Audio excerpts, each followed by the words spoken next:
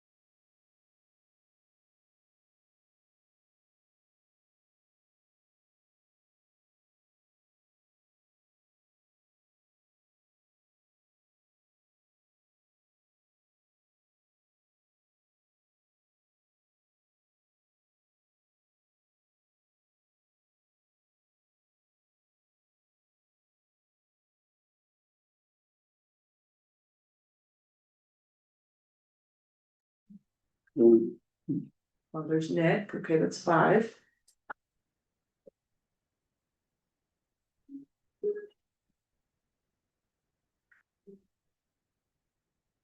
And Kelly. All right.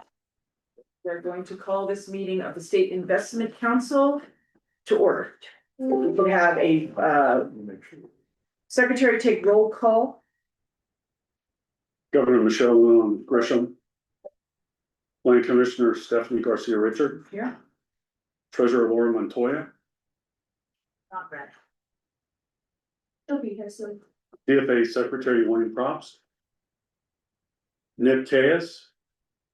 Present. Can they hear us online? Nick Caius. Hello, can you hear me? Hello?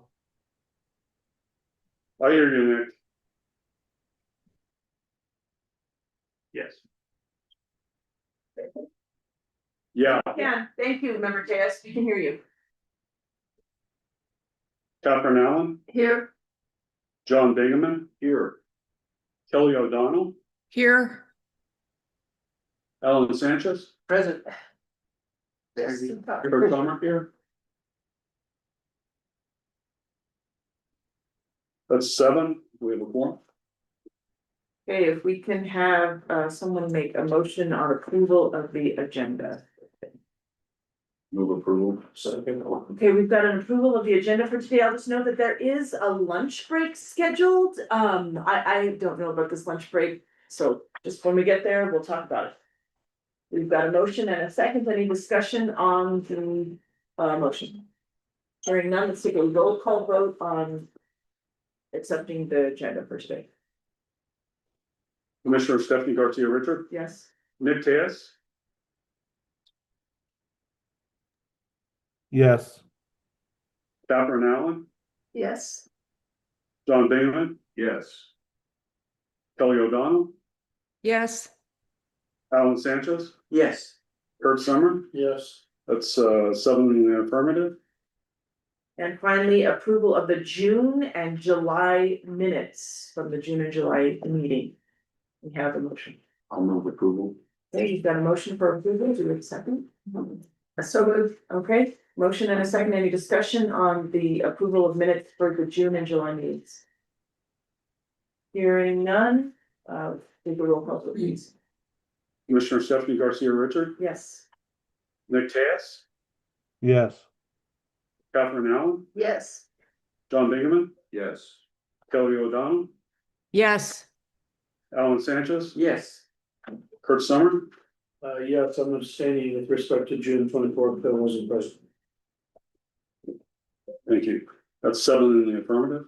All right, very good. Thank you so much, Fred. We're gonna head now to agenda item 2A and hear from our state investment officer, Mr. Clark. Thank you very much, Madam Chair and members. I've got a couple of announcements and then a couple of quick things I want to cover. The first is if any council members aren't able to stay for the whole agenda, we know it's a long agenda, please let us know so we can keep an eye on forums since we do have a lot of voting items. Otherwise, need to let everyone know there is no water on this 4th floor.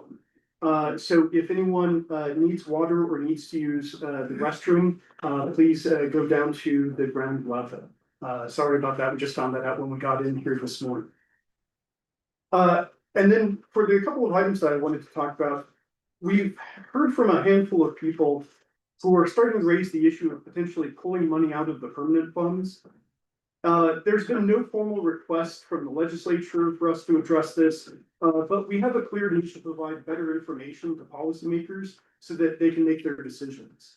We recognize that it's not our role as SIC staff to engage in policy discussions of how the money is used, but we want to policymakers to have the most complete information available when they do make their decisions. So as part of that, we will be providing a lot more information directly to legislators, as well as better information to the public through a new educational campaign consisting of press releases, social media, and engaging with key groups. We have hired a new communications manager who starts a week from today, and she will be a key part of helping us increase this educational outreach. Just to let you all know some of what we've been hearing, we've heard ideas ranging from taking 5% up to 50% out of the permanent funds. There are misconceptions about whether the entire 64 billion is permanent funds, whether it's part. There are misconceptions about what would be required to do that. We know to take money out of the permanent funds themselves, we would have to do a constitutional amendment. There would also have to be an act of Congress involved. But just to give you all a quick idea of, the magnitude of our impact versus the magnitude of what some of these ideas are. If you pulled out half of all of our funds, that would be $32 billion. And the problem is we're already paying for 28% of K through 12 education, 78% of early childhood education. If you start pulling out massive amounts of money out of the permanent funds, you then start having to immediately use some of that money to plug holes, the holes that you just created. And those holes then get worse the next year and worse the next year after that. What I think a lot of people don't realize is how much money we're already sending back to the state. And that's what we need to do a better job of. And just to let you all know, the dollar figure we're looking at for how much we anticipate sending back to the state over the next 10 years, it's 38 billion. So we're hearing ideas of people wanting to take 32 billion out up front, take it out where it's not earning compound returns, and then creates a cascading effect of lower and lower distributions to the state over time. But we're already going to be sending 38 billion back to the state over the next 10 years. And a lot of people just don't know that. They don't know how much money we're providing to the state. And so that's the messaging that we need to do a better job of getting out there. The last thing I want to cover is you'll hear a lot today about venture capital investments that have the chance to create an incredible industry base here in New Mexico for fusion, other advanced energy, and climate tech here in the state. In combination with other investments and projects, such as the recently announced $1.2 billion XGS Energy and Meta geothermal plant that was announced, this could put New Mexico on the map as a premier location worldwide as a place to do research and development and commercialization of fusion, advanced energy, and climate tech. We now have a chance to work with some of the best VC fund managers in the world. We are in a position that we were never in before, where we are able to work with these fund managers to bring in some of the best startups, best projects to New Mexico. And we're seeing interest in New Mexico that we've just never seen before. This is an asset class that carries more risk, but we have a thoroughly researched and well thought out asset class study that was adopted several months ago that accounts for this risk and allows this to fit into a portfolio that overall still has a conservative profile. The upside potential for this investment is tremendous on both the financial and economic impact side, and we have diversified our risk as much as possible on the downside. What you'll hear about today is an example of the incredible momentum that we're seeing today. momentum that we at SIC have never seen before, and momentum that various economic development partners are telling us they've never seen before either. We have a chance to bring a couple of the largest ever private industry projects to the state of New Mexico and make strong financial returns doing it.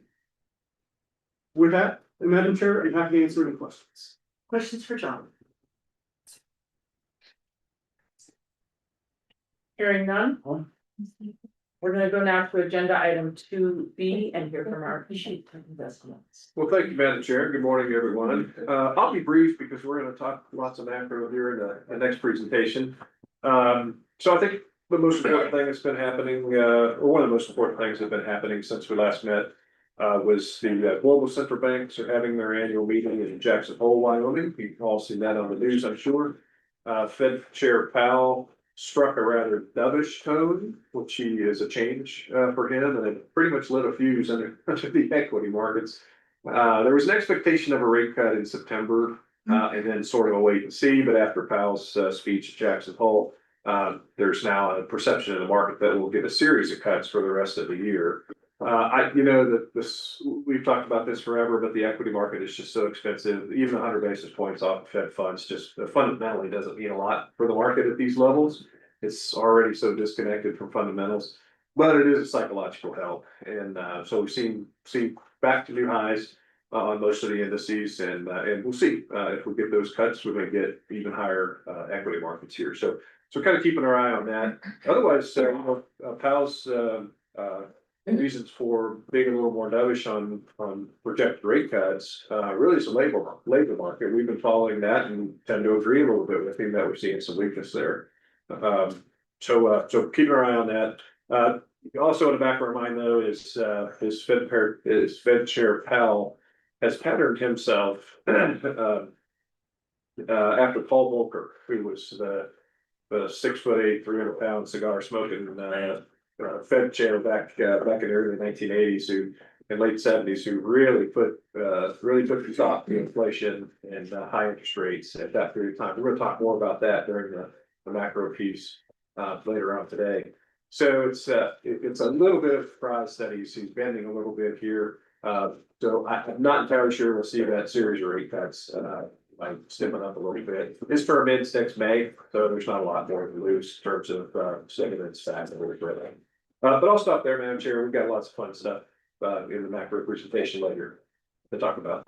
So what about this attempted firing of the Fed Board of Governor?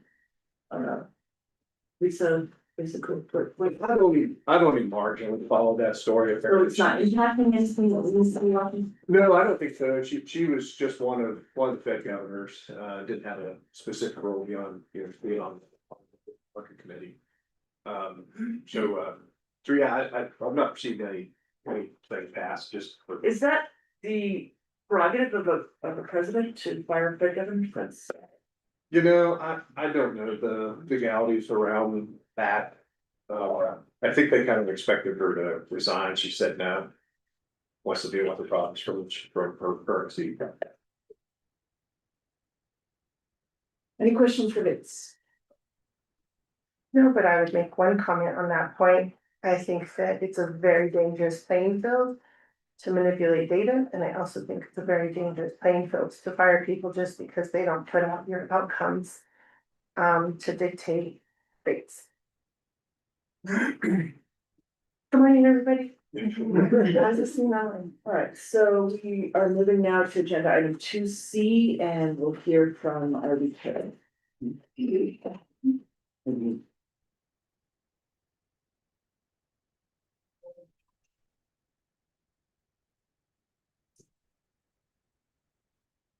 Yes. Good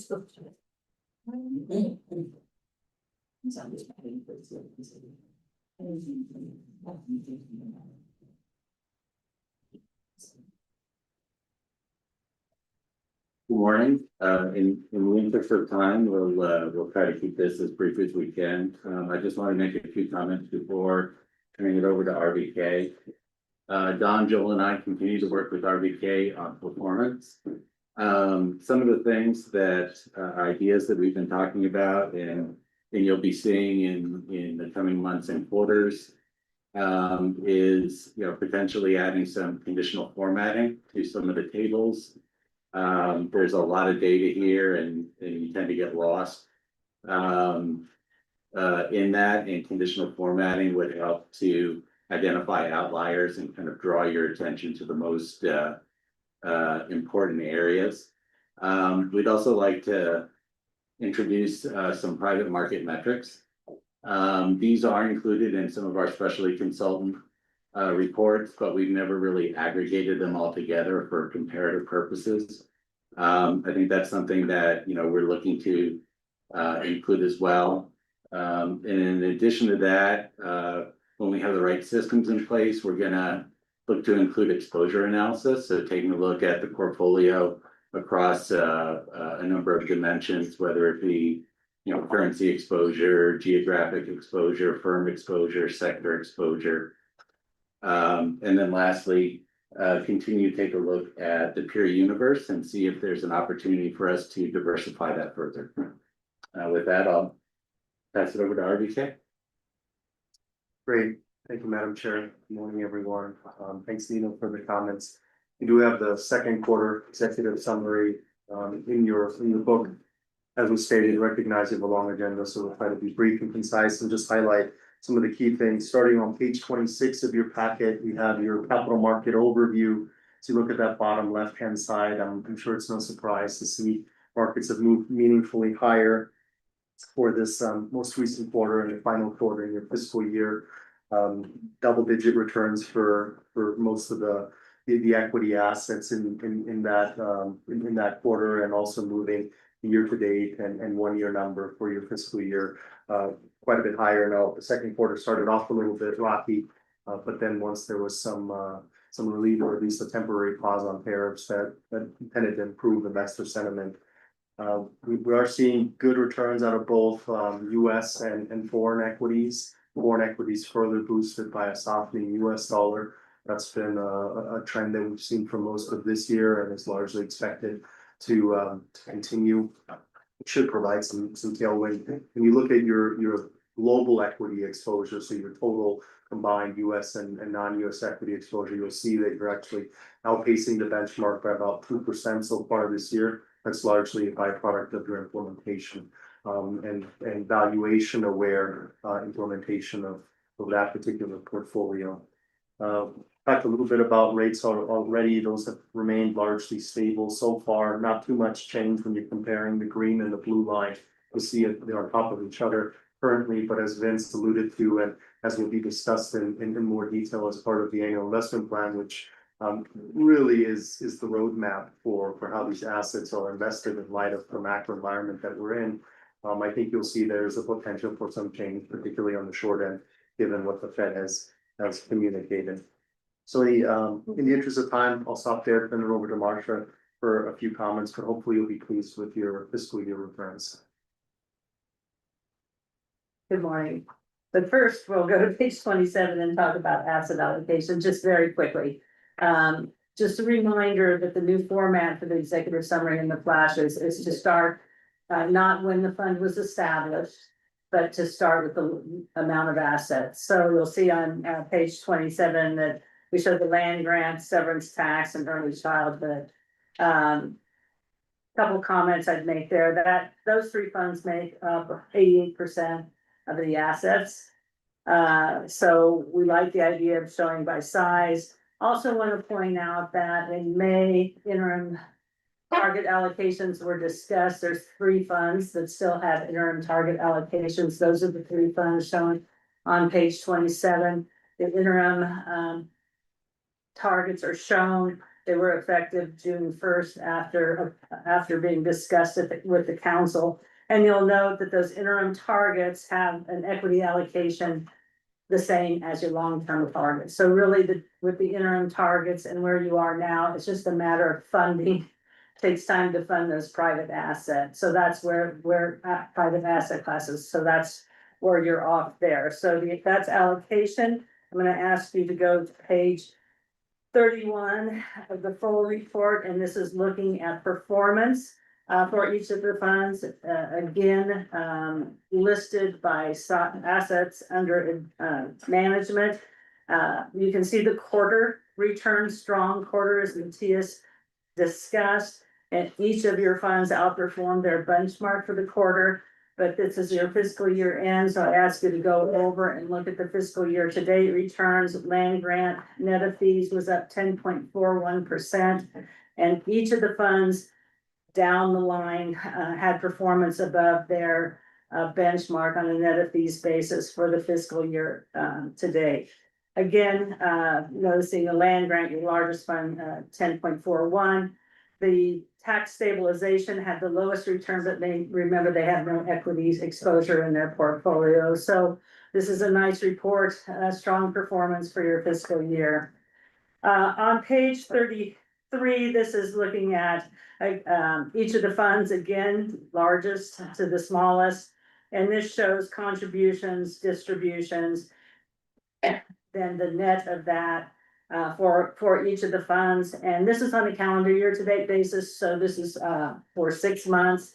And you can see actual contributions in total for all the funds at $1.58 billion for that 6-month period, and distributions of $969 million in total for that 6 months. It's not an objective, but on page 34, we show how you rank against peers, and just reminding you that we'll be talking about peer universes in the future again. This is a peer universe of public funds. The land grant fiscal year to date ranked in the 45th percentile against this universe. This includes sovereign wealth funds. It includes public defined benefit plans, so above median.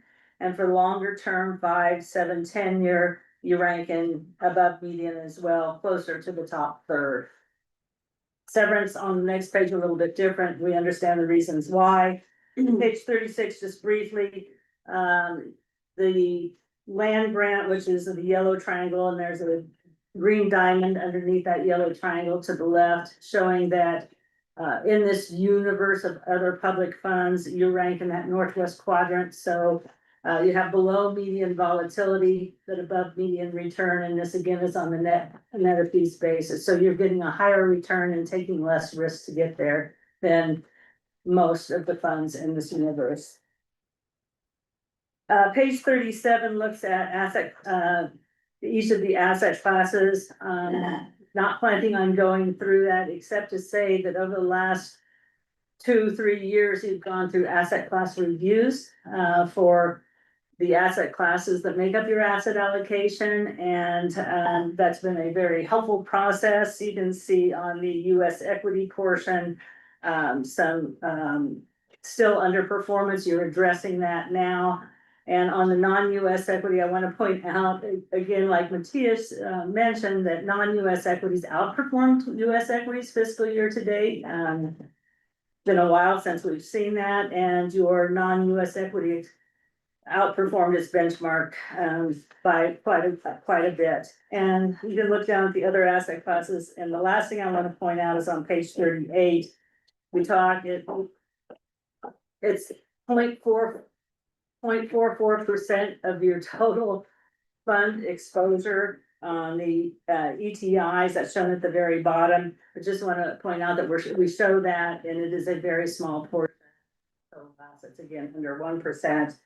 And we now break that out by the Small Business Investment Corporation and the Recovery Loan Program.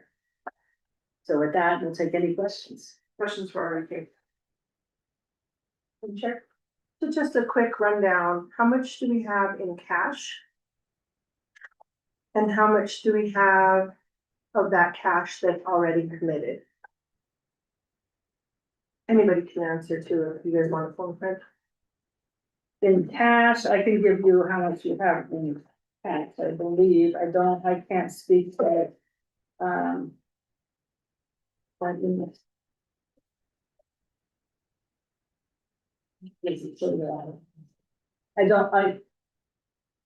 much is committed? Director, are you referring to our unfunded commitment on the private side? Yeah, or just in total, like what we have in cash versus what of that cash is already committed, like it's not real cash. It's Right, it's earmarked for. earmarked for something else. Yeah, I think the cash is on page 44. It's about 3 billion currently. And, you know, I can't speak for necessarily how those assets are managed, but I know what you're saying in terms of earmark, but I think the way that staff is managing them, again, I'm probably speaking out of turn a little bit, is not that specific dollars are earmarked, but it's just part of the ongoing cash management process. So, but you know, in terms of, I think what you're asking is what the outstanding commitment is, like capital that hasn't been called, and that's a number that could be aggregated. But I don't think that cash is necessarily set aside specifically for that, just because the timing of those capital calls is somewhat undetermined. So Madam Chair, the reason why I'm asking specifically is because some people think that we have all this money to give. Yeah. But there needs to be a clear indicator of what is already committed Sure. is already Yeah. gone. Yeah. To say the least. Yeah. And so that's why I think it's important for a public meeting for us to have what is cash, because it looks like it's 2 point something just in the permanent. So about 3 billion, but of that 3 billion, what have we already committed? The second question is, if we've already committed it, is that something that we can take away from a commitment? That might be a. No. The answer is no. No. So Madam Chair, just a little color in that. We have outflows for capital draws between 200 and 500 million a month. And that's how we manage it on a monthly basis, trying to make sure the liquidity is there for the next month. So I mean, if you aggregate that for a year, you have a pretty good idea of what really we could not spend in cash in order to make those capital calls for the next year. Okay, and then to our legal counsel's very good response. No, we cannot remove funds that have already been committed that we've already approved. So again, for the legislature, if anyone is deciding to talk to a legislator about, we have so much money to get, just get it. There has to be a clear learning or understanding of that part of the concept, because if not, it just looks like we're low cash. That was all I had, thank you. So do we have a number about how many of the 3 billion is? I'm trying to. Okay, trying to alright, find once it. you get that. If I can't find it right away, I can certainly provide it separately. And we'll work with Reno to even They incorporate that. incorporate that into the reporting, so. Anything further? Okay, let's go on now to agenda item 3A, and we'll hear from our investment committee chair, member Newman. Thank you, Madam Chair. We had a meeting of the Council Investment Committee last week. Had a quorum, member Tejas and advisory member Roman attended the meeting, and our state treasurer joined us as well. You'll see from the agenda, there's a lot of momentum in the strategic venture capital program. Right now, we are recommending a revision to the policy statement there to better align with how we're managing that program today as a market rate investment program. We also unanimously recommended all of the voting items before you today, which are comprised of a number of commitments in the strategic venture capital program and on the real assets and infrastructure side. Okay, let's turn now to the initial vote, which is our annual investment plan strategy. Thank you very much, Madam Chair. So in front of you is the 2026 annual investment plan. This is the 14th iteration. It doesn't seem that long, but it is. We have to take some pride over that legacy of sort of openness and transparency into our thinking in our process. Few other public funds provide something like this to their boards and to the public. And you know, our readership goes up every year. We've been recognized for this report, and it gets in more hands every year, it seems. So this year is slightly different. Well, I guess the game plan here for today is to brief you on the macro section, so section 1 of the report. That's what we need your endorsement of at the end. The other sections in the report, we hope to come back in the remaining 3 meetings of the year and give you a little more detail on some of the reporting that's done in the year. But really just to try to compact it into something to fit into our agenda today. We'll just talk the macro piece. Let's see. So let's just start out. So it's a slightly different format this year. Normally we go through sort of a 7 to 10 year outlook for, for growth and inflation and interest rates and other things that, affect our investments at a very high level. This year, though, over the past 2 or 3 years, we've had some significant change to our investment environment. We've been talking about that in this room, just about every meeting in our CIO brief and other conversations. It's things that we have alerted the council to, we've written about in this annual investment plan for several years. And so I wanted to start with those two changes, give you an idea of why we think they happened, and turn to a different direction. Then we'll talk about some of the other things that we see coming, that we think could play out in our next 7 to 10 year time frame. Talk a little bit about those, and then wrap up with what should we be doing about all this stuff with our portfolio. So I've got a couple of slides. I don't know, Brent, if you can find those. They should be in the deck somewhere. I don't know what page in the book. Maybe it's after the plan. I think so. It says, we begin on the next page. Yeah, there's a couple of them goofy looking images in there and a couple other little things. So while he's hunting for that, I'll go ahead. So the two things that really have changed over the last 2 or 3 years are the direction of interest rates. We've finally seen that bottoming process work itself out. And rates starting to head a little bit higher. Same thing with the related feature of inflation. That looks like it's bottomed and finally got through the bottoming process and started to head higher. So those two trends we really think have changed. And I want to talk a little bit more in detail. When a trend changes like those two things have, and those two things have meaningful impact on our investment. When any trend change, whether it's a trend in a stock price or it's the economic cycle or it's interest rate cycles or whatever. Yeah, there we go. That's like the third one. So back that up a little bit. There it goes. Start with that. What is it? I'm sorry, what is it? 114? Yeah. So when we get a trend change, the first thing we really look at is the drivers that were affecting the previous trend. So what was driving the previous trend? If those have changed, if those have weakened or even disappeared, then we can feel a little more confident that this new trend is stick. We've got some confidence that this new trend in interest rates and inflation sticks, and that's what we'll talk about here in a minute. So what you're looking at up there on the screen, that's a chart of the 10-year Treasury yield, constant maturity, so it's always 10 years in length. Goes back to 1960, so good long-term chart. You can see the peak there in the early 1980s. We talked about Paul Volcker. That was Paul Volcker's hand causing that to go up and to go back down with the nasty recession in 1982. Caused rates to fall there into the late 80s, down to about 7.5%. So you can see the big topping process. That's very typical of a trend change. We either get a topping or a bottoming, and we've got a bottoming there on the right-hand side of the chart. So there's the big top after the 70s inflationary period and interest rates moving up to match that inflation. And then a very sharp downturn there in the mid 80s as a result of Volcker's policies. Then there's a second section there where you can see interest rates trend down very steady from about 1987 down to about 2010, 2011. We had a very steady downtrend in rates, and then a sideways sort of bottoming period. That's very typical of a bottom. You run sideways for a little bit. The little downdraft there in 2000, that's COVID related. Interest rates on the 10-year went to 50 basis points. Never have seen that before, but that was really COVID related. And now you see an uptrend in those rates back to about 4.5, as much as 5%. We've had actually slightly more than 5% on the 10-year.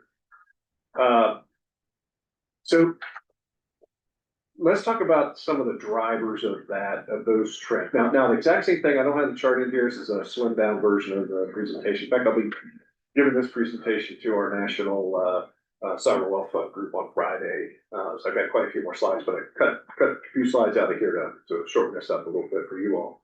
But let's talk about some of the things that caused what we think caused this to happen. The topping, we've already talked a little bit about Volcker and his activities, the downtrend that we've got, the flattening out and then the change. So flip to the next slide, and there's three things we're gonna talk about here. Is probably 1,000 reasons why these trends happen and now change, but we're gonna talk about three of them. And the first is this guy right here. That's Alan Greenspan. If you don't recognize him, Alan Greenspan became chair of the Federal Reserve the exact same month that I became a public fund investment officer, August of '87. So for 15 years, I got to manage stocks under that guy, and it was terrific. Every time the economy would weaken up a little bit, in comes Alan Greenspan with interest rate cuts and bank liquidity and stabilizes the stock market. That's my portfolio goes again.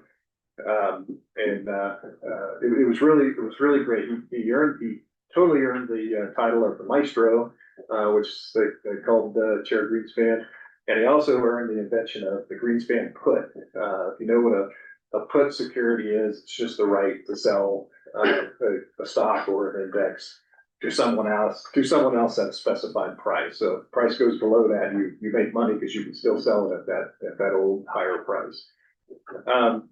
So Greenspan truly managed monetary policy and in turn the economy in a very skilled way that caused a disinflation in the economy. That's that downtrend you saw in interest rates.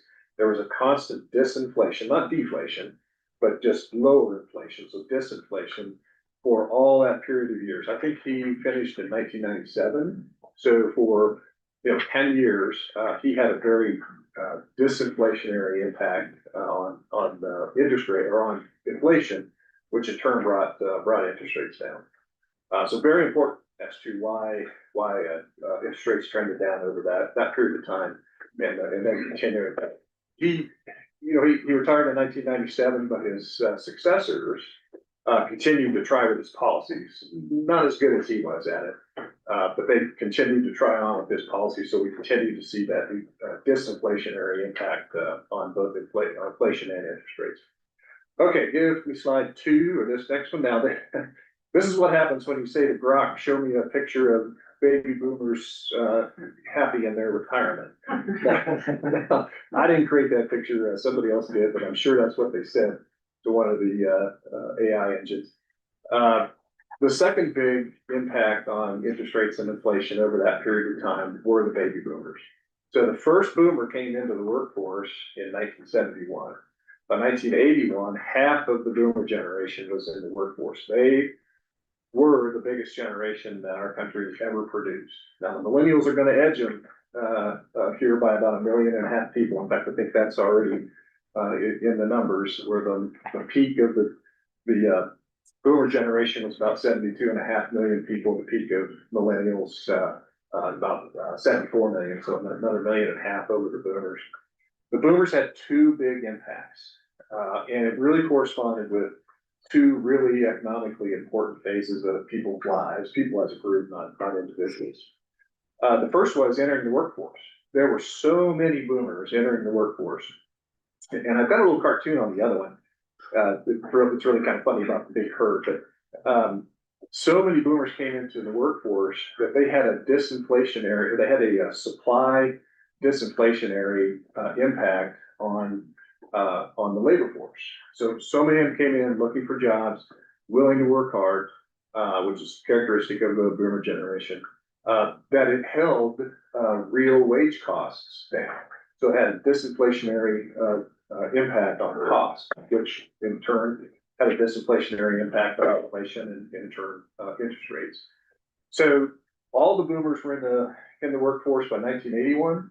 And we consider being in the workforce at 25 years old. So either you got through college, got an education, and developed some knowledge and skills that way, and you enter the economy on a full basis, or you enter the economy a little bit younger, 18, 19, you work 4, 5, 6 years to gain knowledge, skills, ability to put yourself on par, maybe even above recent college grads. So we kind of consider 25 as an important milestone for people coming into the labor force. All the boomers were in by 1981. Or half the boomers were in by 1981. All of the boomers were in by 1991. Big deflationary impact. That first part of people's economic lives as a group is when they're 25 to 35 years old. At that point, they are super consumers. They're, at least in the old days, they were buying houses, which is a little bit tougher for people now, but they're buying houses, they're buying cars, they're buying stuff to put in their house. They're starting a family and starting to raise children. They spend every dime they earn, and then they borrow on credit, mortgages, auto loans, consumer loans. To buy all this stuff, to buy these houses, cars, put stuff in their house, raise their family. It's a really important time economically for people, and the boomers as a huge generation really had an impact on the economy during the times that they were 25 to 35. The next stage that's really important to people's economics lives when they turn 45 to 55 years old. At that point, the house is paid off or at least paid down and refinanced. The kids are gone. Some of them have costs associated with sending the kids to college. But for the most part, that's when people earn the most money they're likely to in their lives, is between 45 and 55. After 55, retirement starts and income starts to weaken a little bit. Before 45, they're not quite in that top position that they're going to be in their economic lives. So between 45 and 55, you become a big saver for retirement. That, with the size of the generation of the boomers, provided immense capital to the markets. When you have supply, you get a disinflation. So their impact on interest rates were to continue to push those down because they were supplying so much capital as they saved, as they earned the most they were going to earn in their lives, and were saving as much as they could for retirement, just supplying a huge amount of capital. So that continued to push interest rates down there toward the end of that long slide that you saw. First boomer, I think, started to retire in 2011. No, 2001, the first boomer started to retire. The boomers were about halfway done retiring in 2021. And we'll see, and so from there, the rest of the boomers are out probably in the next 10, or in the next 10 years. At least they hit 65 years or older, whether they stop working or not. So the boomers will be out, and that huge disinflationary force is really waning fast now, and over the next 10 years will pretty much just be gone. So the last piece of deflationary is the next chart. And that's those guys over in China. China has a huge population, as we all know, 1.4 billion. They started coming into the world trade markets in that period back in 80, 81, where we saw interest rates peak. A lot of things happened back then. The boomers came into the markets in full force in 1981. China came into the markets in 1980, 1981. They actually joined the WTO in 2000 or 2001, the World Trade Organization.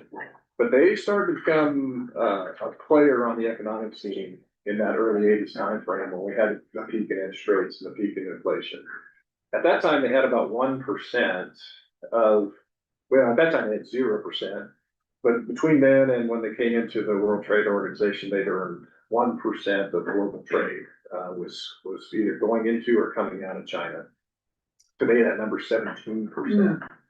They have really ramped, particularly since the early 2000s.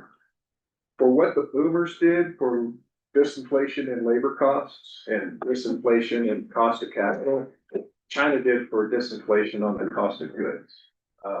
So three huge deflationary or disinflationary forces out in Greenspan, the boomers, and the Chinese. Now, Chinese have gotten themselves in terrible trouble. We'll talk about that. In doing what they've done in the last 12 years. And we'll talk about that in a bit. But three big deflationary forces. Well, they're almost all gone. Alan Greenspan's no longer Fed chair. His successor Fed chairs have been progressively worse at the policies that he created. And finally, we're getting Alan Greenspan, Jay Powell, who's more of a Paul Volcker, who's like the opposite of Alan Greenspan. So we think the Greenspan influence, whether he was in the chair or was his policies people were trying to follow, that's gone. Boomers are aging out quickly. The last boomer will be out of the workforce, I think, 2031. At least they'll hit 65. The last boomer born in 1964 will be 65 then. effectively out of the workforce. So that big deflationary or disinflationary factor is gone. And China's in terrible trouble. We'll talk about that in a minute. We think they are, over the next 10 years, they will be in much less of a disinflationary force in the economy. So the big three things that push down interest rate, push down inflation, pretty much are exiting stage left as we sit here now. What's coming in their place is first Gen X. Now, boomers are 72.5 million. Gen X is between them and the millennials who are 74 million. Gen X is 58 million. It's a small generation relative to those other two. So stepping into the place of the boomers in terms of earners and taxpayers and capital providers is a much smaller generation. So even though they're earning and they're paying tax and they're saving for their retirements, they have much less of a disinflationary impact than the boomers did when they came through the same age group. Also, as the boomers age out, there's fewer millennials or fewer Gen X to take their spots. The millennials are all in the workforce now. They're all 25 years or older. And the Zoomers are now coming into the workforce, just starting, and they're a tiny generation also. I don't quite know off the top of my head the size of that generation, but they're just now starting to come into the workforce. So we've got this big exodus by the boomers that's not quite being filled by Gen X and millennials and just starting on those Zoomers. So that deflationary force to labor costs is lowering. And if you look at a chart, and I've got it in my bigger pack, and I'll email it out, it's really interesting. If you look at the chart of real weekly earnings, it sort of goes flat. It starts to go up when the boomers start to get in their peak earnings years, and it just spikes from there as the boomers leave and those places are not filled. So out goes disinflationary forces, income forces that are creating some of this lack of capital provision. The Xers just aren't big enough to provide the capital that the boomers did. Lack of downward pressure on the labor force or excess labor supply. China is starting to weaken on supplying cheap goods. So we've got inflationary forces, or at least non-disinflationary forces, coming back in the market, and we think that's responsible for this latest interest rate increase that we've seen. And we also think that will continue a little bit. So we think over the next 7 to 10 years, the yield curve looks a lot more normal and a lot more historical. So 3 or 4% rates on the short end, up to 5 to 7% rates 10 years out to 30. So right now we've got an inverted yield curve, higher rates on cash, lower rates as you go, and then kind of a kink, and then back up to about 4.5%. So we'll see an upward shift in the yield curve and a much more normal shape to it, lower rates on the short end of around what we expect for inflation, and then some term premium out in 10, 30. So much more normal looking yield curve, much more normal distribution of capital in the economy, at least through that channel. But that's going to bring with it a little higher inflation and of course the little higher rates. So that's it on inflation and interest rates and why we think we've gone through that bottoming period, why we think we're in an uptrend now on rates, pretty close to where we think we could be long term. Now, all that's over the next 7 to 10 years, which is our normal time frame that we look at. At any time we could get a recession. Of course, we've said the word recession so many times. We've now been trained to put the word if in front. Anytime we're going to say the word recession, we put the word if in front of it. So if we get a recession, of course, 10-year will go to 2%, short rates will go to 0. But over a normal economic cycle, over normal conditions, we should see that yield curve a little higher and much more normally shaped. That's got some pretty significant impacts on our investments and how we should view the world in terms of how we can keep good returns coming from the funds. So that's kind of part one of that. I want to go through. And I'll pick up the pace here. I want to go through quickly some other things like inflation and interest rates where we think things are either changing now, or they will continue, or they will change in the future. Just sort of things that are on the menu for the next 7 to 10 years that could happen that would have significant impact on our investments. And the first is reversal of globalization in the world economy. So we've really been globalizing since that early eighties period, China coming into the market. But much more international view of the world. That sort of ended with, not ended, but that sort of started to change with George H.W. Bush's presidency. He really was the last internationalist among our presidents, and every president since him that we voted into office has increasingly looked at our international relations through an increasing nationalist lens. And it's not only been sort of the political side, it's also been events. So 9/11 really brought a lot of change to how we viewed the world outside of ourselves and our security apparatus. The pandemic really changed how we looked at supply chains and relationships, trade relationships with others overseas. So it's also been events that have caused globalization to sort of reverse course. That will have significant impact. We watch that every day and try to ferret those trends out and monitor how that can affect us. But we think more of that's coming over the next 7 to 10 years, and certainly something to keep on our radar. One thing we've been talking about since 2019, and I always feel like it sounds like a broken record, but US stock markets are just at crazy prices. This is probably the current valuation of stock market is probably the most disconnected from long-term underlying fundamentals such as earnings base, earnings growth, bond yields, the things that we used to value the stock market with and be right about. It's been disconnected from those things since 2019 and probably at its worst period right now.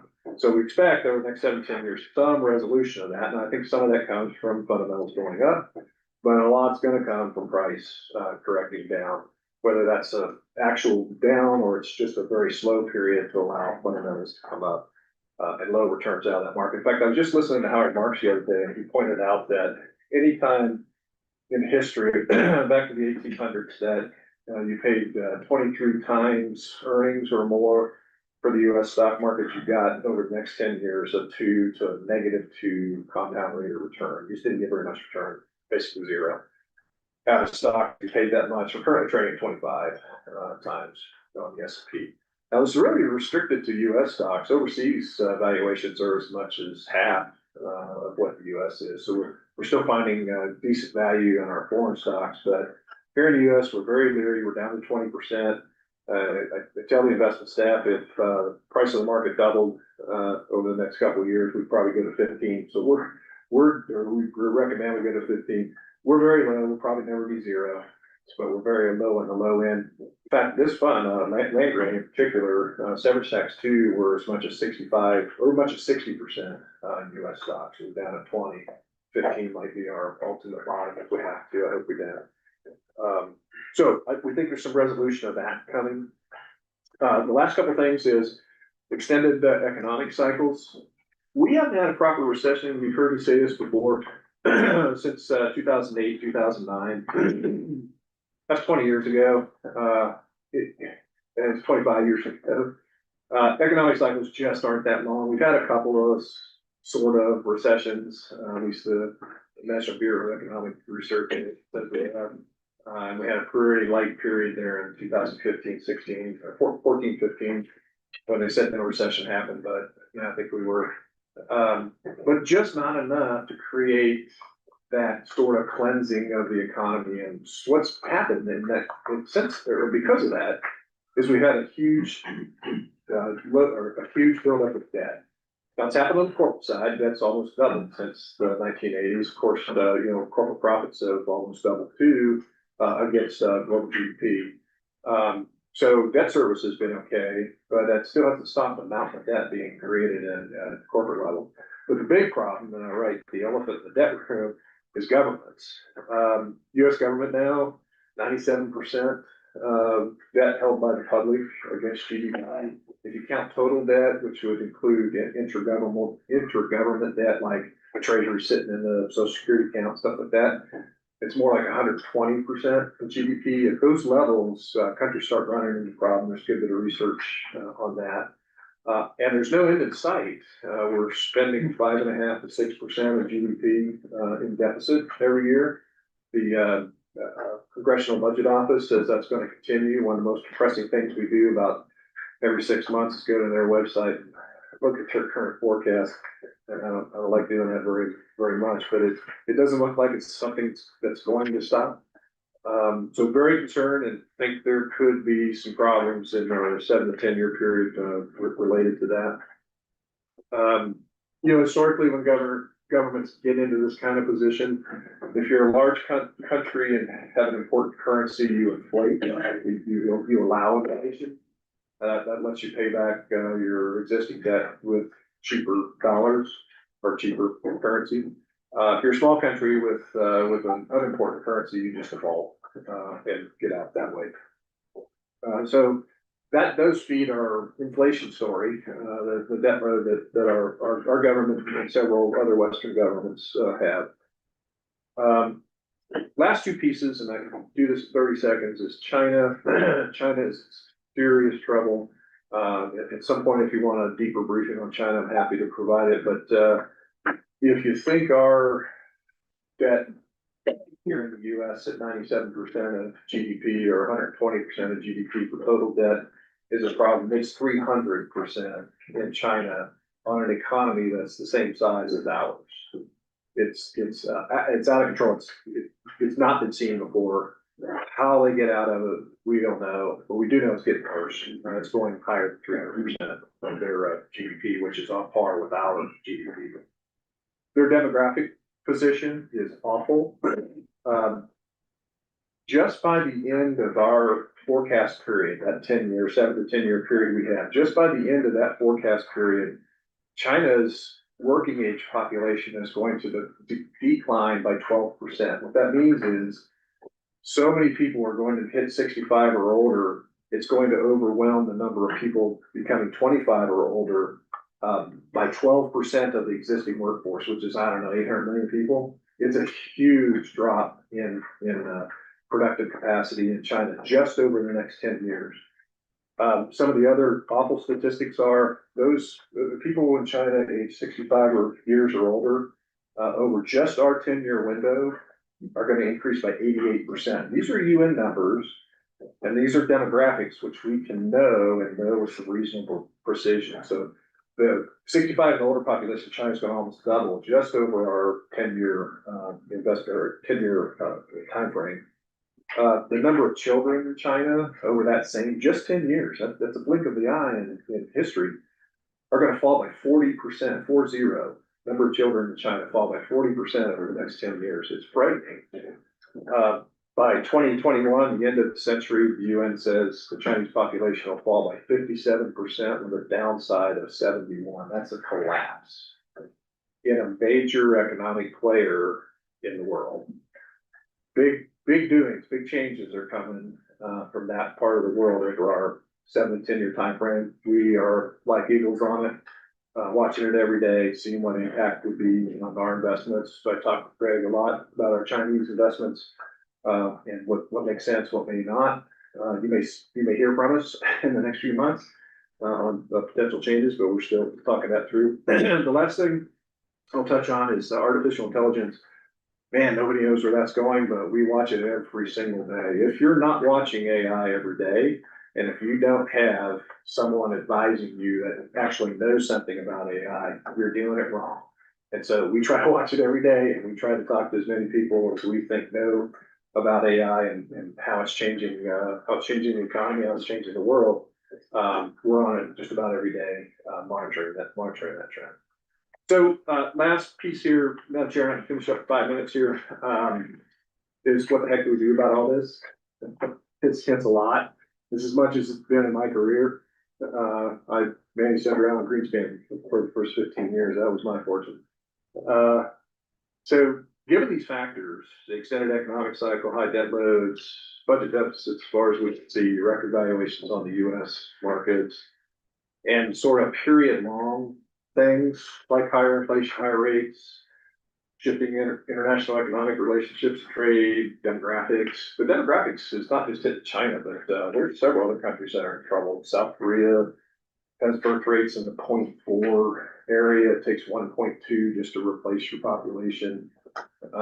Germany's in trouble, a number of Western, Italy, a number of the Western, economies with fairly large, have demographic issues, so that's, the demographic issue was pretty important in terms of pressuring growth prospects in the world and so forth.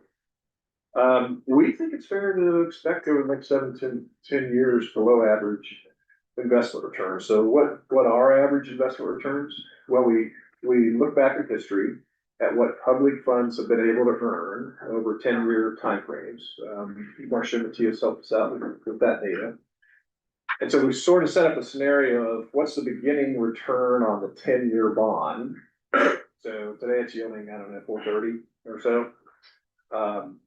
If you took all your money and you put it in the 10-year treasury, we would earn 4.3% for the next compounded for the next 3 years, and at the end, get the money back.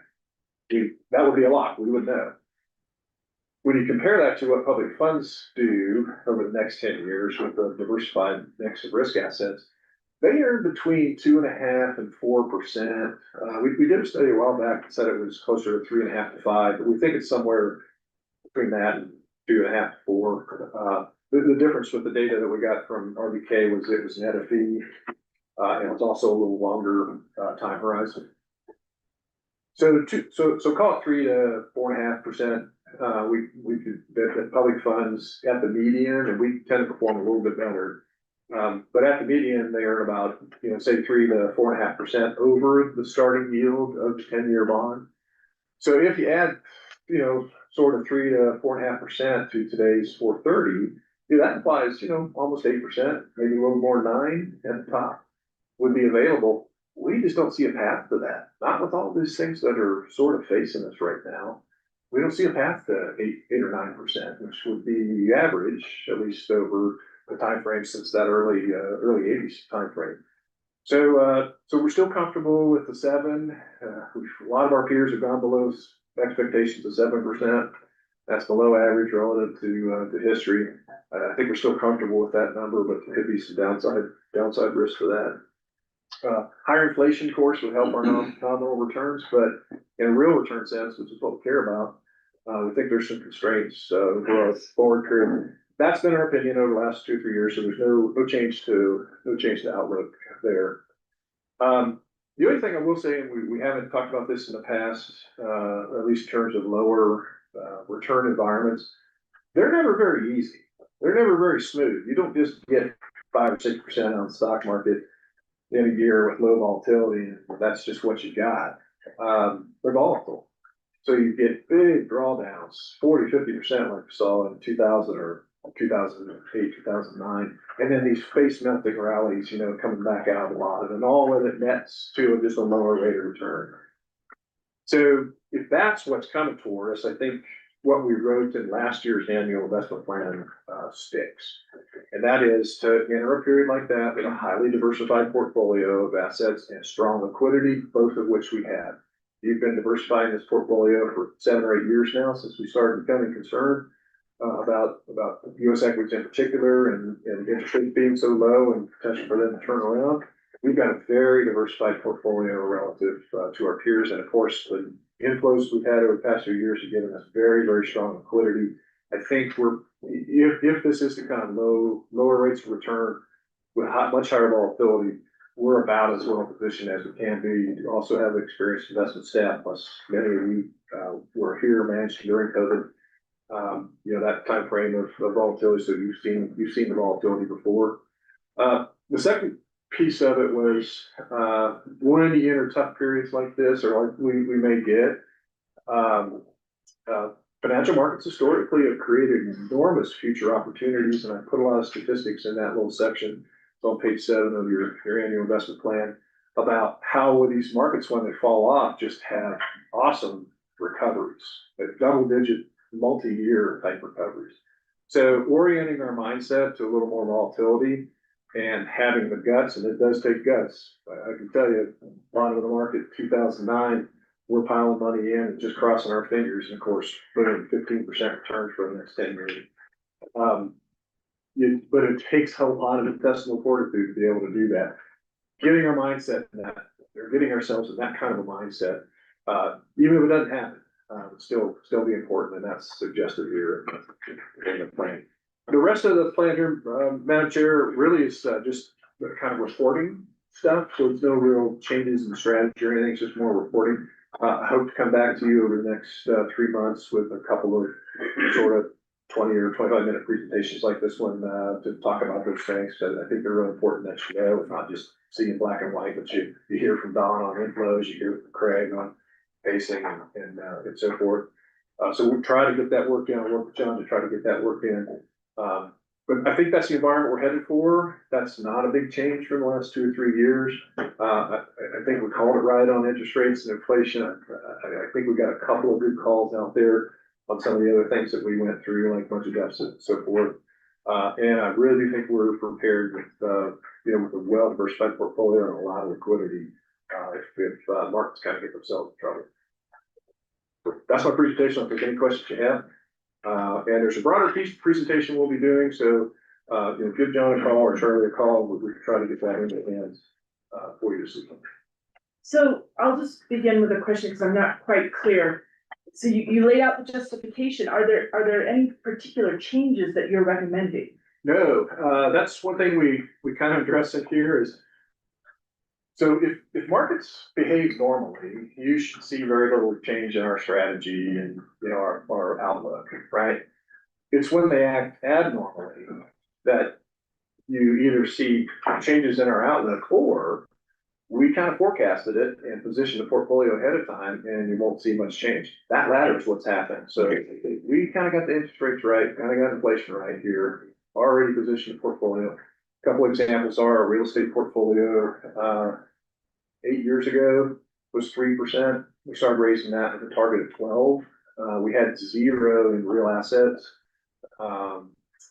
Even 6 years ago, 7 years ago, maybe.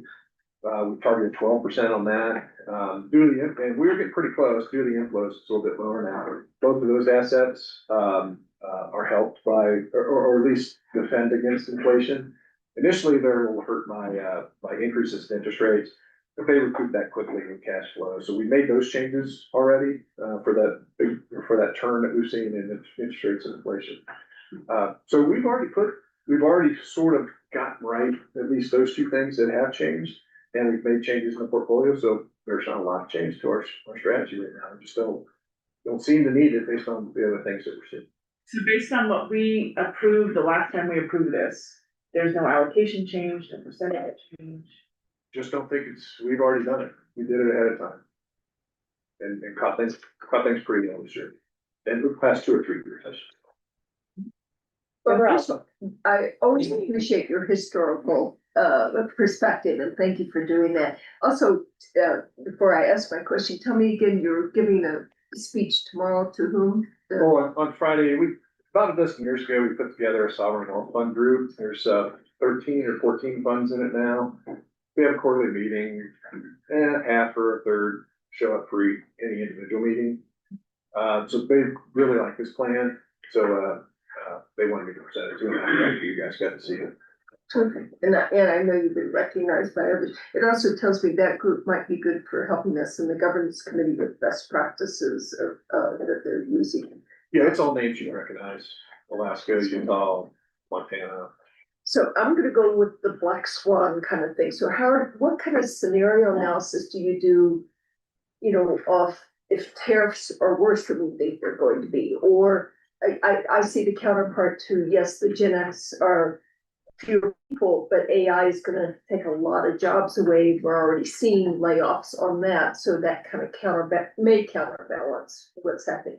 So how do you, if we go into recession, how do you all talk about, okay, what are the markers we want to look at for that, and how might that change our strategy? So our main scenario would be a rather nasty recession along the lines of 0809. And this is the black swan scenario. A rather nasty one, like 0809, could be sort of a combination of 1929 and 0809. 1929 from the debt perspective, when just got crazy with debt and it just had to deflate, along with deflation in the risk markets. So 50% decline, US equities, they were down 80 in the Great Depression, 29 era. A true collapse in corporate debt at the levels that we saw in that time frame. So this is just like a really black swan, very low probability, but we kind of got to pay attention to it type strategy. In that case, what we would want to do is participate as the stock market went down, prices got cheaper.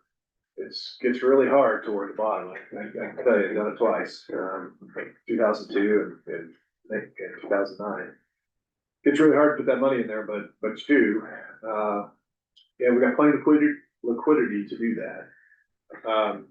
In terms of the economic dislocations, typically we can find places. And it's one of the reasons we started and have put a high enough weight, or a pretty high weight, 15% on our private debt portfolio. We think plenty of opportunities will come there for companies that got themselves in over their heads, for our managers to come in and help restructure debt. And we've been looking at some strategies that can do both debt and equity so that they can restructure an entire capital stack for a company. They can provide equity and debt. So we've got lots of things kind of tucked away in the portfolio. We definitely get protection out of our treasury. So one of the things we'll talk about here before the end of the year is John's gotten some feedback from some council members that wonder if we should take a little more investment risk with that excess capital we have, which is about $11 billion, to keep that bonds and cash. If we happen to get that black swan before we made any changes with that, those treasuries would go from 4.30 in yield to 2. That's probably a 40-50%, 30 or 40% gain in those bonds if we had an interest rate move like that. It'd be a time when we really could, flex our strengths, which is liquidity and diversified portfolio.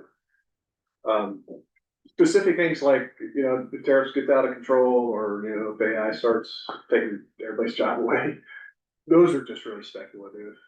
We try to stick with the main scenario that we've seen happen in the past, sort of 40-50% declines in stocks, sort of, 18 months to 2 years kind of trough or peak to trough and then a recovery. We try to stick to things that have happened in the past and then model off what the portfolio might look like. Thank you. Okay, so first I just need to be educated. What is the annual investment plan for? Who's your audience? What do we use it for? It's our document, council and staff, and it's for the public. It's for people that know what the heck we're doing. And we're really proud of that. So I would say this is a really good reading. It's easier to understand, and I think this is also probably good for the legislature, part of those goals that we have to educate them. It's not that hard to read it and understand what you're doing. Just a couple of things that I wanted to bring to the council because I learned something new today reading this. On page 10, the first paragraph is talking about early childhood education, and it goes into every single fund. And it tells you exactly what that fund is for and what the statute is and when it ends. So it gives you a rundown. But it says that it's the inflows of excess production, tax collection, and federal royalty payments from 2022 to 2024 as part of the statutory mechanism. I forgot about that part. So then I was like, what happens to that money after 2024? But that's probably a dumb question, but it's not, because then you go to page 11 for the Medicaid trust fund, and the money goes from early childhood until that year, and then it goes into Medicaid trust from 2026 to 2028. And so I thought that was interesting because then that money's not going back into the original bucket, it's going into this bucket. And there's a 2-year gap. So I guess the first question is, what happens in that 2-year gap? Does anybody know? Well, is Dawn's Right here. She's our resident expert on these flows. She writes the inflow section of these reports. So for the 2 years that you're talking about, Madam Treasurer, the FY 26 and FY 28, it's 50% of those revenues. So it's the excess above the 5-year average that would otherwise flow into the early childhood fund. Half of that's gonna go into early childhood, half of that's gonna go into the Medicaid trust fund. The similar mechanism happens with the behavioral health trust fund. So one splits out the school tax revenue, one splits out the federal royalty revenue into those 2 new funds for those 3 fiscal years. And then after that, it goes back to going to the early childhood fund. And I apologize if I haven't fully answered your question, so let me know if I need to expand on anything. No, that's helpful. I think just if someone's reading this and doesn't know this, those 2 years looks like a gap. It's a gap somewhere in either page 10 or page 11. And then on page 16, related to that, the portfolio value section, it says that the funds are estimated to reach more than 12.5 billion over the 10-year investment horizon. The projection is based off of RBK's long-term assumptions for investment return, estimated inflows from windfall oil and gas production taxes and federal royalties outlined in the inflows analysis section. So I just wanted to make sure their analysis incorporated those numbers and the breakdown of the different years so that it's not calculated into the chart. And I'm sure it is, but it's just something that made me think about it. Treasurer, it is. Okay. And then the only other thing that, there was 2 other points of what I read that made me think, just double check that the interest rate, return for percentage is on each fund, because it's sort of like a story that I'm reading. And so it gave me a flow, but then some of them would not have the rate of return. So then I'm like, shoot, well, what is the rate of return for that? So then I feel like I'm missing a piece of the story. And that was only on a few of them. I think, conservancy, maybe severance tax, maybe opioid, it's the smaller ones. And there might be a reason. Yeah, it's just a simple one. And then the only other suggestion on page 44, like, it goes into all these details of every single asset class, and like, this would have been helpful as part of like my startup of coming in, so that's another good reason to read this. If you look at page 36, and it tells you who we're invested with and the dollar amount. I mean, I call John all the time and I've been asking all of the funds, all like para, ERB, SIC, to always have a list, because I'm always trying to see where we're at and what we're committed to. But I thought what was cool too is on page 37, where are you? It has the percentage of the strategy of like, and I ask you this all the time. I don't know where he's at, but let him know I was thinking about him. It tells you the percentage of the infrastructure, digital, logistic, transportation. Like, this is cool, because it tells you exactly what the percentage is of what you're in at that moment. And then, so I went into all of that and it was like, and then the last page was like, it almost seems like it's missing something, and it was page 44, and that was the private markets, private equity. I don't have a graph of like what we've invested in, what that benchmark is, where we're at. So I felt like we went really strong and then we just left it. And the only reason why I bring it up today is because I was actually gonna use it as a cheat sheet to help me to better understand all of the decisions that we're making today on venture, to see sort of what that looks like. So I think those are just the only recommendations I have, but as far as like reading, it was so easy to read, and it's very educational and informative, and I really appreciate reading it today, but I would have loved to read it. Is there a reason that's not included? So a couple are, we've just had so many changes to that portfolio, and we just recently did the asset class structure study for that asset class. So a lot of what you were seeking is in that study, but it does need to be in here. We'll improve that next year. It just almost looked like, I've heard all of you guys say that the New Mexico Go program or whatever is an afterthought, and I just wanted you to know, like, as I read this seems again like an afterthought, instead of like, all of this was like, oh, this is what we're doing, this is who we're invested with, this is the contributions, this is the benchmark, and then it was like, I don't really know what's going on. So just stop. We'll look to improve that next year. Thanks for that feedback. Further questions? Yeah, sure. Thank you for the presentation. You talked about being prepared for volatile markets. Like, can you talk about a rebalancing protocol with that, because I'm thinking of the time earlier this year when we had a very volatile market, significant downdraft. It all took place within a single calendar month, or a lot of it did. We were unable to take advantage of that because we do a monthly rebalance. It's like, have you thought about maybe a rules-based rebalance to maybe go with that, so we could take advantage of those, you know, just sort of garden variety fair markets that might come along? Yeah, we've got ranges around each of the allocations for each of the funds.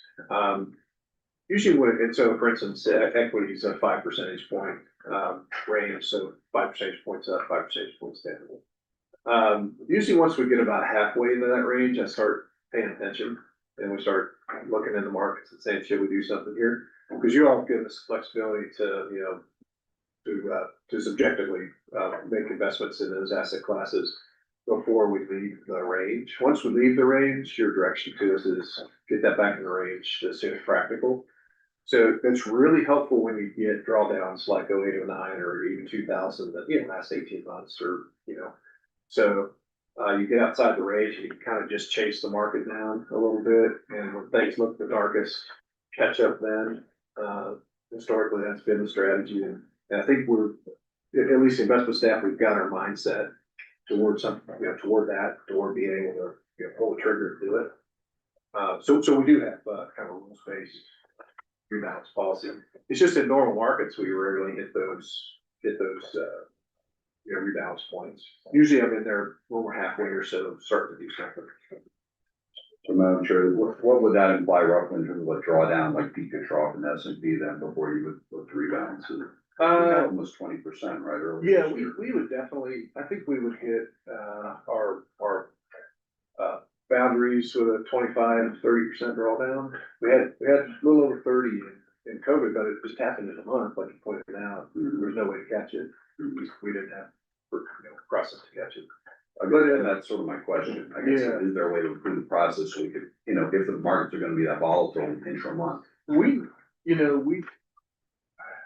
We never had a mark, you know, at the end of the month to tell us we were outside the bands. We could kind of guess day to day that, you know, we did do a little bit of buying at the beginning of that month. But it had already rebounded a bunch. So catching things that happen that quick, fund like us, it's hard to be outfitted like that. But to really participate in those sort of year, 18-month type drawdowns, we're all over that. We got tons of liquidity. I think we got the mindset. Okay. Well, if I could just ask you to maybe give that some more thought. Sure. See if, you know, there are ideas that allow us to take advantage of those. Sure. Quicker drawdown. Thank you, Madam Chair. Madam Chair. Excellent presentation. Where's India fit in all this? So large population, they've got a really good, not really good, but a pretty good demographic.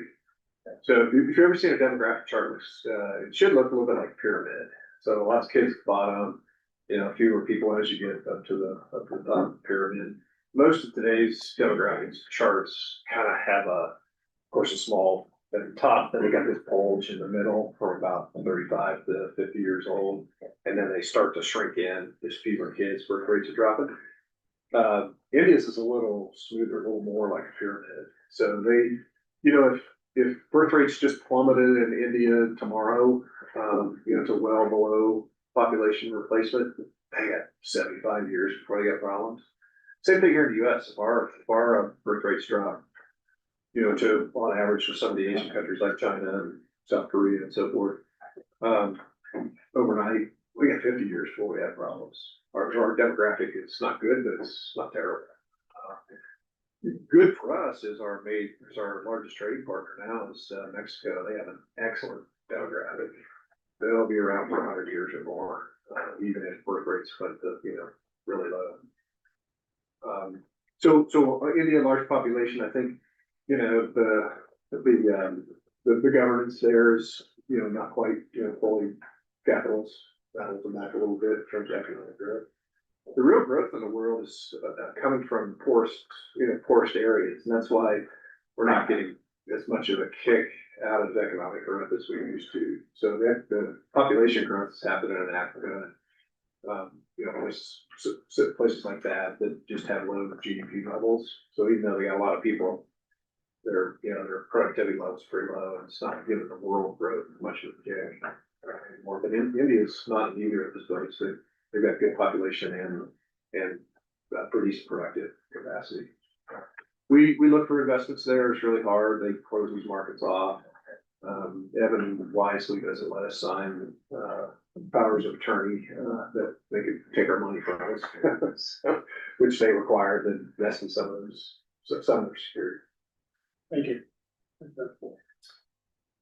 All right, if there are no further questions, do we have a motion there? I think we have to keep the topic. Oh, yeah.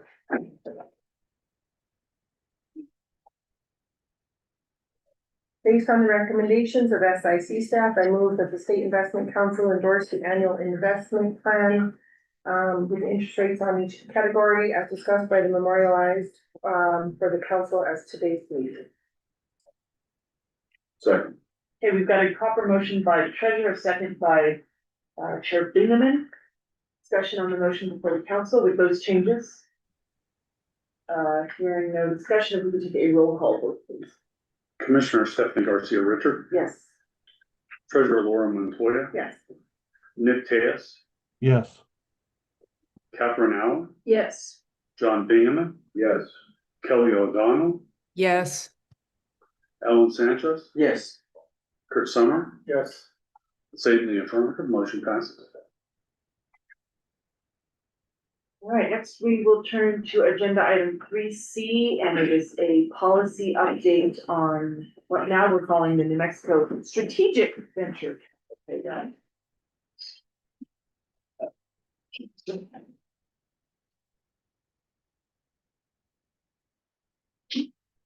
Morning, everyone. So for this section, we're gonna talk about four things. We're gonna talk about a recommended policy change to make it crystal clear that this is a market rate portfolio that we expect to make money with. And Bruce is gonna go through that. Richard and I are gonna talk about the VC allocation and how in both the national as well as the strategic program. So there's some questions on that. I'm gonna talk about the strategy of the program and how it relates to this month and talk about a new concept that I'm gonna talk to you about calling the industrialization moment that we're trying to capture in the state. And then Bruce is gonna talk about, give a brief discussion about the few opportunity infusion and how that intersects not only with the strategic venture capital program, but the SIC's renewable energy policy. So on the policy side, I'll pass it over to Bruce. Okay, thank you. So in April, we adopted a new policy for the Strategic Venture Capital Program. We're making a couple tweaks to that policy to reflect our experience and what we expect to happen in the future. Basically, we're trying to make this clear that this is a market rate policy. We're no longer operating under the statute, which allowed for differential rate investments. The statute also called for, it had a sort of three-pronged agenda in terms of what it was trying to get us to do, which was hire New Mexico private equity managers, use New Mexico companies founded in New Mexico to invest in, and generally grow the New Mexico economy. At this point, we have simplified that a great deal, and the policy is simply get venture returns and try and grow the New Mexico economy. So we've no longer got a specific focus on encouraging local managers by giving them money to invest for us. We expect local managers will be developed because we're putting a lot of money to work locally, but we expect that to happen through national funds. So we've made the policy clear in that regard.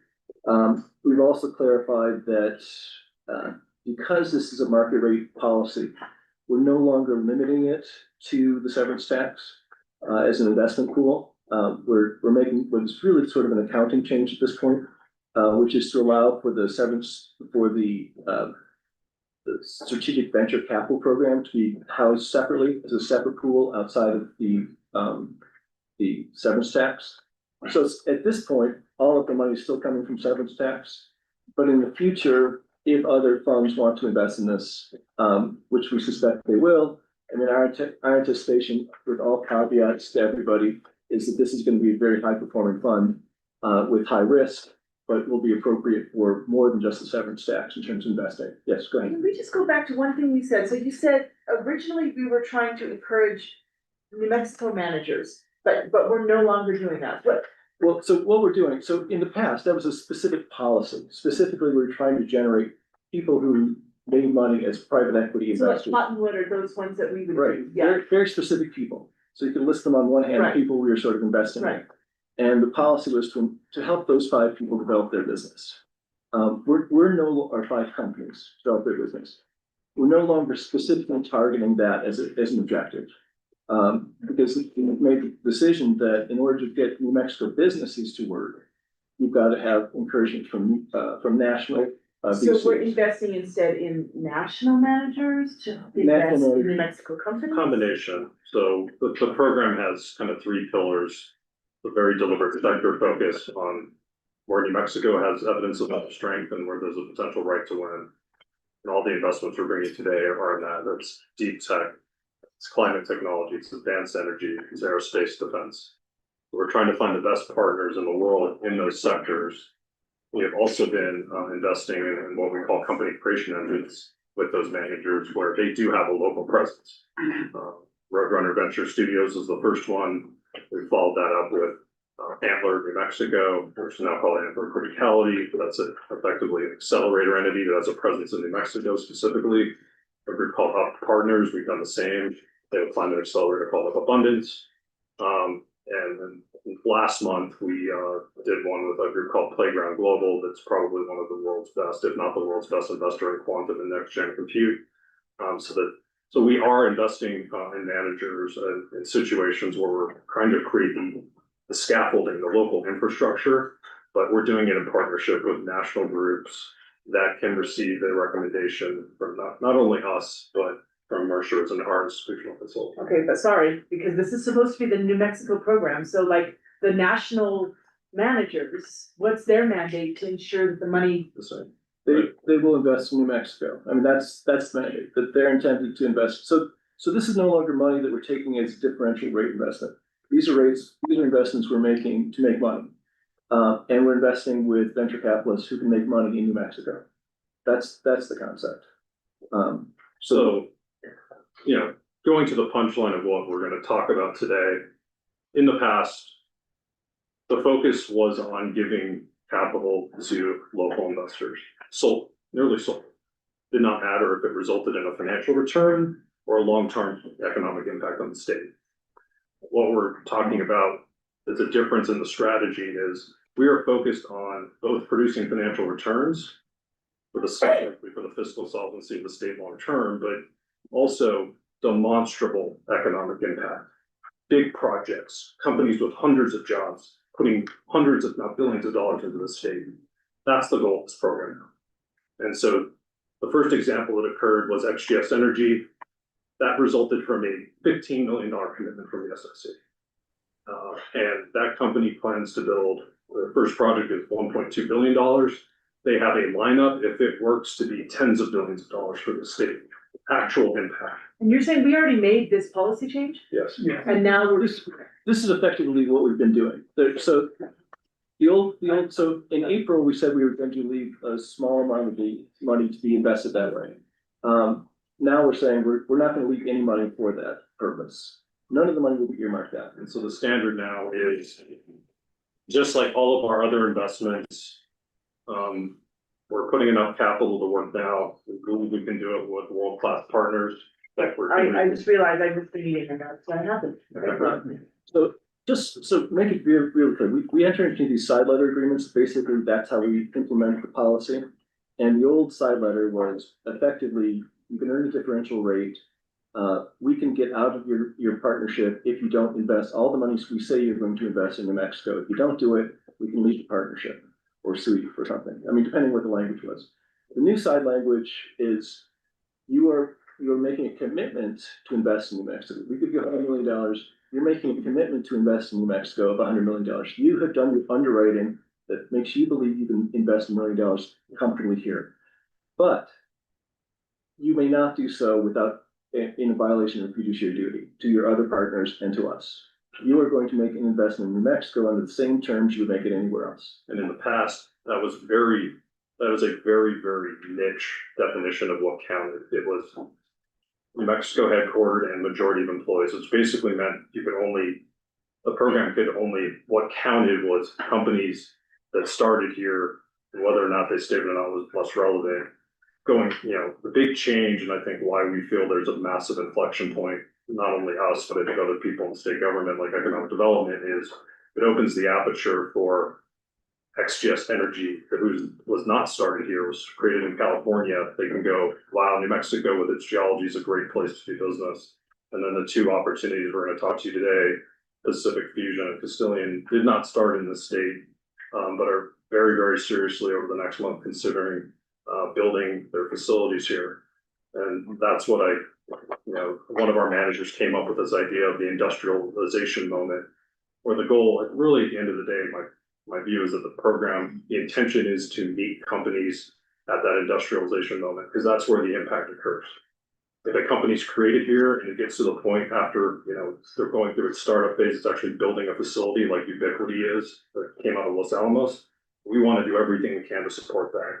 Likewise, if a company from somewhere else is like, wow, New Mexico could be a good place to build our fusion demonstration system or our hypersonics facility, we want to make sure this program is clear. We're open for business. We want that here. We're going to bend over backwards to make it happen.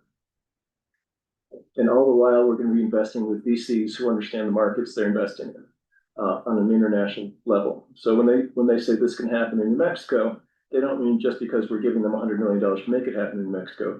They mean because they're getting money from other sources and they think this can go worldwide. Could you repeat again? I know that we're talking about Antler, Roadrunner. What are the other ones that we currently? My memo, which is titled, sorry, find the page number there.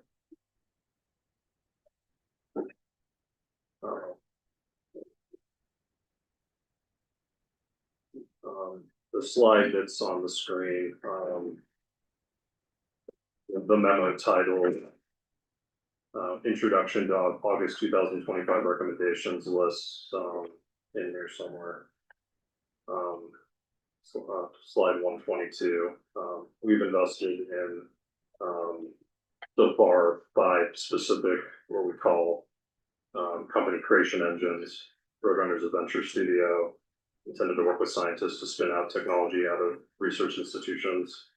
Antler Criticality is a New Mexico specific vehicle to support companies either here or that want to consider operating in New Mexico. Up Abundance is a climate accelerator in association with Up Partners to do something comparable to Antler.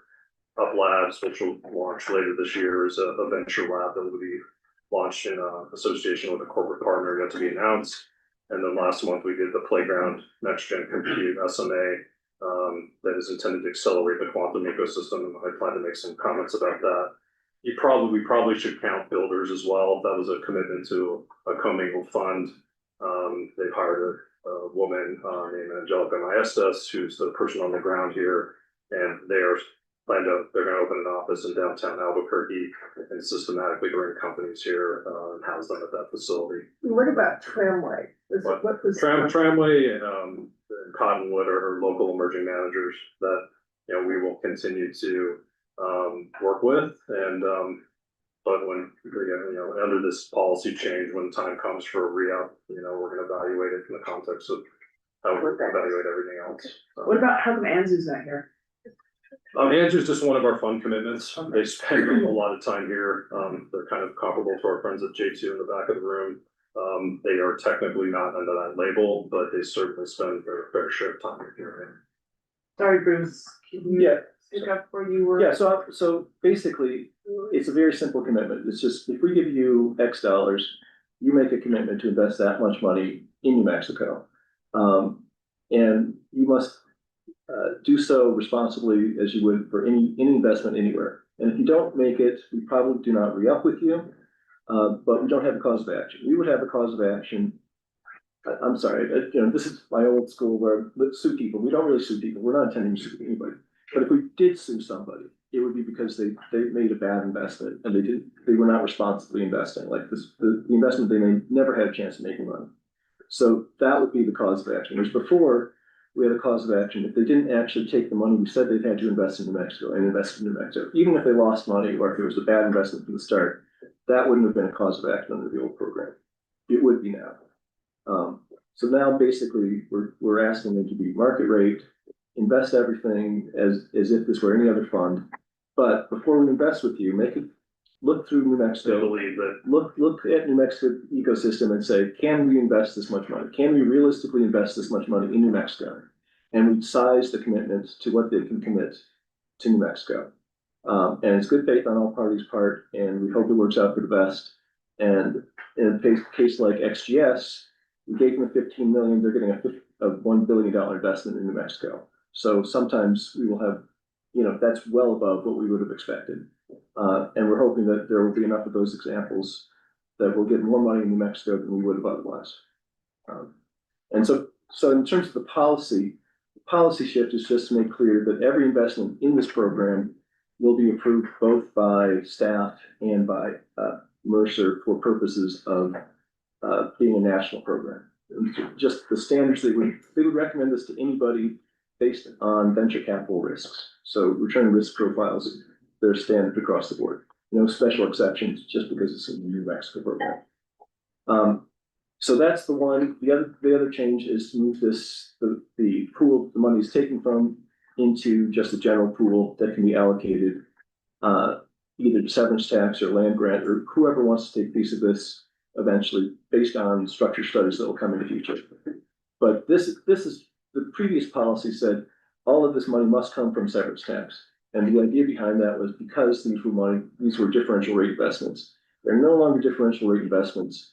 Any pool that wants to, or any client who, maybe not client, but any pool that wants to invest in this for their own reasons, for their own risk choices, they could invest in this and we'll have the accountant to let them invest in it, rather than forcing them into severance tax. So it's really more of a technical change, but it's intended, both of them are sort of technical. We've gone from no investment or some small investments and specifically New Mexico invest in private equity to nobody in the program who isn't market rate. And market rate being defined as being able to get a recommendation from our outside consultants and their staff. And we're finding a lot of good opportunities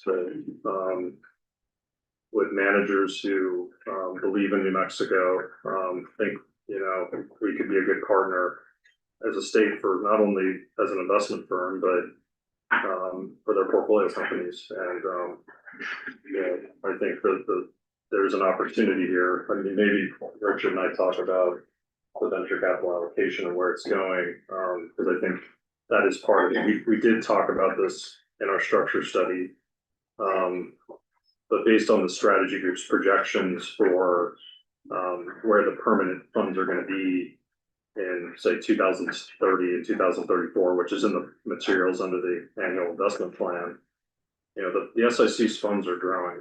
And so we have two venture programs. One is funded by multiple clients and funds, the national program, and one is exclusively funded by the severance tax, which is the Strategic Venture Capital Fund. And the national program is a roughly 13% blended allocation across the asset class or across the funds, of which 10 to 25% is targeted for venture, and the strategic program is 9% of severance tax. And to give you some context of what that means in 2030 and 2034 is a $4 to $6 billion portfolio, which is roughly 5% of the SIC's total assets. And so, while we are committing more money than we have in the past, it's partially because the size of the SIC's funds are growing pretty dramatically here, and we're pacing accordingly. And given those projected sizes of the venture portfolio, we think it's time that we kind of solidify that these investments are market rate and have the same standards as the rest of the portfolio. Yeah, is one thing when we're a $10 billion fund investing small sums of money.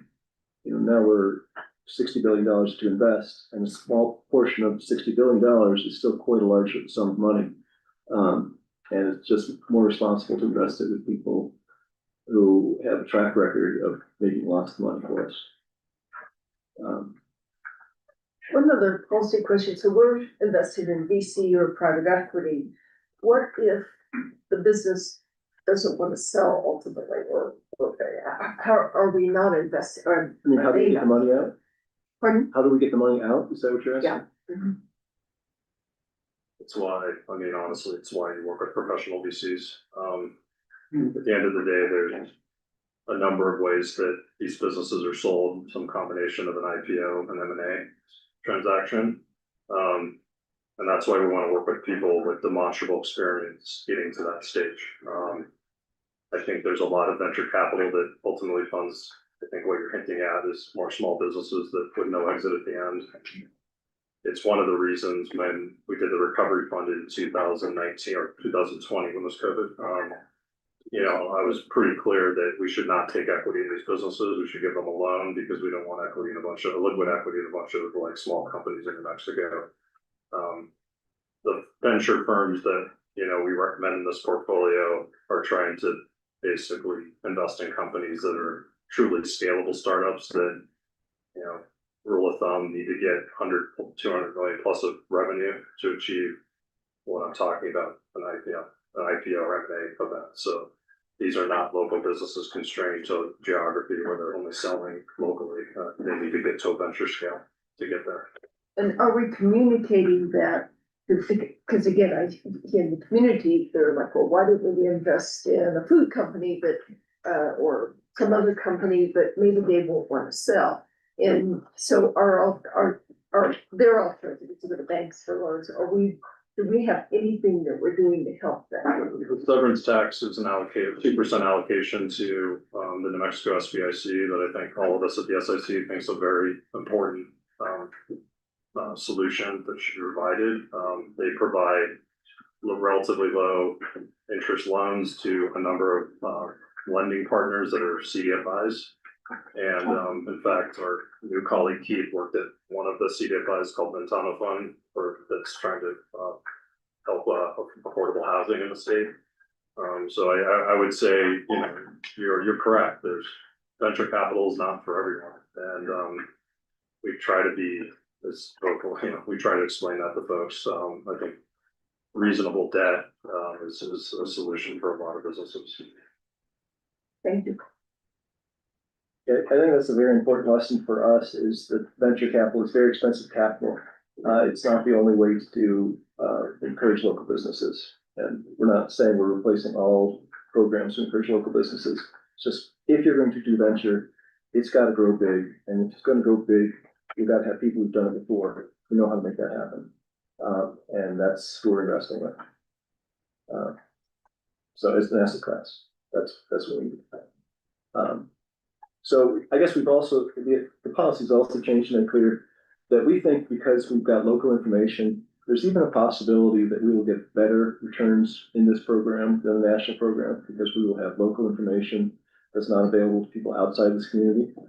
Like we're actually where the national labs are, so there might be contacts that people on the board have, or there might be information that we have that other outside investors don't have. So a possibility exists, and we're going to shoot for better returns than just a generic program. We don't know.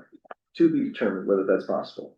But there's at least an argument that based on the knowledge that the board has, and the council has, and the people in the community have, we may be able to do that with better returns, better cost returns than we would if it were just a national venture capital program.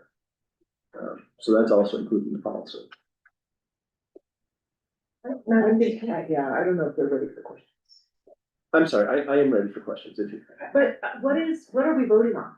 We've changed the policy in two ways.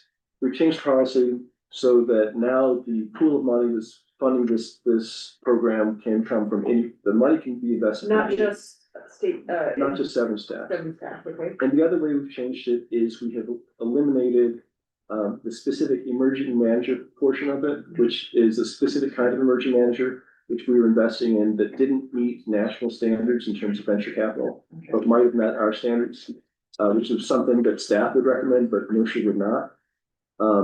And historically, we've not performed well in that category, and so it had been, in April, we moved it down to a very small proportion of this policy, but now we're eliminating it completely. Wow. So those are the two policy changes. And there's some other changes that I think are just, not material, but they sort of reflect more clearly what our policy intent is. So are we now on the policy or are we still having the overall conversation? Cause I'll leave my comments to the actual policy portion. We're talking about policy. This is the actual policy. Okay, so my first question, and I have several of them, because this is a huge change and I didn't hear this part in our investment committee. I want to hear from the consultant, what are some of your concerns with a lot of these changes? Yeah, I mean, really to summarize it, we want good returning outcomes from economic activities in New Mexico. And part of that is finding experienced managers who are investing in New Mexico. And what we've seen when you look at the historic returns of the New Mexico program, there's been a wide dispersion of returns among managers. And a lot of it is they're fund one, fund twos, where the managers didn't necessarily have previous experience investing in venture capital. And that's why this change doesn't mean that we're not going to focus on fund one or fund twos anymore. We absolutely are as part of the screening process, but we want people that are actually experienced in investing in venture capital that are going to be investing their funds on behalf of the state of New Mexico in this program and looking for companies in New Mexico. We believe that will actually lead to better outcomes economically from this program, because we do have a double bottom line with this. We want good economic outcomes, but we also want a good market return at the end of the day. If we're using capital, which should go to other asset classes. Let me ask the question more clearly. Do you have any concerns with any of the changes that are on this policy? Okay, great. You mentioned market rate, as it related to member Ellen's question on liquidity and for different folks who might want to utilize it or different funds that might want to utilize venture capital. Are you talking about the funds within the SIC currently, or are you also talking about the ones that can statutorily participate with SIC? We're really, at this point, we're agnostic. This is just intended to make it available to everybody. Anybody who you guys decide would benefit from this sort of investment profile can participate in this pool. The money can come from any pool, I guess. So land grant, whichever pool. That's not decided. This opens the door, and at the end of the day, Vince's job is to allocate assets. In the near term, we have plenty of capital and severance tax, so it's not a now decision. But if this would open up the door at some point in the future, then Vince could decide to allocate other funds. So Madam Chair, that would be the first thing. I'm not agnostic to it. There's a lot of local communities that also participate in SIC that I don't believe they would necessarily understand the volatility or the risk that they're taking. I know you mentioned market rate. I didn't find that in the policy changes that says based off of like you having a lawyer or a fiduciary consultant that tells you whether or not this is in your best interest. I felt like I heard that from you, but I didn't find it. Can you show me? So where's that? That's I think it's under the new commitment section. If you look at new commitments. I'm on page 140. I'm sorry, Okay, page 142, new commitments. if you look at the red line, As the national program, both staff and the advisor will need to recommend any new commitments to the council. right. So the recommendation will have to come from both parties, both us and Mercer. But Madam Chair, to me, that sounds very different than what I heard. The advisor, meaning if I'm Los Alamos County and I want to invest with you because I know they're already invested with you, or I'm retiree healthcare and I'm already invested with you, or I'm Housing New Mexico, I'm already invested with you. It's their advisor. They currently don't have access to the treasurer. They wouldn't have. I think what we're referring to is land grant. We're not talking to the third party clients at all. Maybe at land grant at some point. I don't think there's any contemplation of having those third party clients across in a pool like this. Madam Chair, that was my first question. That's why I went down that road, because I said, is that everybody under SIC, including the local governments? The answer was yes. So that's why I went down that road. first. So just, Yes, Madam Chair, Madam Treasurer, the intent here is not to open this up to third-party clients. This would be for, just for, the funds that SIC directly manages, not the funds that third-party clients direct us to manage. Okay, so let's go to the red line, page 2. Second paragraph or first paragraph in red. So individually, the funds in the Strategic Venture Capital Program will have the same risk return profile as an investment made by the SIC in any successful venture capital fund. But we don't have any other capital fund, correct? no, venture capital, we have venture capital funds. So, So in the Yes, national it's- program, we have two venture programs. One is a subset of the national program, and the other is the strategic venture capital program. The strategic venture capital program is focused on the strategic sectors to our state, deep tech, climate tech, et cetera. In our national program, we do have some commitments in there that are largely focused on AI enterprise investing as well as biotech. And so they're two separate programs, but the idea here is that we're in both cases, there's a certain same standard, which is getting through due diligence of the commercial. so Madam Chair, what is the allocation percentage for each one of those? All right, you want to do it? Yes, Madam Chair, Madam Treasurer, so in the national program, we have a target of 10 to 25% to venture capital, and this was in the structure study that was just recently presented, probably late last year, it was presented.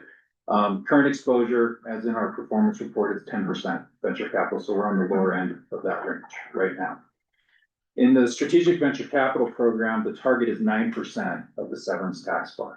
I think based on a net asset value, we're about 5% right now, but we have been making a lot of commitments because that fund is expected to grow through 2030, as Chris was talking about.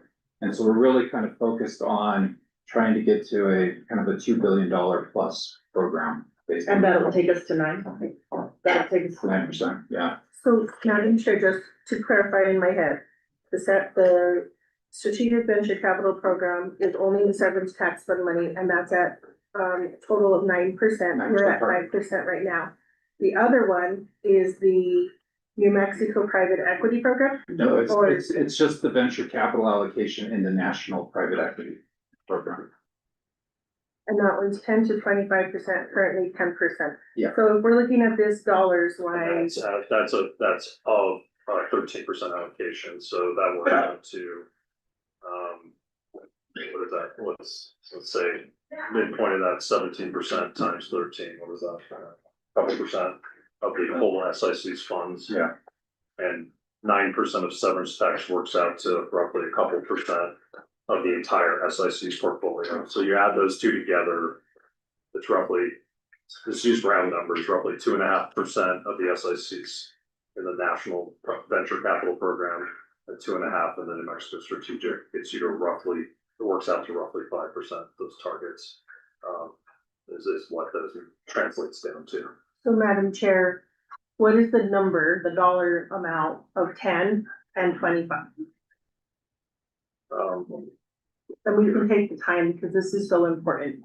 Let me And just I get need my to have it spreadsheet out clear here. in my head because what I calculated was wrong because I was looking at it not just as severance tax, I was looking at 63 billion. So I don't want to throw out a number because I think it's wrong. And I actually asked Don, yeah, that I would be asking them. But just so I could be clear on the policy, this policy isn't intending to change any allocations per se. I know, Okay, so I'm trying to see in the big picture of venture because 10 to 25 is significant.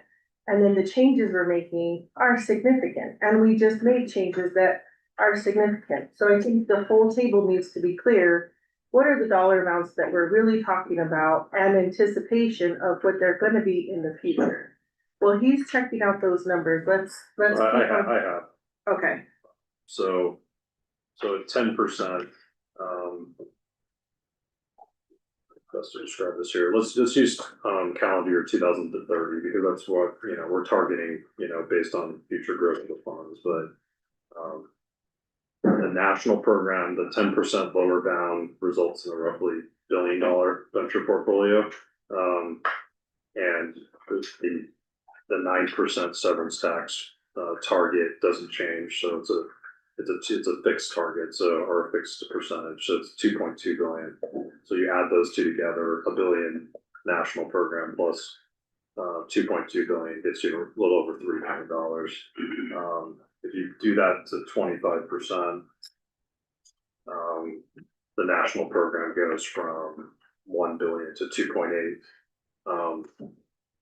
You know, one of the things when you think about asset allocation and how wide bands are, is you do have to take into account the volatility of the underlying portfolio. And the reason it's applicable to venture, assuming we picked well and picked good managers and they perform well, they will perform well. And so those, as they do well, the NAVs of those funds will increase. So you have to give it a little wider band. You know, generally speaking, if we're up in that 20 to 25% range, it's because we're performing well. So the reason it's a 15% band is we're not, we could have situations, hopefully knock on wood, where we have funds that are marked at 3x and 4x, and it just, you know, they haven't been realized yet. Other than that, a good venture fund will have situations like that. So that's the reason the band's so wide. Our exposure in the national program right now is about $1 billion. That's, you know, we don't, you know, we gave a range of 15 to 25 managers. We're kind of hugging that at the lower end right now. Partially, I think, because we're realizing there's a lot of New Mexico opportunities. We do talk with Vince about our aggregate venture exposure. So I think this month's a good example where we're kind of over-indexing to New Mexico because it has some of these commitments have very tangible near-term impacts to the state. And on the national side, we're doing less. So Madam Chair, we're at $1 billion right now, but in 2030, 10% is $1 billion, which we're already at, and 25% is 2.8 billion. And then on the severance tax, 9%, strategic venture, where it would be 2.2. So overall, it would be almost $5 billion in venture capital. Okay. And to be fair, 2030, you anticipate the portfolio overall to be, does that, you wanna put that number out there, just to be fair on full? Which Cause 2030, you're gonna have a lot more money, so it's not 63 billion, we're so looking at. just the three main funds, land grant, severance, and early childhood are just under 88 billion. Great. And then in 2034, goes to 112, and that excludes some of the other funds, which probably, I don't know, tell me down. I have another 10% on top for all those, roughly 10, 15, I don't know.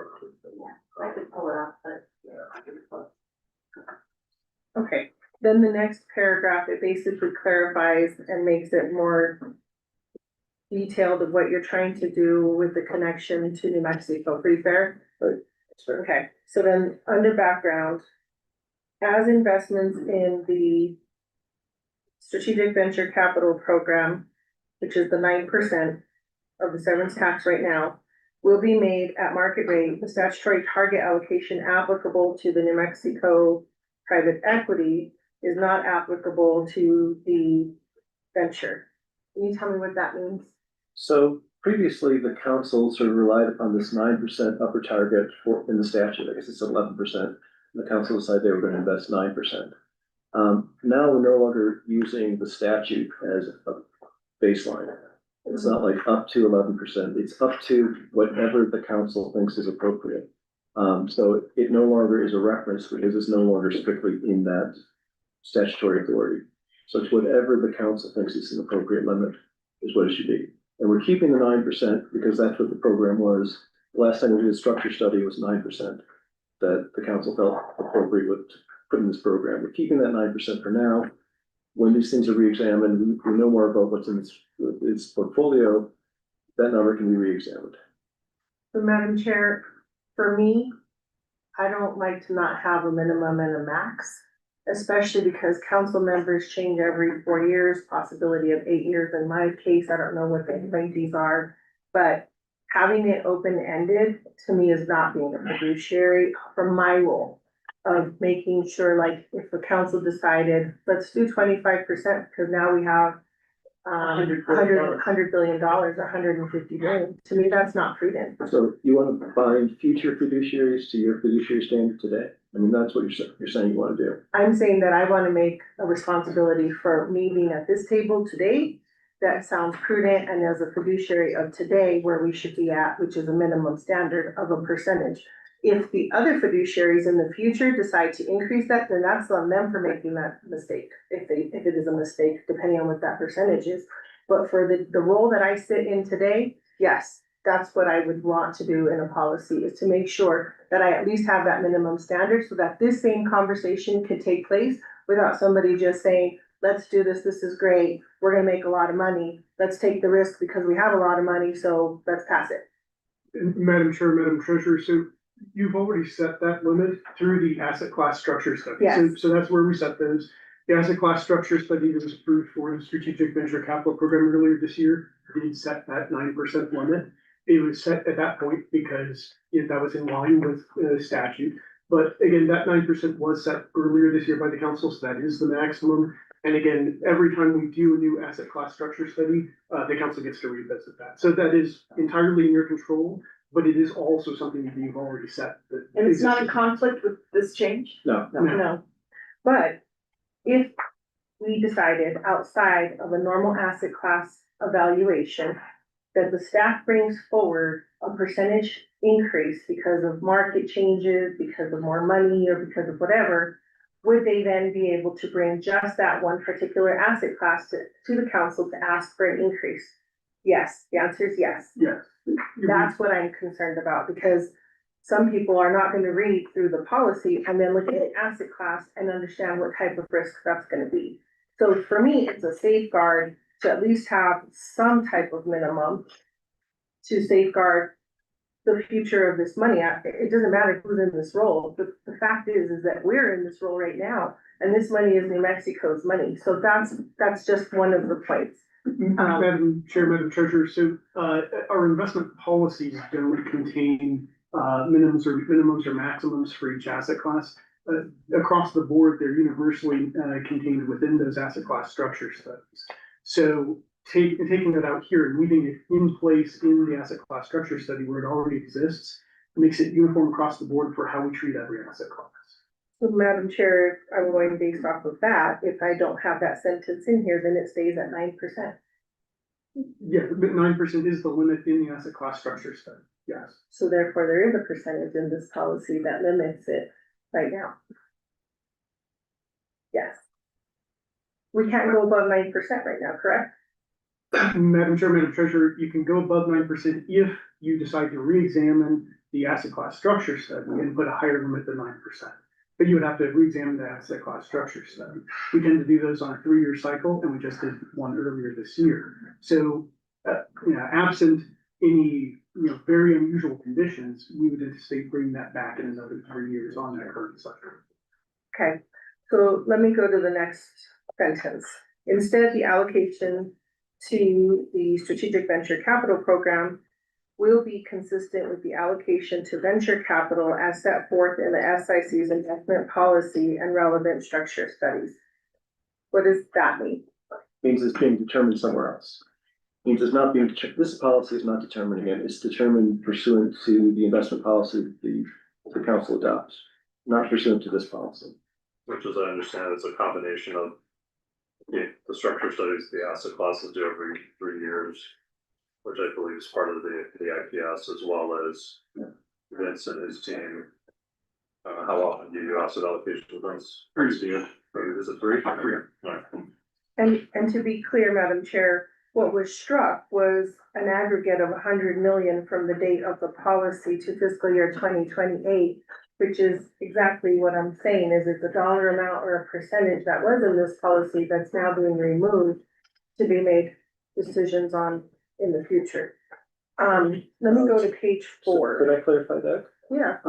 So the 100 million that's being struck there is that was money allocated to the old statutory program, not to this program.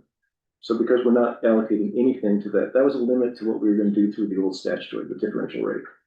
And now we're not putting anything into differential rate, so there's no limit to it because it's zero. That's the reason I was struck. I'm sure I understand that. I'm just saying that we can't on one hand say, we don't put numbers, we don't put percentages, we don't put minimums or maxes, but there was some in two different sections of this policy for, that's all I'm trying to point out.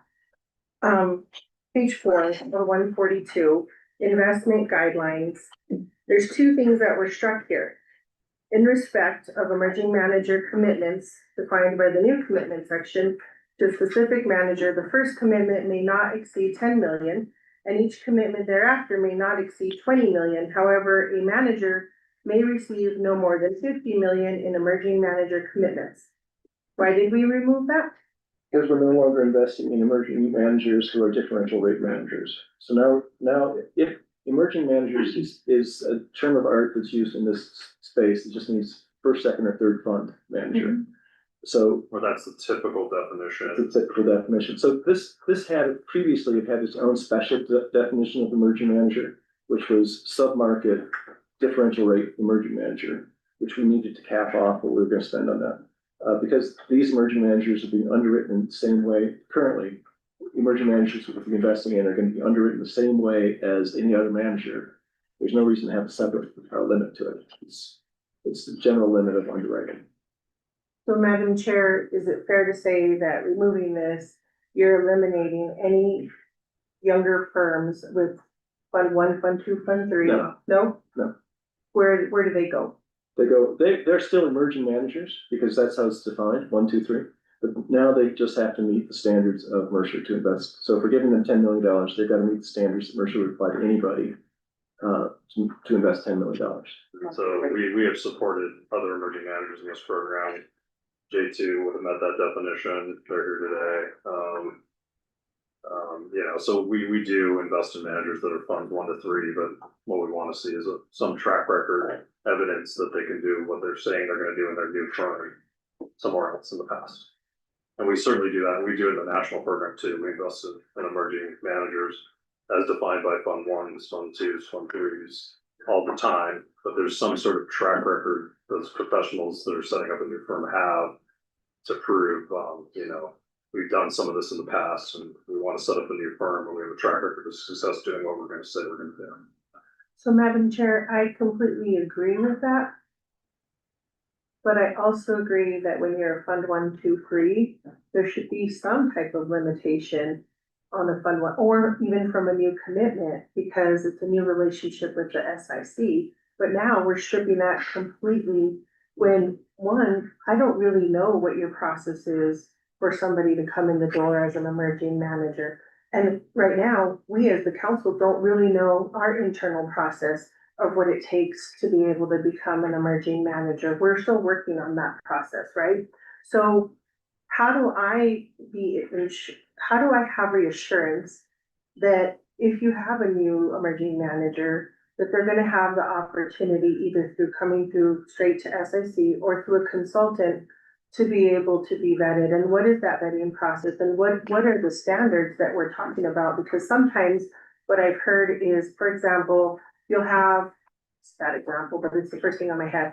You'll have an RFP and you'll say an AUM of whatever dollar amount, but those emerging managers would never be able to hit that AUM.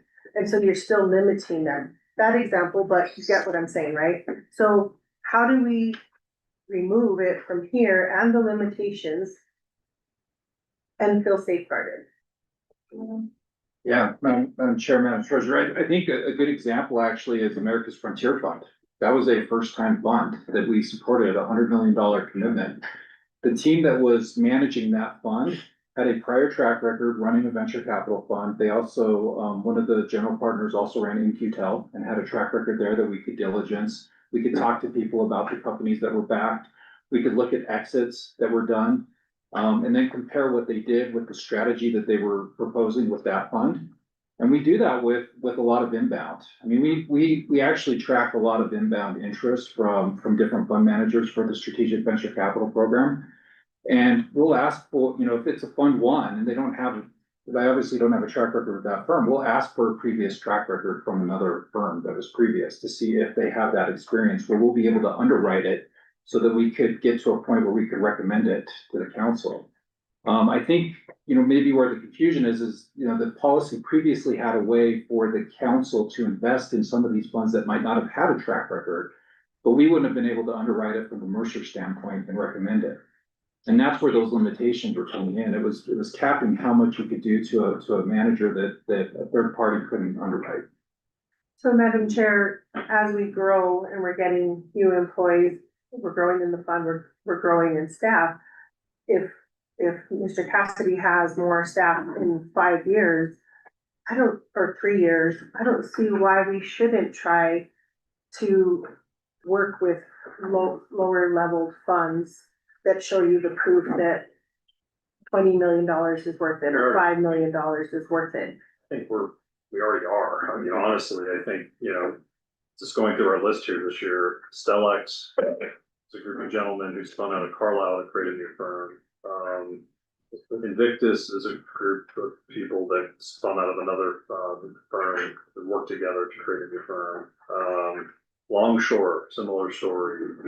But Madam Chair, that's my point, is I've seen them this year. I've seen a lot of the smaller ones.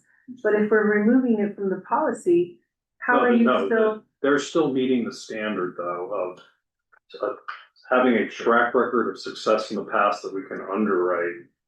And, what we're distinguishing ours are groups in the past that we give capital to without that track record. And those managers went through a full due diligence process and we were able to recommend them. And it's an important part of the private equity portfolio. Like inevitably, groups get too large, they get too cocky, they stop performing. So like there's a natural cycle of, and then some younger folks in that organization spin off and say, we think we can make more money and do it a better way, or invest in smaller companies. I view this as kind of a natural cycle where we're always on the lookout for that next generation of folks that maybe they got experience somewhere else and then they left and said, we want to run a smaller fund or something more targeted, or, you can ask the folks at J2, they're in that bucket of they've had successful careers prior to this and wanted to set up J2 very specifically to go after the opportunity set they feel is in front of them. So Madam Chair, if this is removed, how do I have reassurance that you're still gonna look at those ones and not give them 100 million, but instead give them like 50 million, 20 million, 10 million, because they're more of a startup fund? Yeah, and we size things according to track record and risk. So you typically see some of our commitments to smaller funds are smaller because we try not to be more than 20% of funds, generally speaking. And we want to see matching capital, but we can grow with them as they grow to the extent they succeed. And that's kind of the normal thing. So you'll see a wide range of commitment sizes over time from us, depending on the size of the fund.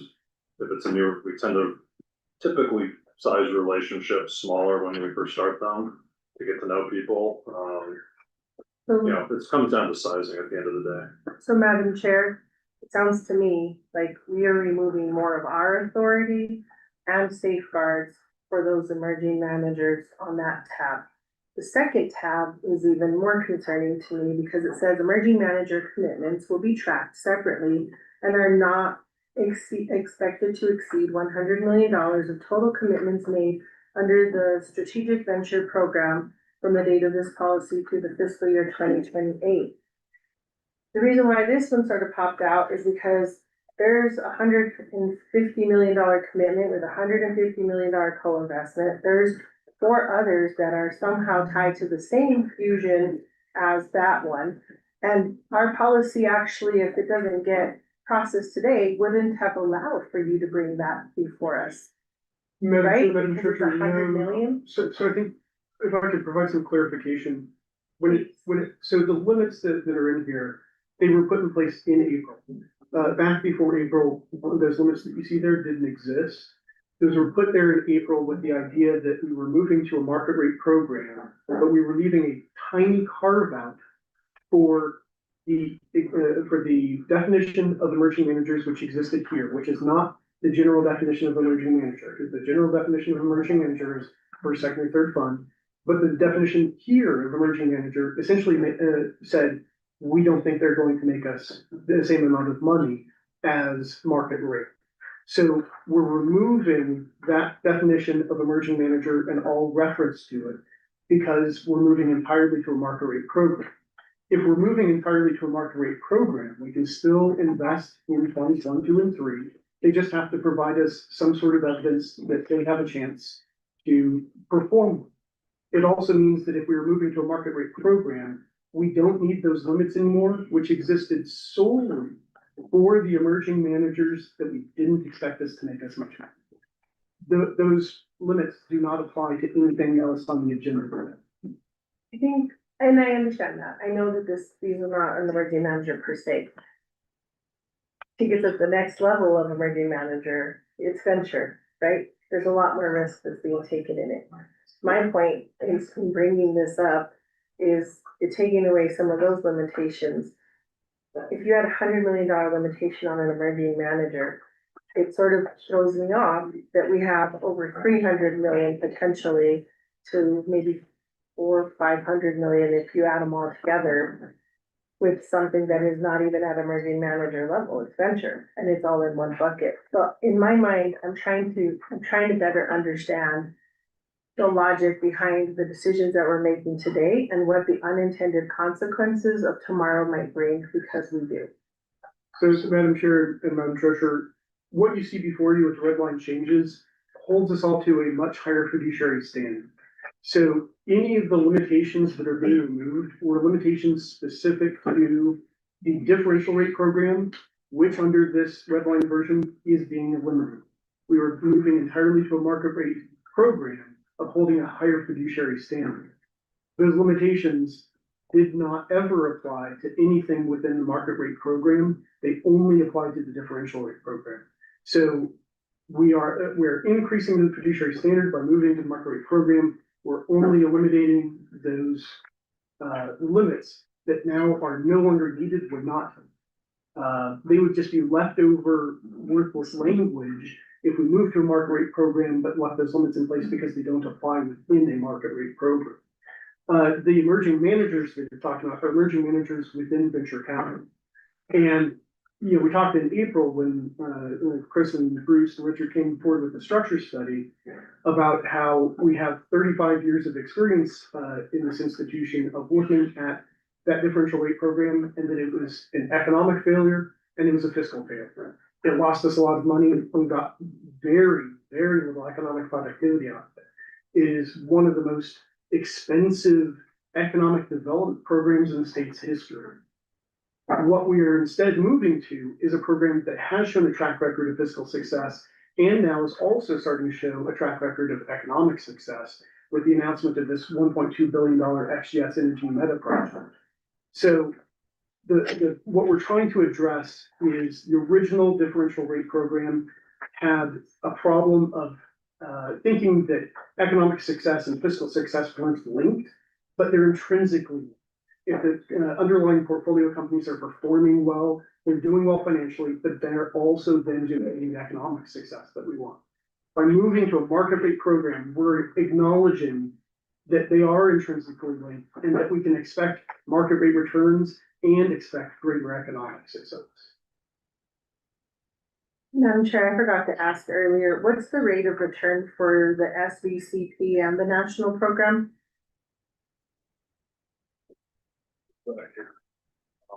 Sorry, I meant to ask it earlier, but I forgot to do it on a spreadsheet. In this quarter or? No, what is the targeted return? Oh, The targeted return of both programs? Yeah. So the Burgess has a number of indices, and over long periods of time, both private equity and venture are kind of mid-teens returns. Mid-teen? Mid-teens. And so both programs, we are trying to, I'm competitive, I'm trying to do better than that, but like that's the goal is 15% plus. Not. And so not to say that we are, we are subject to that index and the market realities of that index, but as we're investing in managers that are within that index, but at the same time, that is kind of the underlying goal based on history to produce mid-teens returns, which would be a premium to public equities, typically over longer periods, not always.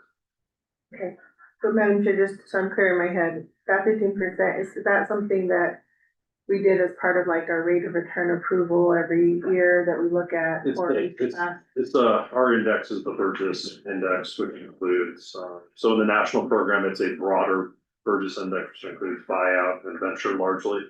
Okay. In our New Mexico side, it's the purchase venture capital index. And if you just look at those like over long periods of time, it's been. Thank you. And then I think I just have two last questions. On that same section of investment guidelines, it's not red, it's already in there. No single manager and or general partner shall exceed 20% of the invested capital in the strategic venture program. So right now, based on the numbers that you're looking at, 20% would be how much? That 20% of 1 billion? Or 20% of the overall total? Our exposure pro forma for everything today would be just under around 1.9 billion. And that's around $500 million of NAV plus 1.4 billion of unfunded. Obviously, this meeting and the last meeting has been, we found a lot of opportunities for this program. So that's the reason that unfunded has increased. But in the context of us building a $2 to $3 billion portfolio over the next 5 to 10 years, you know, those commit, you know, so, you know, 20% in 2030 would be 20% times 2 billion, which is 400 million. 20% of 3 billion is 600 million. Or no, is that right? Yeah. Madam Chair, Madam Treasurer, it's 380 million today. Today, correct? Yeah, with these commitments made today, 380 million. 20%. Yeah. I want everyone to remember that number for later, but that's important to note too, is our max right now on the 20% is 380. Yet we have 5 commitments, 150 on one, and then 4 others. I don't remember the total, we'll go over that later. So that concerns me. The second thing that concerns me that I've been noticing now, I've been listening to legislative hearings, is something we don't have in here that I would like everybody to think about and consider is that New Mexico Para has about 19 billion. ERB has about 19 billion. MFA has venture, certain percentage dollar amount, and then SIC. What I'm thinking might be helpful is for us to make sure in our due diligence, this is to the consultants, I guess, too, to ask the question, who else are you reaching out to in New Mexico? And or how much have they committed to you? And the reason why I say that is because let's say you have a $500 million overall total commitment. If I got 100 million from Para, 100 million from ERB, and 100 million from SIC, it doesn't look like we took a lot of risk. But if we're $300 million deep in New Mexico, that is something that is significant.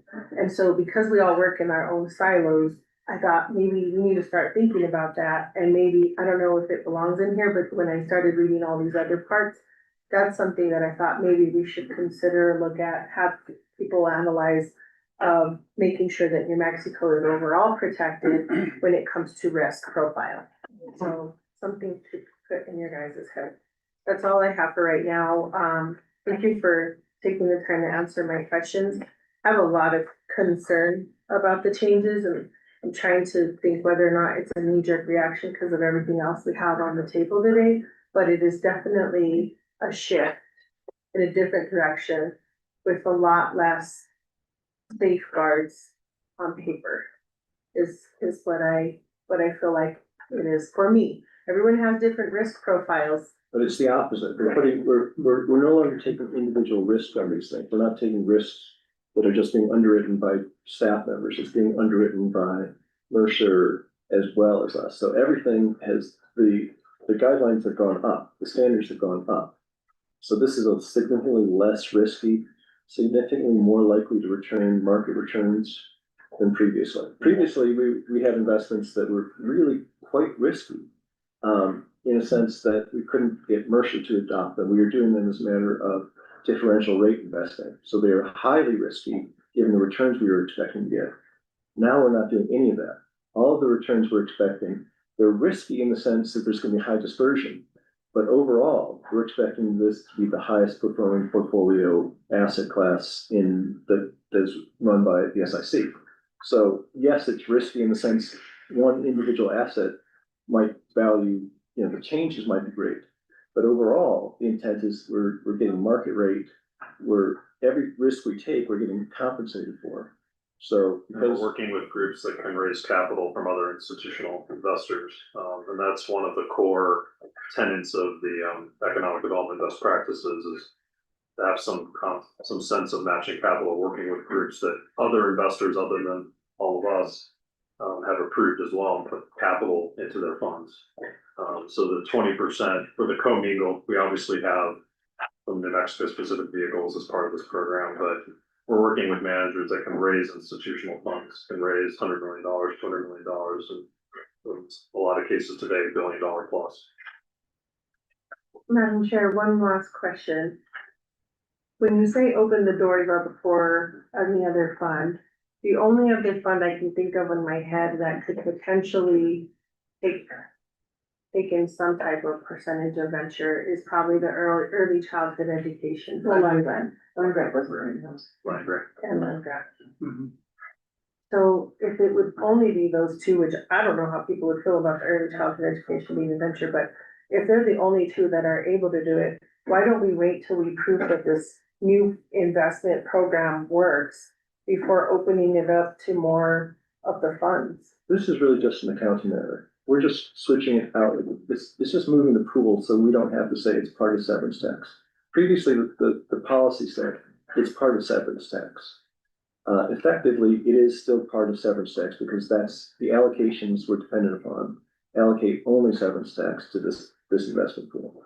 But otherwise, if somebody, down the road, next year, say next March, land grant decides they would like to increase their returns by investing in venture, we would have to change this policy and we would have to change our accounting.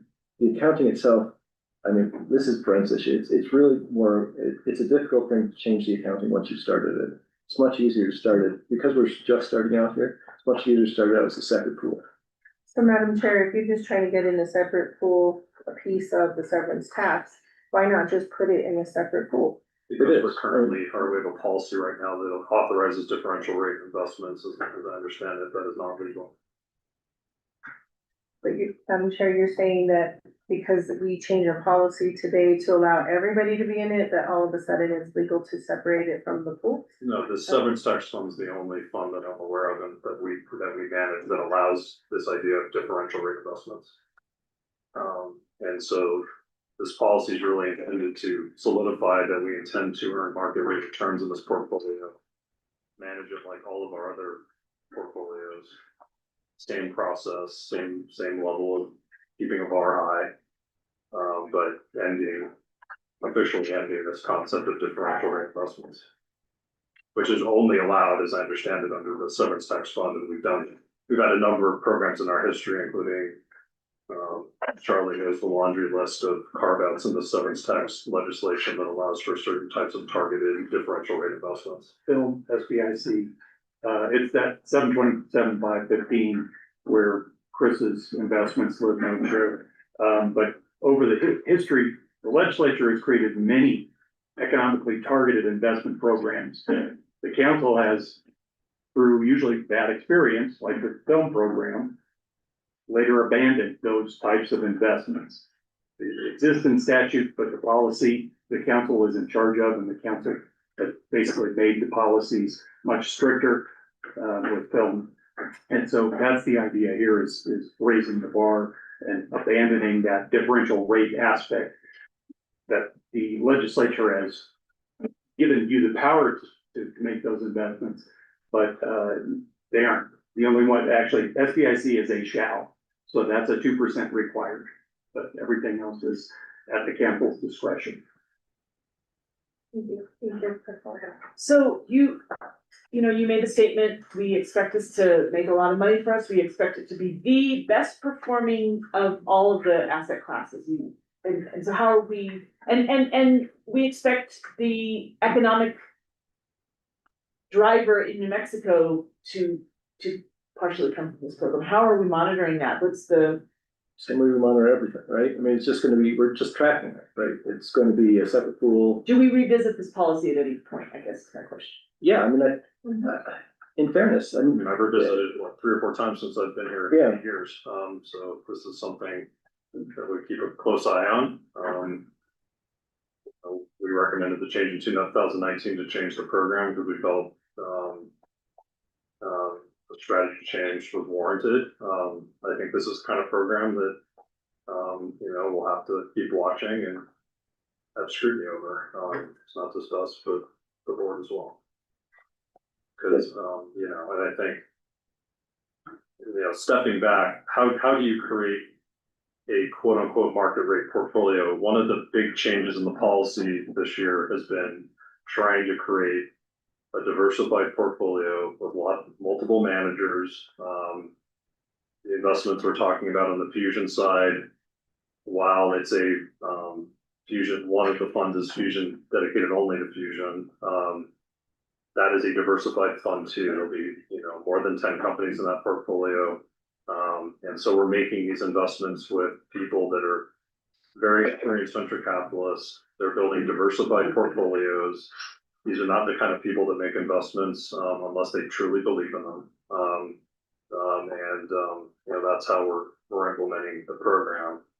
And part of it, I think, just getting to the heart of it, some of the commitments we're making, recommending this month, they're larger than normal because there's a window of opportunity over the next 1 to 2 years to have some of the best private fusion companies in the world site their facilities here. And that's a kind of unique opportunity. But we're doing it with who we think is the best partner to do it with. This is a firm that has incredible experience in venture capital and has built a deep knowledge base in not only fusion, but the rest of climate technology. And we're not only doing these investments through them, we're doing it through other partners that have proven track records. And they are making those decisions on our behalf about whether it makes sense or not financially. No, I think there's probably gonna be more questions about, all of these managers kind of potentially putting more money into one bucket. And so I don't know if you wanna save that. Yeah, let's might as well just talk about it right now, if it's No, okay. let's save it. I Okay. need these restroom. Okay. For just this meeting. Well, let's Sorry. do it, then let's do a vote on the policy. Sure. Based on the recommendation of the Council Investment Committee, advising Mercer, SIC staff, and general fiduciary oversight from RBK, I move that the State Investment Council approve today's policy update for the SIC Strategic Venture Capital Program as memorialized for and discussed by the council at today's meeting. Second. All right, so we've got a motion and a second. Any discussion on the motion? Hearing none, let's take a roll call vote. Commissioner Stephanie Garcia Richard, Yes. Treasurer Laura Montoya, Nick Teas, Yes. Catherine Allen, Yes. John Bingaman, Yes. Kelly O'Donnell, Yes. Alan Sanchez, yes. Kurt Summer. Yes. Back to you, Madam Treasurer. Yes. That's 8, the affirmative motion passed. Okay, so we are actually going to have folks kind of position themselves for the next agenda item, but I don't want to start the discussion about how much of our money is going into one bucket until she gets back. Okay, Sure. all right.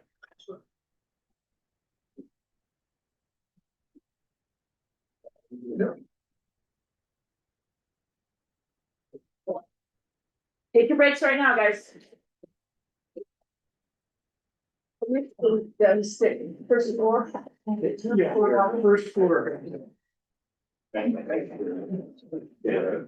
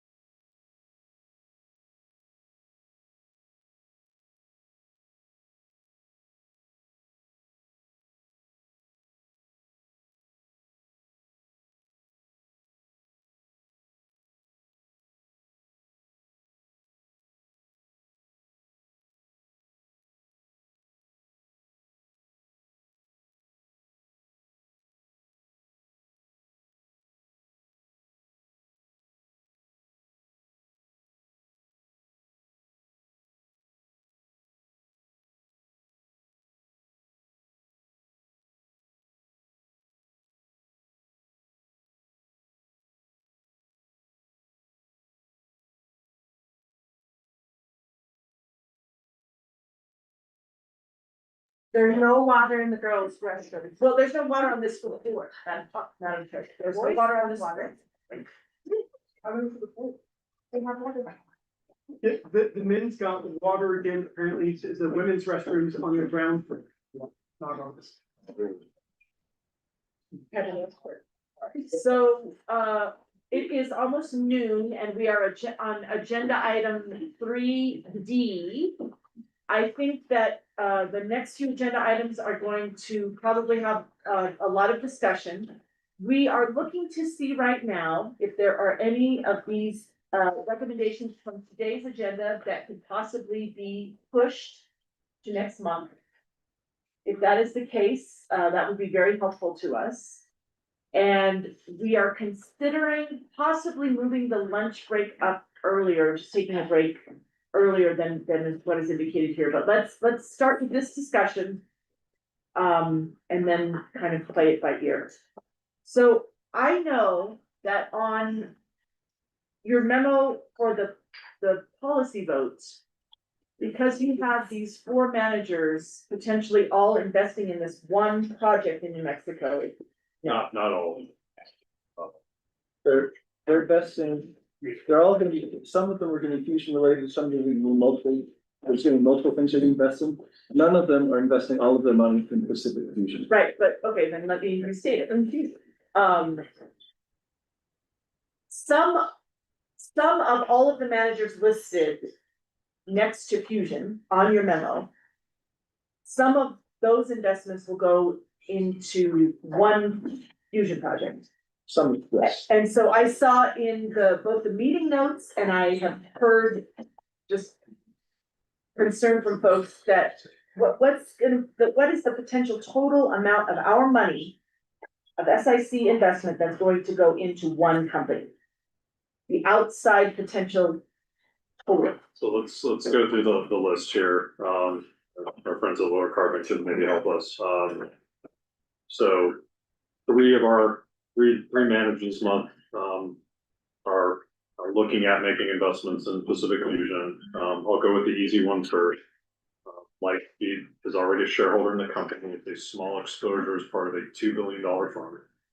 Less than 1% of that fund. And they plan to make an investment in one of the funds in that company. But it'll be, I don't want to give the actual numbers, but it'll be like it'll be a 3-4% position top in that fund. Point of clarification, that's 100 million for Lightspeed and a co-investment or no? Yeah, so Lightspeed has, the recommendation is to invest in 5 different fund vehicles, just to keep it confusing. And they plan to make 2 investments with an access to New Mexico. One of them is Pacific Fusion. That will be less than 5% of a $1.8 billion fund. They also plan to make an investment in a company called Castellian. That will be comparably, it'll be less than 5% of one of the other funds, their opportunity fund. So in that case, the underlying New Mexico related investment is frankly not material. DCBC does. Let's stop there. So if we can just stop there. So $100 million investment, we're making $100 million commitment, of which, this is ballpark, 8 million will be to this one company. So, and that's not a real number, that's a rough number, because we don't want to give them trade secrets. But so of the 100 million, 8 million will go into this one company, it's one fusion company. The rest, the other, oh, I'm sorry. Sorry. What's so much is it? Less than $1 million. It's less than $1 million. So it's less than $1 million. So I just want to put numbers on these things. So it's a really small number going to this very, very exciting New Mexico company. But we're actually not making that much of a bet on it with Laser. So I like the exciting. Terry, just clarify, how much is the co-investment though? I don't know if it's. Can we disclose it? As of now, nothing in the current investment. Nothing in the co-investment. Are you willing to disclose how much you plan to invest in those 2 companies? Yeah. Oh, you're saying the co-investment is part of the 100 million? Never Yeah. mind, then I just needed the 100 million number. Okay, sorry. So let's put numbers on it, if they're okay with it. They plan to invest up to 37.5 million in Pacific Fusion. as part of a $1.8 billion fund. I believe That's like 2%. 2% of the fund and 100. Yeah, we're gonna have a 30 million investment in that fund, so 2% times 30. And their opportunity fund's gonna invest in Castilian, that is a 3% out of a 50 million commitment. So, you know, that's just, it's not a lot of capital in the context of the 100 million total. So it's a very diversified. We're not making any one way bet on these companies. Now coming to the lower carbon, So we're adding an additional, how big's the fund? 450. Sorry, we should have these numbers for you. 650. Well, I mean, from the discussion that I'm reading in the minutes, it felt like that was a point of discussion, that how much total is going to this one fusion company. We want to spur a lot of money going to that one fusion company. Not all of that money is going to be ours, because we're investing through vehicles. That's not the question, though. The question is how much of SIC? Yeah, so just keeping a running total, so it's like 4 million from the 100 million. And no, it's maybe, not even that, it's like $1 million. so maybe it's $1 million so far. What's our guess? It's roughly 50 indirect investment in this company across. 52 million. I'm sorry, Madam Plus Chair. for, So let's go from high to low. You have 300 million, the 150 and the 150 co-investment potential. We'll talk about that. 100 million for offset, fund one, and 100 million for Lightspeed.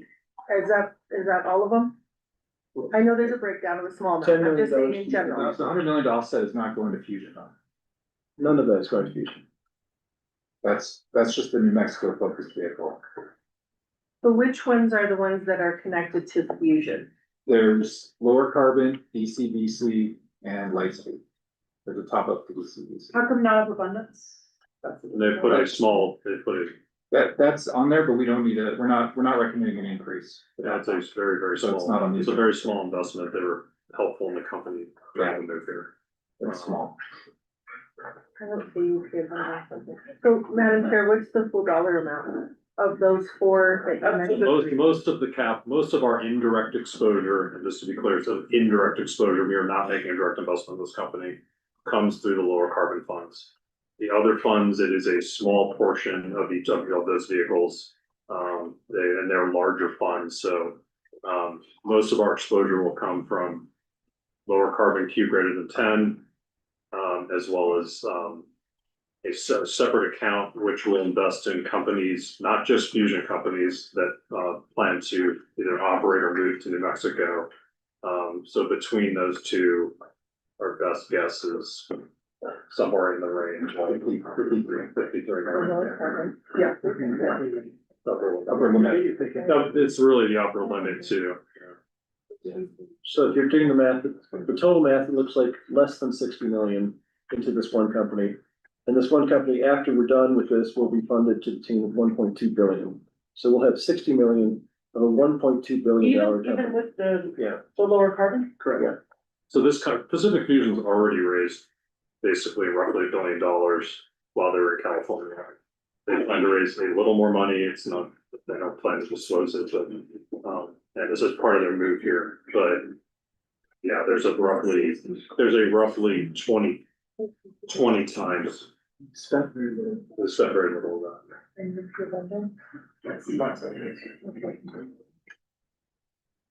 Madam And, Chair, you know, how much have we already done with DCVC? So Madam Chair, Madam Treasurer, we have 50 million in their climate select fund.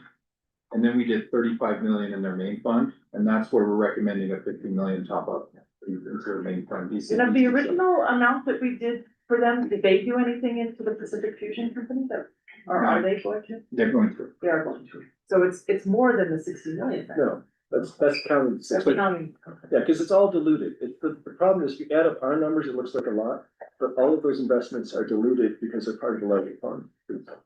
Yeah, so let me, if you don't mind, if you could humor me, so I can describe what the funds are, so then you can get a sense of. So lower carbon Q greater than 10 plans to invest in roughly 12 to 15 companies. And that's a combination of existing fusion companies that have invested in the past, including Pacific Fusion, as well as supply chain companies that we build around those companies, because those companies are not going to build their full supply chain by themselves. So this will be one investment out of 12 to 15 companies. You know, use an estimate, pick a percentage. Professional investors like this will not make a full commitment today as to how much they plan to put in a company. But let's just use round numbers. Let's say they invest, 10% of that fund in this company. We are giving a $150 million commitment. There's $15 million. So of our 150, 10% indirectly would be invested in that company. The other 90% would be invested in other types of companies in their portfolio. And the same thing for the New Mexico related SMA. They plan to put capital into Pacific Fusion as part of that portfolio. They plan to build a portfolio of roughly 6 to 10 companies that plan to either operate here or move here, like Pacific Fusion. So, use a rough range, however you want. 15% of that fund or 10% of that fund or whatever. Maybe upper limit of 25. That capital also only gets deployed as they hit Their milestones. very critical milestones. So, between those two, you basically, rather than us, the alternative is we could just decide to all write a check to that company directly. We're not doing that. We're doing it through partners that have diversified portfolios. So it is not a bet on one company. This is part of a portfolio across multiple managers. To the upper limit for 25%. Oh, 25, he's actually said 25, it would be 25 million out of, and then given we're 100% of the capital in that company, in that fund, that's where you get a little bit more concentration. But that fund, the New Mexico vehicle, they estimate, less than half of it will be invested in fusion related companies, because they have other companies. We should step back here. Lower Carbon is one of, if not the leading investor in climate technology in the world. That's why we're so excited to partner with them, particularly on something like this. They have a portfolio of companies that aren't just fusion related, that there are companies that could consider moving to New Mexico. For example, Zanscar already has a geothermal plant in the state, and I think eventually we'll consider other, other projects as well. So, we've tried to structure this in a way that sends a message that we would want to be the center of the fusion ecosystem, because this is a 1 or 2 year window where we can attract these companies to the state. It's not just us, it's other parts of the government that need to do their part to attract this company here. But we think there's not just this company, we think there's other companies that would consider it as well. We have a 1 or 2 year opportunity. This is, not only are we partnering with a group that has incredible expertise in the space and is considered one of the leaders, if not the leader. There's a moment in time here where fusion, which was at least partially developed in our own national labs here, can be commercialized. And Madam Chair, I just want to reiterate, it is more than this one company with Lower Carbon. They've already hosted an event in Santa Fe, brought a number of different companies here to show them New Mexico as they consider places to open new operations and new projects. They're also going to be active as they're talking to different climate startups and fusion companies, having them consider New Mexico as a potential place to relocate or open operations. I mean, they're one of the most active in the space. And you talk to other venture capitalists and private equity, I mean, they talk about Lower Carbon being the leader and the active investor in this space. And I think, they're a great partner to bring more companies into the state of New Mexico. And we're hoping it's more than just this one company. And the co-investment fund targets around 6 to 10 companies potentially. So, still concentrated, but focused on New Mexico.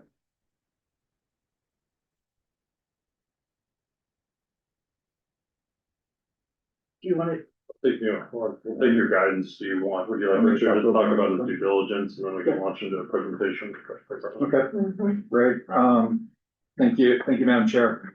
So lower carbon is the new relationship. It's the one new relationship that we have on the agenda today for the Strategic Venture Capital Program. The firm is led by Chris Saka and Clay Dumas, who previously worked together at Lowercase Capital. And Lowercase is a venture capital firm that invested in the seed and early stage of many companies that became some of the largest successes in the industry, like Twitter, Instagram, Uber, and Stripe. And lower carbon really focuses specifically on that climate industrial investing, which includes areas like climate tech, carbon removal, and fusion energy. And the fund that we're specifically talking about today is focused on fusion energy. The team is very experienced. They have 6 partners that average 16 years of experience. And in addition, the firm's added a fusion partner with Scott Shue, who has a blend of scientific expertise, policy knowledge, having worked with the government, and also strategic leadership experience in this area. And I think when you look at from a strategy perspective, they are very active from the sourcing to the exit of these portfolio companies, which is what we like to see in the Strategic Venture Capital Program. We want firms that are going to help create value at these portfolio companies. They have established strong networks in the sectors that they focus on and just in venture capital overall, which includes corporations, utilities, governments, other investors of all different sizes. And they want to lead or co-lead most of their investments. The firm Lower Carbon's been investing since 2021, and the funds are above median compared to venture capital benchmarks. And in addition, the team has a strong track record at Lowercase as well that you can see in our materials. And as I mentioned before, I mean, they are focused on multiple potential investments in New Mexico. This is bigger than just one company, although the one company is the opportunity in front right now. So there's a commitment of $150 million to the Q greater than 10 fund, and then $150 million commitment to a co-investment fund that's going to be focused on New Mexico related investments that are in the lower carbon portfolio. So that Q greater than 1 is the fusion. Yeah. Yeah. Okay. So it's not just Pacific, it's multiple. That's right, it's in a companies around strategy to build not just back one horse, but to build the whole stable. Yeah, great. Yeah, and if it's okay, Madam Chair, I'll just turn it over to them to give some summary remarks. Thank you so much, Richard. Madam Chair, Madam Treasurer, members of the SIC, first of all, thank you guys all for your consideration today. This has been a deep and extended conversation. As Richard was saying, Lower Carbon Capital is a multi-billion-dollar fund, and we invest in energy and material abundance. The goal of doing it without turning the whole planet into an open pit mine. The businesses we invest in don't win because their customers have to be guilt-tripped or shamed into buying their products. They win simply because the products are better, faster, cheaper, more performant, have better supply chains. Oftentimes they're made here in America.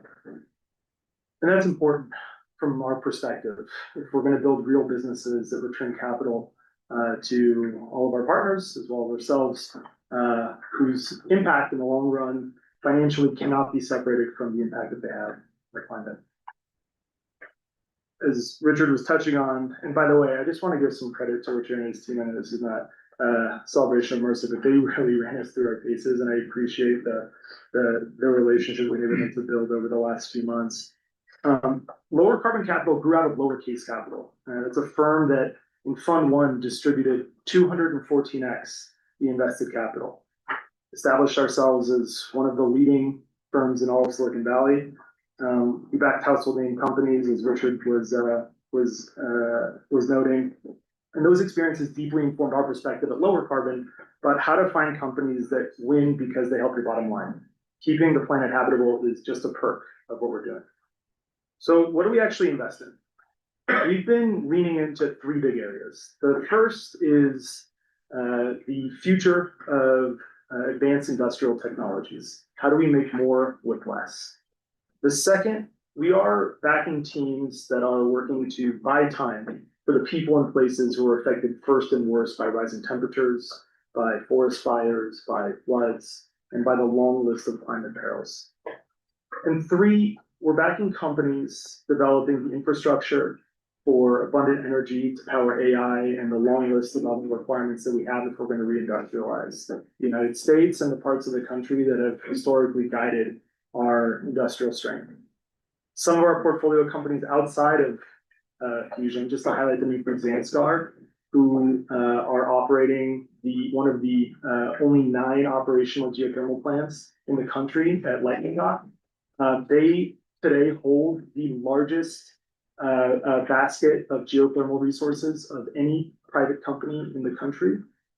They are very excited about continuing to develop opportunities in New Mexico. And a lot of where they go next is going to be a function of where the capital and support comes from. We're invested in companies like Lilac. We're getting lithium out of brines and produced water from oil and gas sites. So how do we produce lithium without evaporating all the water that we have in places and parts of the country where water is scarce? That's the central question that companies like Lilac are working on with oil and gas to make that happen. We're confident that many others will follow in their footsteps, but most notably is a company called Pacific Fusion we've heard a little bit about. They are one of the crown jewels in our fusion portfolio, and they are on the cusp of making a very significant decision about where to site their large facility and essentially headquarter their company.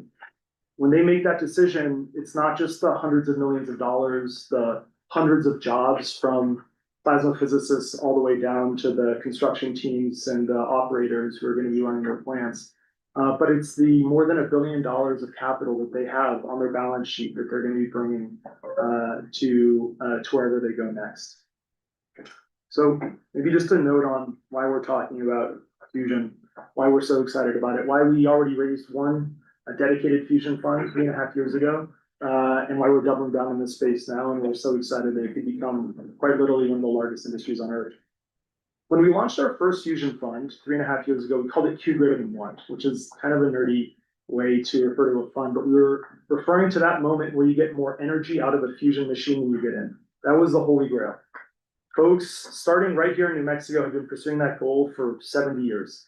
When we launched the fund, nobody had achieved it.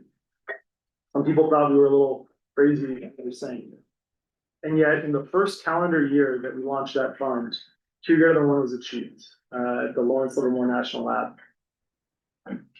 That was a big milestone for this industry. And over the course of the last 3.5 years, just to give some context for how quickly things have accelerated, not only has fusion stayed on this remarkable technical trajectory, if you look at fusion over the course of the last 70 years, it has outpaced Moore's Law. That means that the only real point of comparison is transistor density in the semiconductor industry. This is one of the fastest moving and most advanced areas of technology demonstration in the United States. So that trend continued. Not only did Lawrence Livermore achieve Q greater than 1, but now we're up pushing the limits of Q greater than 5. High levels of gain that show how close we are to full fusion commercialization. That's not the only thing that's changed. When we raised that fund, there was a lot of ambiguity about what the regulatory landscape would look like for fusion because nobody had really weighed in. That's changed. A few years ago, the Nuclear Regulatory Commission, the same federal agency that in a lot of ways has held back the fission industry, came out and said, you guys are right. Fusion is inherently safe, and we're going to treat it that way. And as a result, most of the decision-making is going down to the state level. Fusion should be regulated just like a particle accelerator, like an MRI-grade particle accelerator. And we should let whichever states in this country want to be the home to the future commercial fusion industry do a race to the top to be that de facto HQ for the industry. The federal government then took an unusual step. You don't hear a lot about bipartisan action in Washington, D.C., but a bipartisan group of senators came together to pass legislation that was ultimately signed into law that confirmed this very positive regulatory treatment for fusion. This is going to be a dramatic accelerator for the entire industry. Then the federal government started putting dollars into fusion. We've been putting money into the science of fusion for a long time. You know that because of the national labs you have here in New Mexico. And one of our partners, Scott Sue, spent almost 20 years as a theoretical physicist working at Los Alamos, leading a lot of those projects. When he joined Lower Carbon, he was coming from the Department of Energy, where he led the country's commercial fusion program, identifying the most promising teams who could actually develop commercial fusion on the time scale of the next 5 to 10 years. And he joined Lower Carbon because I'll let Scott talk to this a little bit more, but this was the place where we could exert a lot of leverage to make that happen. While he was in the federal government, he helped to make the first landmark investments from the Department of Energy into commercial fusion companies here in the United States. Private investors followed suit. In the last 3 years, people caught on to what an enormous opportunity this is. We've seen private investment in fusion quintuple, and it's not just venture investors, it's growth investors, it's large asset allocators, it's sovereign funds, it's public markets investors who are trying to get a leg up on the IPOs. And ultimately, a lot of that is happening because EPC was showing up. When we launched 2 greater than 1, that was our first fusion fund. There were no customers for fusion. We could be, we could wax poetic all day and night about how fusion in the future would give us abundant energy and provide 10, 20, 30% of all the energy we produce globally around the world as humans. But no one had actually raised their hand to say, hey, we're going to buy those first electrons. There was no fusion power plant in the pipeline, and that's changed now. All the hyperscalers who've been asking themselves where the energy is going to come from after 2030, they ran through the list. They're going to do geothermal, they're going to do wind, they're going to do solar, there's probably going to be some fission, they're going to burn a lot of natural gas, but none of it can keep up with their demands. And they all arrive at the same conclusion, which is they need fusion. They need the fuel density, they need the around-the-clockedness of fusion, and ultimately they need the cost curve that fusion would be on. And so now some of those deals are public. One of our portfolio companies, Commonwealth Fusion, recently announced a multi-billion-dollar deal with Google to build hundreds of megawatts to power AI data centers. And in the future, it will be not just AI, but advanced manufacturing. So these are just a few of the big things that have changed in the fusion industry over the last few years. I want to take a moment to talk about why we're here in New Mexico. We've been spending time on the ground. Scott lived here with his family for many decades. We've been consulting with the national labs. We've been meeting with a lot of our portfolio companies. We've been meeting with prospective portfolio companies, some that are in New Mexico. And what I can say is when we ask people to consider moving to New Mexico, we have those conversations with portfolio companies already to gauge their interest. It doesn't sound to me like a wild goose chase. It is uniquely strategic. Whether it's the talent, the energy project development know-how, the vision of the state and groups such as yourselves who are thinking about the long-term capital allocation into the industry. It's the land, it's the transmission that you offer. New Mexico can make a pitch to the fusion industry and to a broad range of advanced energy companies that very few other places in the world can offer. And if you add capital, the pitch makes itself. So one of the conversations that we've been having internally is first, what will it take for the state of New Mexico to become the de facto headquarters of the global commercial fusion industry? And what role can lower carbon play to help accelerate it? On the first point, the tipping point is attracting companies to come site here. And Chris made reference to this. There is a window that's opening up right now where companies, some of the leading and best funded companies in this space are trying to figure out where their long-term home is going to be. Most of them are led by CEOs and CTOs who spent time at Los Alamos and Sandia and have a lot of affinity for the state of New Mexico. And they're going to make a decision based on a couple of factors. But at the top of the list are access to talent, land, and partners at the government and commercial level who understand how to develop energy projects. New Mexico can be at the top of their list, but they're going to need incentives to make it happen. Well, we've already seen at a state level, Richard referenced an event that Scott and I hosted. There was broad alignment about how to bring advanced technologies to the state. I think that while fusion is just the beginning, it serves as a wedge to bring a lot of that talent and capital and help to differentiate New Mexico as a home for all manner of advanced energy companies. So the opportunity is definitely there. The role that we can play, how we bring that vision to life, is as the leaders in this space, the ones who lead rounds, who sit on boards, who bring people together, who provide a lot of the kind of technical reference points for the entire industry. We can help them understand why moving to New Mexico is in their interest. We don't have to do it just because we're trying to justify an investment from the state of New Mexico. We can do it because it is in the strategic interest of those companies, not just those companies on an individual level. If we can collect the talent, the capital, the know-how, and the supply chain in one place, we can accelerate the entire industry, which will have massive ramifications for the state of New Mexico, the economy here, the jobs over the next few decades. But those ramifications will be felt all over the world. This is the most transformative energy technology that humans will ever develop. It is the last source of energy that we will ever need here on Earth. And it can be headquartered right here in the spiritual and intellectual home of this entire industry, New Mexico, which has every right to win the commercial opportunity. So just in closing, and I'll hand it over to my partners in a moment.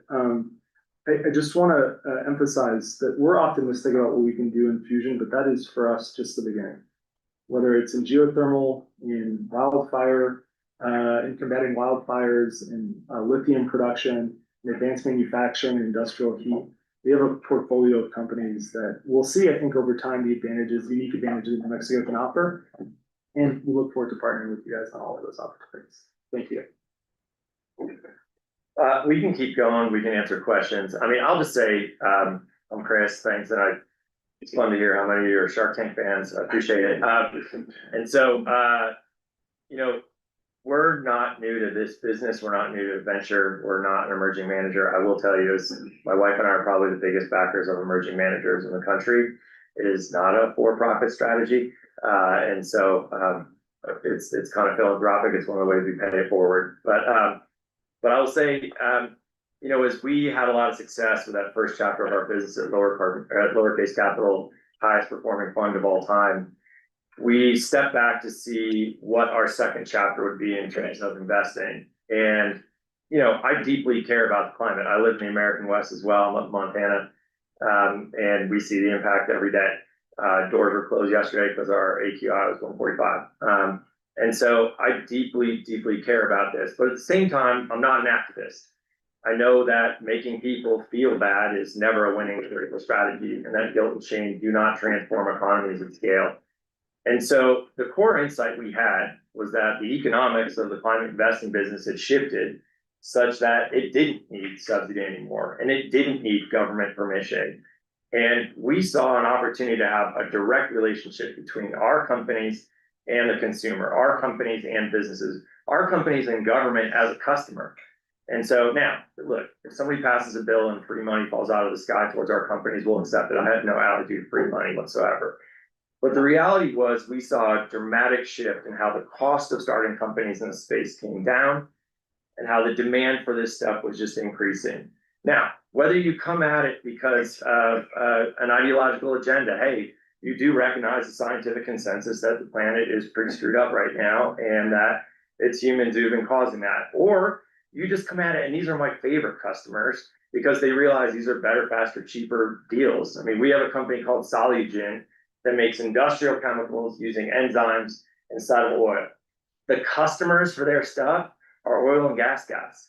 And so they don't give a damn what the climate impact of that chemical is. They're just like, look, is it this chemical? Is it cheaper? Well, then I'll buy it. And so, I mean, that gives me the biggest grin because that's when I know it's working, right? And when I see people who don't necessarily vote the same way, pouring resources into renewable energy because they know the cost curve is driving down, because they know the availability is there, because they know it can reach the industrial heat temperatures that they need to power their advanced manufacturing facilities, that reminds me that it's right. We're doing it right. You know, I completely understand the concerns as fiduciaries of money like this and risk management. I'll tell you, Clay hears it from me all the time. I have that same standard because I am the largest LP in these funds. I have hundreds and hundreds of millions of dollars of my own capital in these funds. As flattered as we are by the potential commitment that we're talking about here, I will remain the biggest investor here. We actually run this business at a loss. Any fee income generated is plowed right back into the business, such that the state of California took the position that our venture fund, the leading venture fund in this industry and the highest performing venture fund of all time, was actually a hobby, and that I was not able to deduct the business expense. I kid you not. And so that it was a hobby loss, and I was not able to deduct the business expenses for our team and everything we do in terms of research and making sure we secure and continue our leadership in this space. And so I completely understand the role of fiduciary in analyzing that risk. Now, at this point, I've been very happy to be in a position to deliver outsized returns throughout my career. I mean, we just sent another 3x of the fund back in the last 4 weeks, and bringing that fund to 8.5x total returns, 17x carrying on paper. And somebody wrote to me, what the hell is wrong with this fund? Why is it underperforming? And so I hold myself to an insanely high standard, particularly because it is my capital. And I am proud that so many other fiduciaries have chosen us, subject to that same standard. From other states like the state of Utah and their education fund, universities all over the place, endowments, Nature Conservancy, I mean, Harvard, University of Virginia, Boston University, schools like Davidson College where Steph Curry went to school. And so it's, with that comes a lot of responsibility, but I have always held it myself to the standard to over deliver on those types of returns. Because frankly, I don't think it's a fair game. I mean, we are in this business of everyone knows to bring us their deals. The number one metric we track internally is, are we seeing the companies? And so we see 94% of companies in the climate space. If that number ever got below 90, I would ring an alarm, because I would say, why are people not bringing us their companies? If you're not seeing that deal flow, there's something wrong. There's some public signal that's wrong there. Once we see all those companies, we have built a team of unmatched expertise in terms of vetting the very best ones. And, you know, you got to see all the companies first, but then you got to choose the very best ones. Then you got to have the deal experience to make sure you're getting yourself a great price with an opportunity for real multiples, as well as enough ownership such that you give the fund a chance to get rich on any single deal. This is a portfolio approach, but ultimately returns are driven by home runs. And so you can't just count on base hits across the way. So with every single deal, we have to give ourselves a chance to return a multiple on the fund. And then from there, and the reason I think it's kind of rigged is that we personally get to improve the likelihood of a positive outcome for that company. That's where the real work is done. Everyone thinks that the real work is in choosing the companies. That's kind of the easier part. And so the real work is in making sure that we come down to the state of New Mexico and bring a bunch of companies and make sure they know the folks within government and the private sector here who can help them actually set up their operations. The real work is in having the relationships with the labs to make sure that we can recruit the very top talent to go work in those companies, and then poach talent out of the traditional tech companies, the FANG companies, who may not have a background in fusion per se, but know how to run a big ass company and know how to take something from zero to public. And so that's where the real work comes in, and we excel at that. I mean, you rattled off some companies we've been involved with. I mean, Uber was founded in my kitchen. We worked on it for 9 months before it was incorporated. I had a badge to Twitter despite the fact I was never an employee, and I personally made their first $35 million in revenue without actually working there. The first check I wrote there was money I needed back, so I was gonna make sure I got a multiple on it, and so on and so forth. And so, we've certainly gotten lucky, but it's weird how we keep getting lucky over and over again. And in this space, we see the same exact playbook, where when we see all the companies and we're in a position to choose the best companies and then make those companies more likely to succeed with the material bets that we place, then it almost doesn't feel fair sometimes. And that's why, my financial advisors would certainly advise me to not be as allocated to this business as I am, but I know this is where I can control the destiny of my own money. And I appreciate the overview of yield curves, et cetera. And like right now, the volatility of this market and this leadership in this White House scares the hell out of me. And so I like playing the game that I can control. And by the way, I am that Gen X replacement. I love the boomer presentation. These are readers. I've now reached that age. But and so it's amazing to me to be in a position to be this confident about the kind of stuff we do. As Clay alluded to, the first fusion fund was roundly mocked. It was a technology that was always said to be 35 years in the future and always will be. We think the mother of all screw ups in this space is starting to believe your own BS a little bit and not questioning your own assumptions. And so when we have robust debate, and by the way, our investment committee meeting involves every single employee in the company, and down to the 21-year-old, everyone gets a chance to speak and push each other. But as we start looking at fusion, a bunch of traditional energy investors told us, like, look, that's where money and capital goes to die, and it's never going to pan out. And we felt very lucky that we were able to go to that space with fresh eyes and actually visit the labs and see for ourselves what is the state of the art without any of the intellectual overhang from years past. And what we found was an exponential curve starting to bend up. And we all know exponential curves in the beginning look pretty damn flat. And I think that's what most people were predicting the progress on. But as exponential curves bend up, humans just aren't built to wrap their heads around that. In fact, our human instinct is to look back and plan future growth based on that slope from before. But we just started to see the data pile up. So in our first fusion investment years ago at a company called Commonwealth Fusion Systems in Boston, we just started to see this move in terms of the energy being derived out of these reactions. And it's funny because it was the CEO and founder of that company who said, "Hey, can I introduce you to another founder in this space?" Like literally a competitor, if you will. Now, Elon is not going to walk you down the street and introduce you to Rivian, it turns out. But in this space, we found this industry is rooting for each other. I mean, Dr. Su knows that exactly. He's lived it, is that there is this collaborative environment of knowing that if any of them win, we all win. And so there we were introduced to another company called Zap, which became our second fusion investment. And we started to see the same type of thing, that same predictable curve that, like Clay said, is actually, it's not even an exponential curve, it's a double exponential curve where the exponent is also an exponent, if there's any math nerds here. And so we just started to see that growth rate. And we're like, look, despite what the market is saying, there is really an opportunity here. And that's where the alpha is. That's where I love, that's my comfort zone, is being there when nobody else is paying attention. So we started to see, look, are there enough of these companies to invest in? Is the technology progressing at a rate that we think will be delivering electrons to the grid and other applications? Is it investable? Will the returns look like venture returns? And do we have a unique advantage that will propel us to win in this space? And when all those things came together, we launched this fund. Now, one of the things we're famous for at Lowercase and Lower Carbon is that if we come up with a concentrated strategy, we always let our LPs decide for themselves whether they want to back us in that or not. And so rather than, there are some household name funds that will, you know, they have one particular, I'll just, without naming the fund, but there's a famous fund that has a healthcare fund that's performed forever. I see people in the industry smiling, they know what I'm talking about. And so they'll say, look, if you want into our funds, you need to pile money into this thing that's going to light it on fire.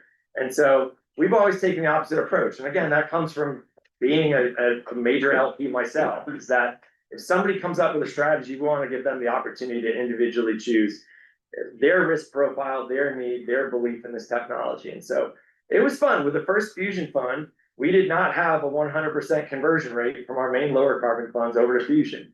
We heard a lot of stories, a lot of fun. Hey, you know, we're allocated already for this quarter. There's always a lot of euphemisms for we don't believe you're going to give us back more money than we're going to give you. But soon after that, Q is greater than one was announced. Net energy started coming out of fusion. And the conversation shifted from if to when. It's no longer if, it is now when. And if you look at the curves and you look what's happening in the labs and you look at the results, when is a hell of a lot sooner than anyone had projected. Now, I love when I still see the mainstream press write with some skepticism about this, because I'm just like, can we please invite you to any of the labs? Name it. Name which company you want to go visit. See the lasers get shot, see the magnets start working, and see what's actually happening there. And that's what's been fun about having Dr. Su there, is it's like, he saw all of this from Los Alamos, he saw all of this from RPE, and then realized that as the only dedicated fusion fund in the world, as the only company with a true broad-based portfolio here, again, in a collaborative space where these companies have no problem with us investing in multiple irons in the fire, multiple approaches to this technology, multiple elements of the stack. So not everyone is going to be delivering electrons. Some are going to be making magnets. Some are going to be making superconducting tape. Some are going to be taking 150 million Celsius degree temperature and converting that to electrons. It turns out like that's hot. And so hotter than the surface of the sun. So you will have this entire industry coming up around this. And it's fun because now the conversation has shifted. And it has shifted, like Clay said, not from will anyone ever be there to buy this to, holy cow, I just saw Commonwealth signed a $2 billion deal. Sorry if I say any specific amounts I'm not supposed to say. I don't specialize in discretion. But sorry, like Commonwealth now has this big deal. I'm not going to pre-announce anybody else's big deals. I'm not going to pre-announce anyone else's Q values. But now we have the customers lined up. Now we know when electrons are going to start hitting the grid. Now we know when electrons are going to start providing electricity at forward operating bases for our military. A different type of installation, a different size of reactor. Now we know what's going to happen behind the meter. maybe not even requiring the transmission lines that are held up in Congress and the permitting reform. And so we're starting to see this array of commercial applications emerge, and the doubters are just starting to be quieted, and I love it. I mean, maybe it just shows in my grin already, but I love seeing the most important transformational development and energy and that any of us will ever see, that any of our children or grandchildren will ever see. This is the last one. This is all we need. And it's happening right now. And the demand curve eclipses what we even had in our original models. And so, you know, I heard, Okay, go ahead. I'm gonna cut you off. I'm sorry. Yeah. I know that you came a long way to be here, but I know she's got questions on due Please. diligence and terms. Yeah. I just wanted to hear very high level on the technology, so it's safer than fission. What about the fuel, issues and the waste issues? Yeah, so the fuel issues, first of all, thank you for the opportunity here. The fuel comes from I'm so isotopes. sorry. Yeah. Can you guys introduce yourselves when you guys are all speaking? I know who you are Yes. now because I've been reading and I know now you're the general partner that's been there for 5 or 8 years. I know you're the owner. Yes, I am And you're Scott from New Shue. Mexico and worked in New Mexico. Yes, Yeah. I'll take a moment if just to introduce myself. Fusion Partner, I joined Lower Carbon in May this year. I left the US Department of Energy in May this year and joined Lower Carbon for all the reasons that Clay and Chris just mentioned. I worked at Los Alamos for nearly 20 years, 17 of which here in Los Alamos physically. Own a home in Taos. Both my daughters were born here in New Mexico, one in Santa Fe here, in fact. And Madam Chairman, I was actually gonna say that you knocked on my front door as you were launching your House 43 campaign many years ago. So it's great to be sitting across the table from you. I can relate my federal experience a bit more if there's time, but just to answer your question directly, the fuel comes from isotopes of hydrogen, different forms of hydrogen. So very different than fission. Fission comes from fissile materials, right? Heavy metals. So like hydrogen, we know what hydrogen is. It's safe. It's fundamentally safe. One of the isotopes of hydrogen is tritium, which is weakly radioactive. It's the only concern is if it gets in water and you drink it and it stays in your body, that's the only way you'll get some exposure to it. The tritium, we handle tritium, but it is something we have to manage carefully, to be totally transparent. The waste issues, there are no long-lived radioactive waste. The fusion reaction creates high-energy neutrons that will activate the surrounding metal structures. So these will be mildly radioactive. You will have to find interim storage for it. No geologic repository needed. What you want to do is maybe store it in shallow burial for 100 years. We have low-level waste repositories around the country that will accept that on a commercial basis. We will need more space like that in the future, but for now, there is a commercial pathway to disposing the activated structural. So you don't need uranium mining for this? No, you do not need uranium mining. You get the deuterium, which is an isotope of hydrogen from seawater. Thank you. And Madam Chair, I believe we have a statement from the governor that she would like Alex Greenberg to read, if you don't mind, if we could ask him to read the brief statement on her behalf. Good afternoon, Madam Chair, members of the committee. My name is Alex Greenberg. I'm the Economic Development Policy Advisor for the Governor's Office. She prepared a statement to read out for today. Okay. Well, I cannot attend the State Investment Council meeting. I want to endorse the investments that the council is voting on today, which will support an emerging and potentially transformative the fusion industry right here in the state of New Mexico. That advancement is in no small part due to the work that is being done at Sandia and Los Alamos National Laboratories. Pacific Fusion's plan to launch a massive fusion project in Albuquerque is attracting not only broad scientific support, but also more than $1 billion in private capital. This is an incredible opportunity with potential to put New Mexico at the center of promising advancements in global clean energy production. While not without risk, this investment has tremendous upside potential and represents the kind of investments that can benefit the state economic development and provide significant return on investment. As chair of the State Investment Council, I stand in strong support of the recommendations of the strategic venture capital program being considered today.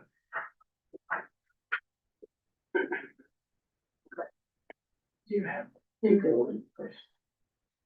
I did want to hear a little bit more about the due diligence process. You sort of cut yourself off, if you could please go into it. Yeah, I mean. I'd say there's probably two main parts of the due diligence when you step back, the in-depth due diligence, there's the investment side of it, and then the ops due diligence side of that. We have a separate team that focuses on the operations due diligence, which is really kind of focusing on more back office things like cash management, technology policies, do they have a disaster recovery policy? And then on the investment side, we basically looked at, just like our report divides into four main areas. One is business management and looking at the team, talking to people in the industry about the team's expertise and their background and how that's helpful to the strategy. We look at the terms as well. This fund does have some of the higher terms that you'll see amongst venture capital, but we balance that out with the team that you're getting working on your behalf, the strategy that they're executing, and then the track record that they've had in the past as well. We'll look at the strategy and how does that fit in both the market opportunity, how does that fit with the state of New Mexico and what the goals are in the strategic venture capital program that were discussed in the structure study. And then on the track record, we looked at both the track record that they have a lower carbon and also lowercase as well. And this is an example of a group, even though they've only been investing in lower carbon since 2021, they have a prior track record prior to lower carbon that we were able to see. We were able to see the realizations and the exits that they had and got comfort around recommending this to the State Investment Council. So just more specifically and without divulging anything, because I don't know that I'm supposed to, but at the top of your page 11, can you talk more about the alignment of interests is below average? Yeah, that's just basically meaning that the terms are premium. That's what that's referring to. That makes sense. So Madam Chair, on that point, I've not seen anything with, are we allowed to say that? This part? It doesn't say confidential.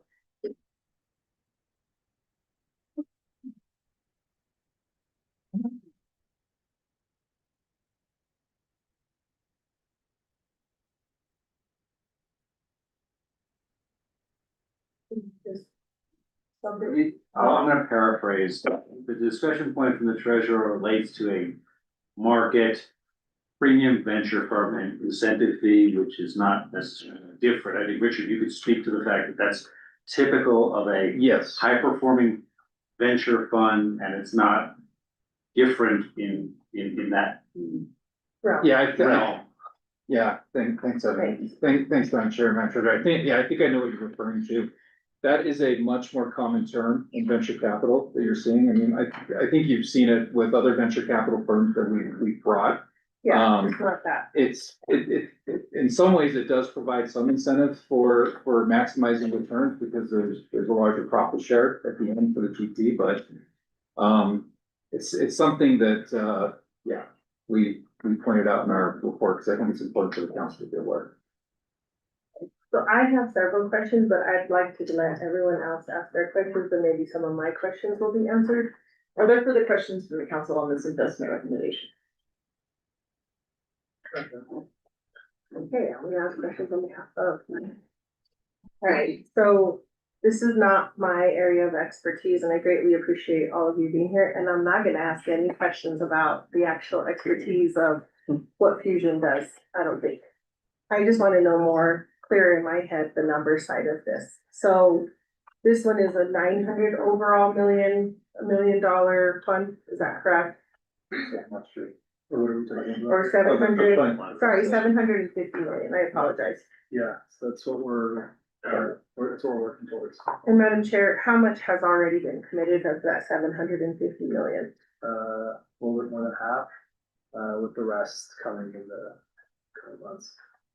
Okay, and of that 750 million, half of it, who has funded this so far? Is it government agencies, entities, what's your Yeah, so breakdown? we have a diverse array of limited partners that stretches government agencies who are existing LPs who are coming back in, nonprofit and university endowments, sovereign funds at the national state level, large asset allocators, as well as corporates. So it's a very diverse array. And I should also note family offices who are interested in this category. So we try to build a diverse pool of investors. Although as time has gone on, we've focused on partners who can be really strategic for us.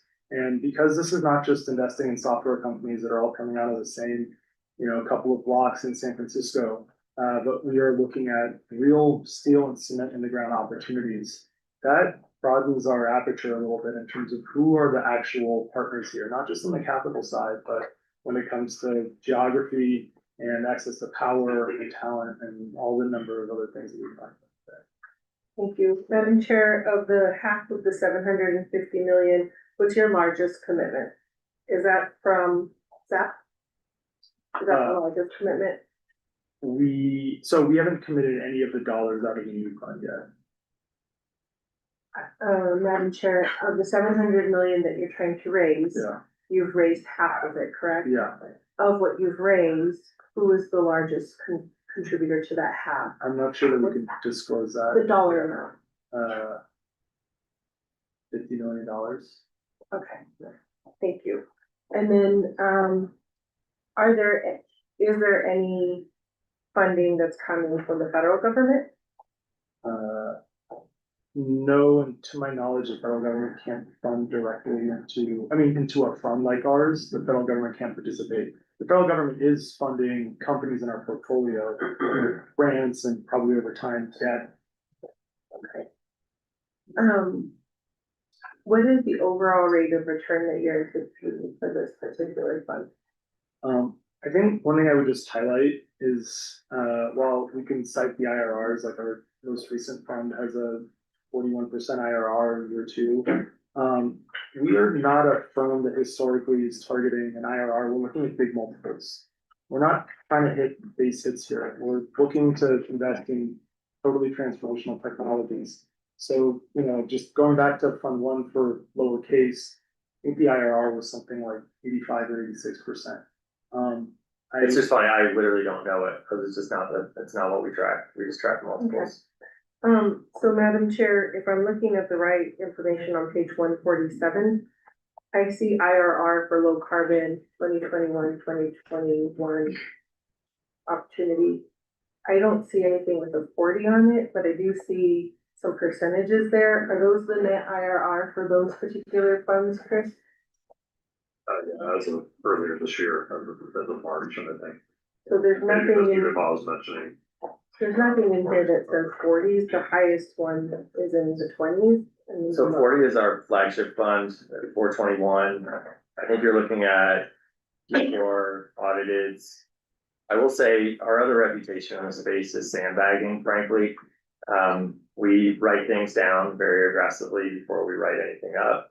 We do not mark investments up, even if momentum is high. We are not a mark-to-market and momentum situation. That just comes from, again, as an LP in so many funds, I detest seeing a manager carry something, even at fair value, which we know is a dog with fleas on it. So we will very aggressively carry stuff below market.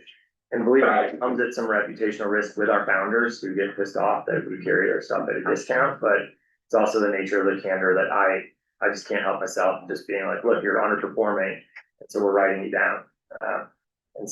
But our LPs know that. So Madam Chair, I know net IRR is not necessarily the one all end all, but for my brain to figure out, remember, I'm kind of the numbers person, and I love all the other parts of how it could potentially save the world. That's all great. But my role here is more about the number side of it. For me to have my check marks marked off, for me to be able to feel more comfortable. Net IRR isn't an end all, but at the end of the day, I'm trying to figure out what is the potential return for the potential risk I'm taking. So if somebody can answer me from that perspective, I think that would be helpful. I would just remind, Madam Treasurer, Madam Chair, I would remind you of the J-curve nature of the business. And so the idea of J-curve is that we invest money, we spend that money, and we spend that money because ultimately the return is on the other end. What I would point out is that none of those have a negative IRR, which is kind of anomalous in this business, that as we've been investing in highly risky companies, and remember, the companies that are gonna fail before the companies that succeed. That's also the nature of this business. So, you know, Stripe didn't look like Stripe for the first 8 years. Yeah. Like Uber didn't look like Uber forever. And so with that nature of that J-curve business, the companies that get a seed investment and fail, or the companies that get a seed in Series A and fail, that happens in the first couple of years. And so those are the zeros we take early. What we do not do as a matter of principle is start writing up the winners early. And so even when we get inbound offers, so Crusoe is a great example. So Crusoe is, if you've seen that crazy video flying over the unbelievably large data center in Texas, that's Crusoe. That's our portfolio company building that, the largest data center in the world with clean energy. And so we would love to mark that up. It would be super fun to mark it up to the value that the secondary market is willing to pay us. But we think that would create an unreasonable expectation with LPs, and so we don't. So we carry it at the value of the last round in which we invested. So Madam Chair, I just don't know what the last round was, and the numbers I'm looking at, there are some And we will negative. be the largest investor after today. Yes. Discuss it. So I think there. Madam Treasurer, if I understand your question, you're looking for some sense of target returns in terms of multiple of capital, or obviously, most funds like this have a target to try to achieve. Pick a number, 3x, 5x plus. I know you guys don't, yeah. I would just say that if we were gonna hold ourselves to the standards of the industry, which is to say targeting like a 3x, that would be I think roundly considered a success, and yet I would be very disappointed with that outcome. Okay, May I offer a lady an answer that might satisfy Yeah, everyone? yeah, You heard today that Vince targets a 7% return for our various organizations. You heard generally that venture might target about a 15%. You've heard that these gentlemen probably have the best venture or some combination of you of all time. And so, and you've heard that Richard say that, I spent a lot of time looking at track record, if you will, of lowercase and so forth. I think it's a reasonable conclusion that you could come to without making a promise of invested returns, that the reason that the commitment is sized the way it is, and the reason why Chris as a fiduciary, Bruce as a fiduciary, Richard as a fiduciary, Vince and John have supported this, is because our professionals believe that there is a potential for tremendously outsized returns. This is staff's conclusion, not the managers, and as well as significant, highly significant benefits to the state of New Mexico from an economic perspective. And I think that data has all been presented. And that's the fiduciary materials from staff and consultant, and it seems to be supported by the presentation that came today. And so, you know, I think that hopefully, you know, without forcing the manager to guess, you know, and that's why there was a discussion of the diligence process. I think you have a good faith basis to extrapolate whatever you believe is the conclusion that can come from that. okay, thank you. There was some comments made about, there's been about $1 billion that have been placed into Fusion in one way or another. I read an article recently about it. I don't know exactly how that ties to you all, but it mentioned that there was, milestones that needed to be met. So I wanted to see of that 900 million, how much has actually been able to be paid? And what milestones were accomplished and what milestones need to be accomplished and in what time frame? Great. And Scott will probably be the best person to talk to some of the milestones, but in the context of Pacific Fusion specifically, they have now pulled 25% of the committed capital in total. They hit their first set of milestones about 6 months ahead of schedule, and they're tracking to beat their second tranche milestones. But Scott, as someone who's designed milestones for now about a dozen commercial fusion companies, so we want to take that question. Yeah, Madam Treasurer, are you asking about the civic specifically here, or just kind of industry-wide question, or both? I'm asking specifically as it will tie in or relate to this particular commitment and what those milestones look like, because this is not my Yeah, field sure. of expertise. I don't know if a milestone is a year or 5 years. I'm just trying to weigh out what is one of those milestones, and then what's the time frame for it, and then you get another 250 million, or how that works. Yeah, so generally the milestones are granular enough that they need to measure significant real technical de-risking, first of all. And also granular enough that the dollar amounts and the timescales are manageable, right? So these are maybe on kind of 12 to 18 month type of cycles for very significant milestones. And the capital amounts are also, fairly manageable. You're not asking for $1 billion at a time. And so this is true of Pacific. This is true of the 8 DOE funded private fusion companies that I had a direct hand in just in the last couple of years. I hope that answers your question. If that didn't. Can I draw the Venn diagram again really quick, just so we're all talking about the same stuff? So Lower Carbon has a family of funds, invest broadly across clean energy, tech, industrial manufacturing, chemicals, that kind of stuff, agriculture. We realized that fusion was really starting to inflect, so we built Q as greater than one as a separate fund, raised, how much? $250 million from existing LPs to go into that, and so that money got put to work across 8 fusion companies. And so those 8 fusion companies have a diverse approach to the way they're pursuing fusion. Pacific Fusion is one of those companies. We basically helped pull the company together. We were there on day 0. We didn't just help fund the company, but we helped design this milestone program, attracted other investors, attracted folks to the board. Dr. Eric Schmidt, my old boss, is on the board there. And so that's one example of a portfolio of fusion companies. Now that we've solidified our reputation in fusion, now the deal flow is all there, our technical expertise is there, our LPs are asking for it. Now there's a second fusion fund coming along. The technology has continued to deliver. This second fusion fund will invest in 8 to 15 companies. I don't want to make up a number, because if there's not good deals, we won't do good deals. And so some of those will be rounds from existing investments like Pacific Fusion that will, as they achieve certain milestones, and others will be new companies. And so this is not a specific Pacific Fusion type, vehicle.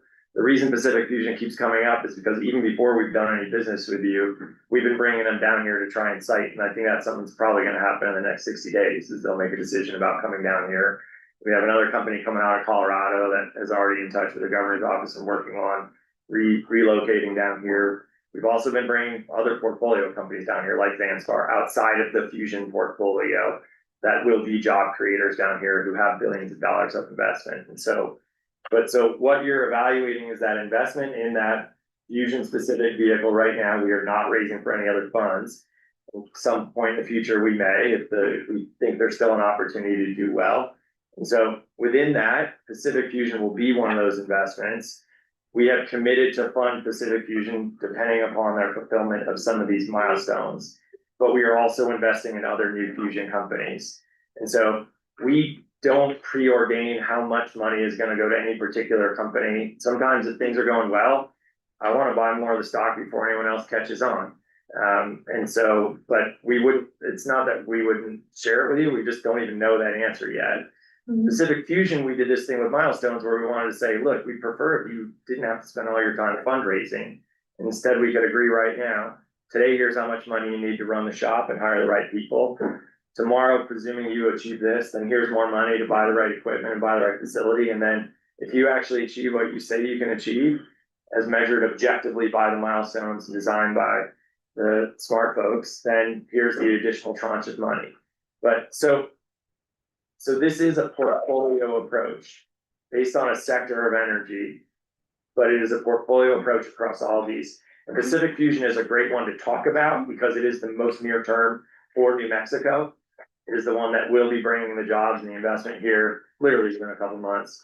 But it is just one of the companies, and done right, we lever everything, all the relationships he has there, and his lunches at the shed. And we get everybody in the state doing business and take advantage of the conditions you've created, Chris. And what you just described for that fund, is that the same for the opportunity fund, or does that operate differently? So the co-invest fund? Yeah. The co-invest fund is the same thing. It's just, look, I have never one time in my entire life given anyone discounted economics on anything, like never.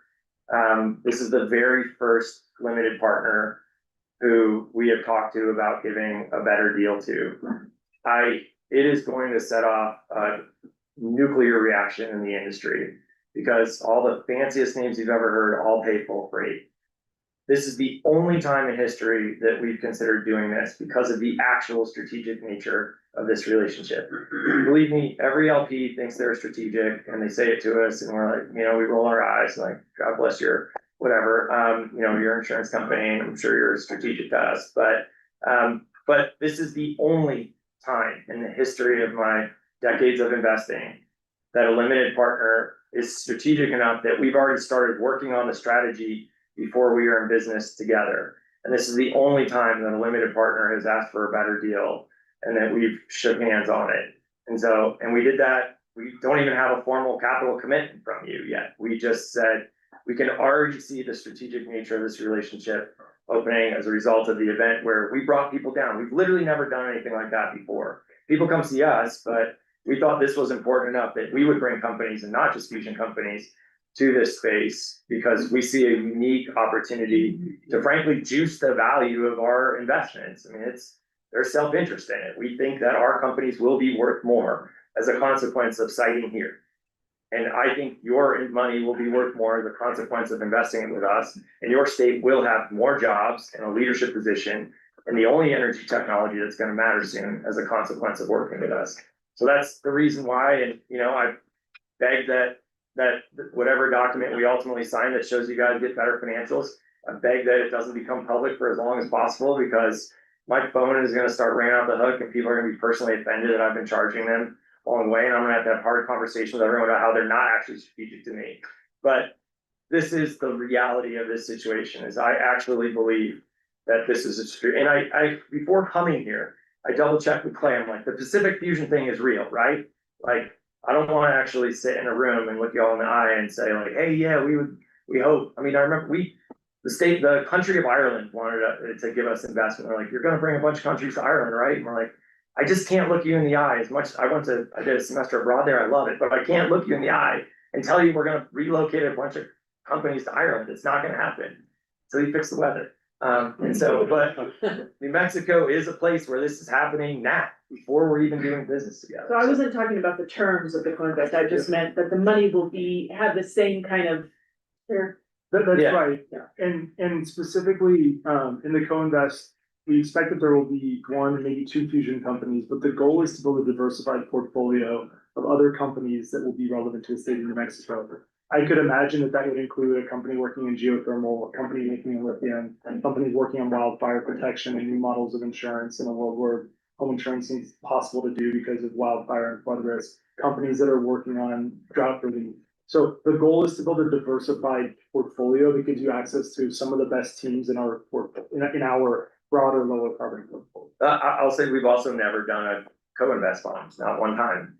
We've never done a dedicated fund for an LP to basically catch up on the exposure to our portfolio that they didn't get because we haven't had a prior relationship with you. I mean, I am gonna get put through the ringer. But with the heads of the major banks, it's gonna happen. And yet, this is how important this is to us.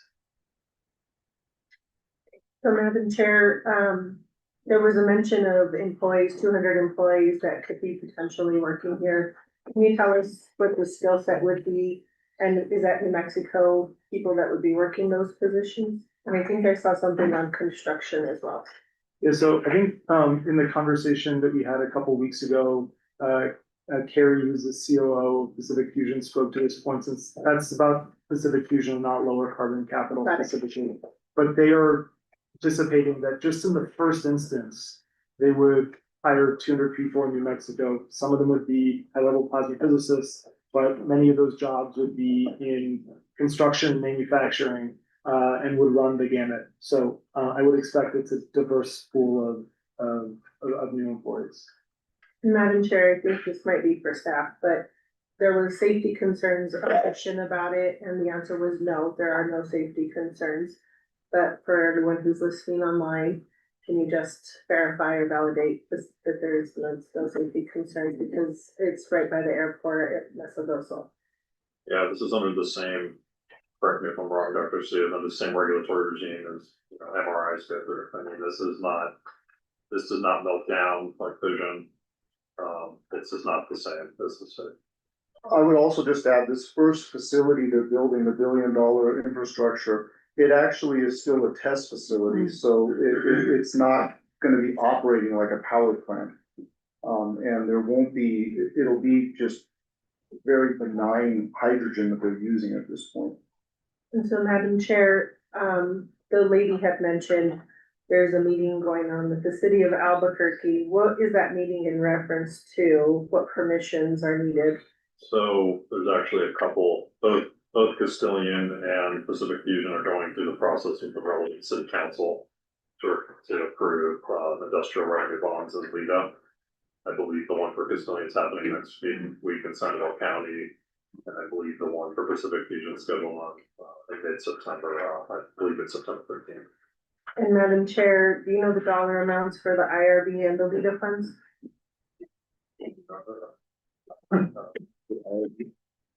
Did not disclose that to us. Yeah, we can get it. We did not get it. Do we have an estimate of what that number might be, or the economic development guy? Oh, please come. Rob Black would be the person. We didn't ask him that level of detail. So, Madam Chair, the reason why I bring that up is a lot of this is also weighing on the city of Albuquerque. And whatever money is in the IRB or the LIDA funds is in addition to whatever we're doing. So the overall risk profile for New Mexico. And then just so I'm clear in my head, earlier we looked at 20%, meaning 380 million. Are we above or below the 380 million in the overall commitment for fusion? Plus. Okay.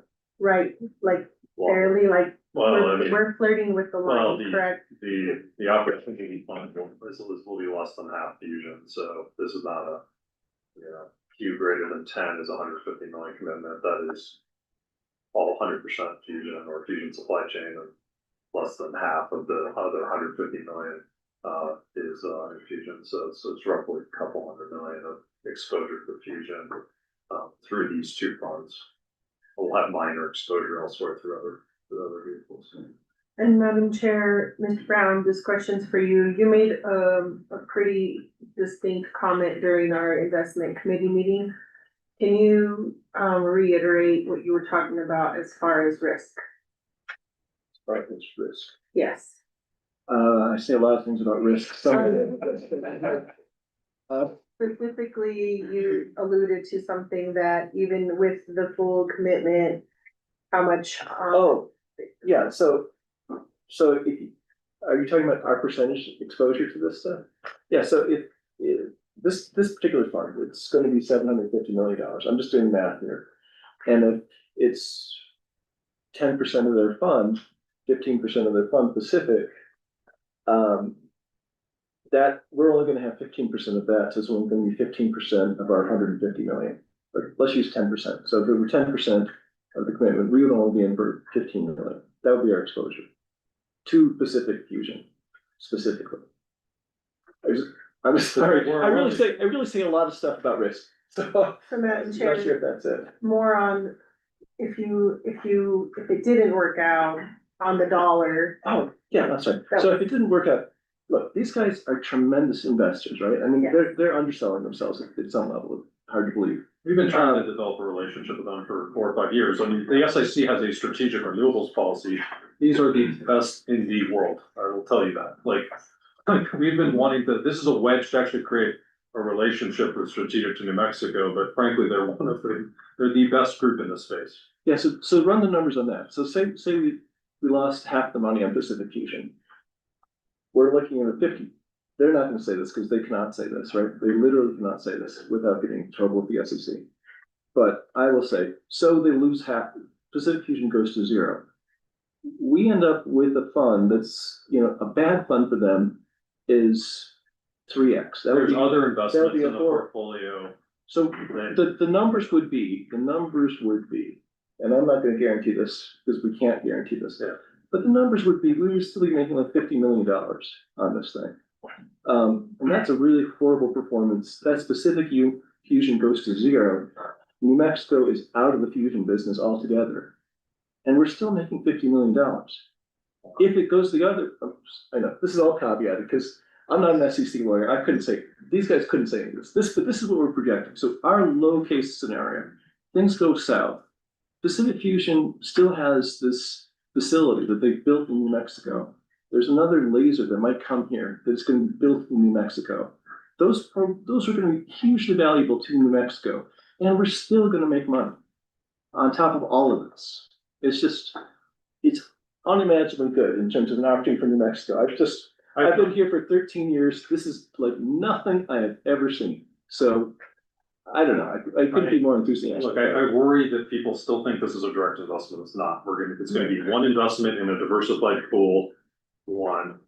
And two, like, we believe, like, fusion in of itself is an investment opportunity. Maybe you made a mistake by just putting that in the memo. I mean, Yeah, we do our best, like, we produce 100-page structure studies and 50 pages of memos, and we try to do our best, and we could have just put that in the memo, and I didn't, and I apologize if it wasn't very clear that. But it's clear on the record now. Part of our issue too is we've been looking at this for 8 weeks now, and it's like, we've seen a lot, we've done a lot of research on the background. A lot of the questions you're asking are questions we've asked too, for a lot of good reasons. I mean, they're good questions you're asking.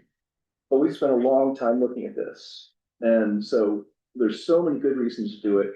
We maybe underwrote our memos, because we're not necessarily seeing but it's just so positive.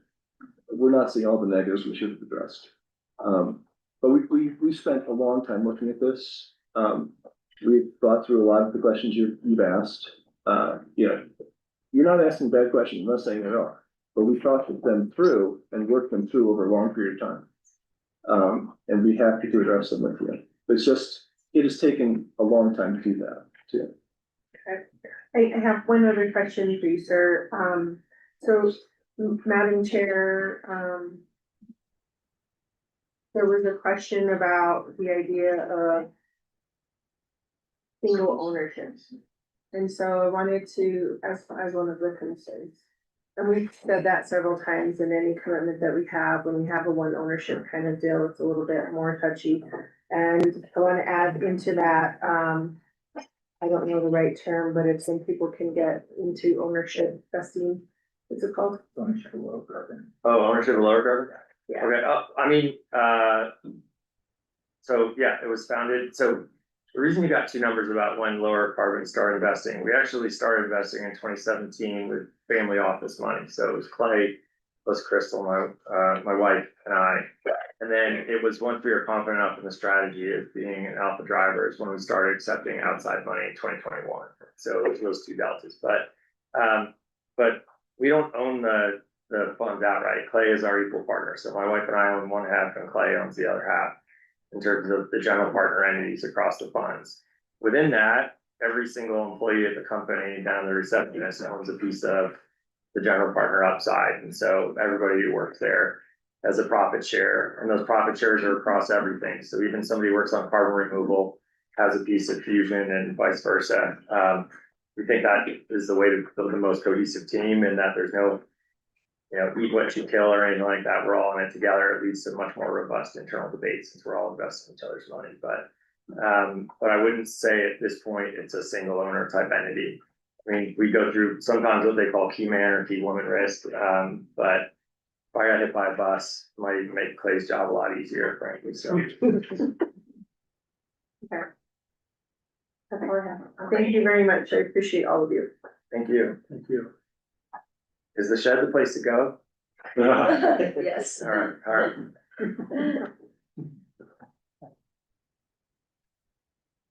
you have any questions?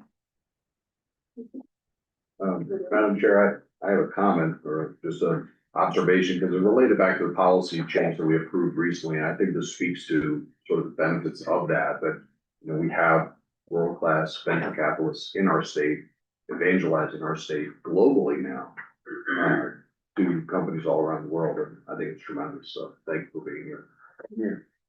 I guess no one else is gonna make any comments, so I'm gonna say these things so that if it's on the record and you understand where I'm coming from. It's a new commitment. It's the single owner situation. It's close to the 20%. Potential over concentration, which was listed by Mercer as well. The company returns are, I don't quite know exactly. But I got some feedback on that. And the governance aspect was considered weak in the overall spectrum of everything. I think all of my other questions were answered, and I feel a lot more comfortable about this. I don't wanna be the person that doesn't take any risk. I'm not a risk adverse person, I don't even gamble. If I do, it's less than $20, and that's just for fun. Cause somebody says I don't gamble. This is a lot harder for me of a pill to swallow. I know how much the team worked on this and how passionate and dedicated they are. And so some of this also comes with the excitement of innovation and being the leader. I've been the person to complain a lot about people not making bold decisions, like my baby bonds, because they either don't read the data or they don't see some of the risk is mitigated.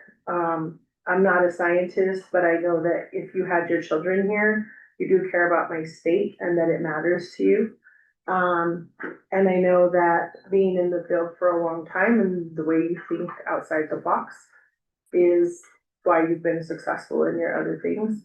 And so for me, I'm gonna take the risk today and support this initiative because there is not that much of a loss if it doesn't work. But the gains for my scientists, for our families, for our New Mexicans, for being innovative, for being top notch in the sciences and the STEMs. And yes, to the land commissioner's point, 'cause she's always concerned about climate to save, you know, the idea of the world. I'm gonna support this. So I think that was very well stated. You articulated literally I have a lot of turmoil. I have a stomachache actually. And maybe it's because I got a it's. pimple because I've been so I've been able to sleep because this has been stressing This me is out. hard. It's a brand new technology, brand new company. I mean, you guys are asking us to trust, a lot of trust here. Yeah, there's a lot of. And like, you know, we don't wanna be the ones with our names on it if it all goes to shit. I think that the looking and listening to the presentation, hey, technology is ever evolving. This is a technology that has been on the edge of nuclear technology for a long time. If there's an opportunity to be on the front end of this, it ought to be here, of all the states. Yeah, it's a risk. It's not a huge risk in the overall scheme of this venture, the way it's being presented and the way it's being funded. So I don't think we're taking any more risk than we've been taking in some of the prior investments in the state. This has a lot more backing to it, scientific approach. I think it's an opportunity. So I'm fully in favor of this. Is there anyone in favor enough to make a motion? Happen to. Or make sure, but yeah, I guess so. You don't got a motion to make. Based on the recommendation of the Council Investment Committee Advisor Mercer, SIC staff with general fiduciary oversight from RBK. I move that the State Investment Council approve the commitment of up to $150 million to lower carbon Q10, lower carbon Q is greater than 10 fund. And also a commitment of up to $150 million to lower carbon New Mexico Opportunity Vehicle, subject to and contingent upon New Mexico legal requirements, New Mexico State Investment Council policies, negotiation of final terms and conditions, and completion of appropriate paperwork. Second. And so we've got a proper motion by member Allen, we've got a second by member Summers. Any discussion on the motion? Hearing none, if you please the roll call vote. Commissioner Stephanie Garcia Richard, Yes. Treasurer Laura Montoya, Yeah. Nick Caius, Yes. Catherine Allen, Yes. John Bingaman, Yes. Kelly O'Donnell, Yes. Alan Sanchez, Yes. Kurt Summer. Yes.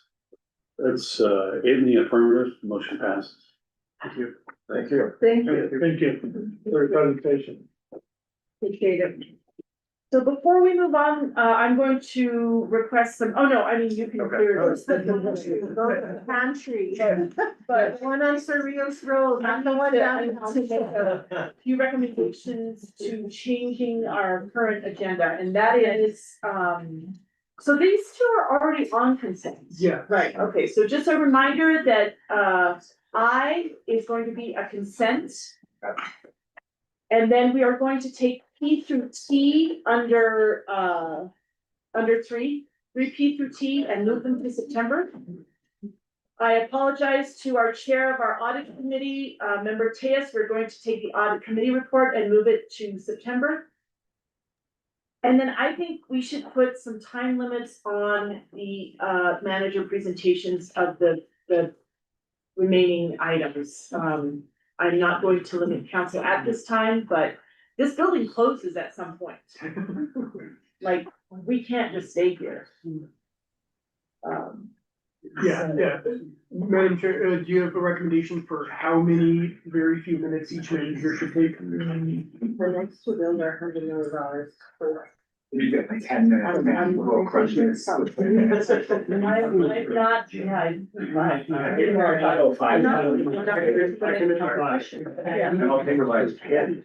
So let's say 5 minutes for managers. That's not include staff, just manager presentations.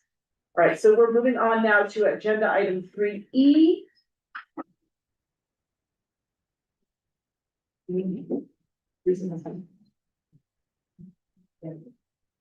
Offset fund one. Offset fund one.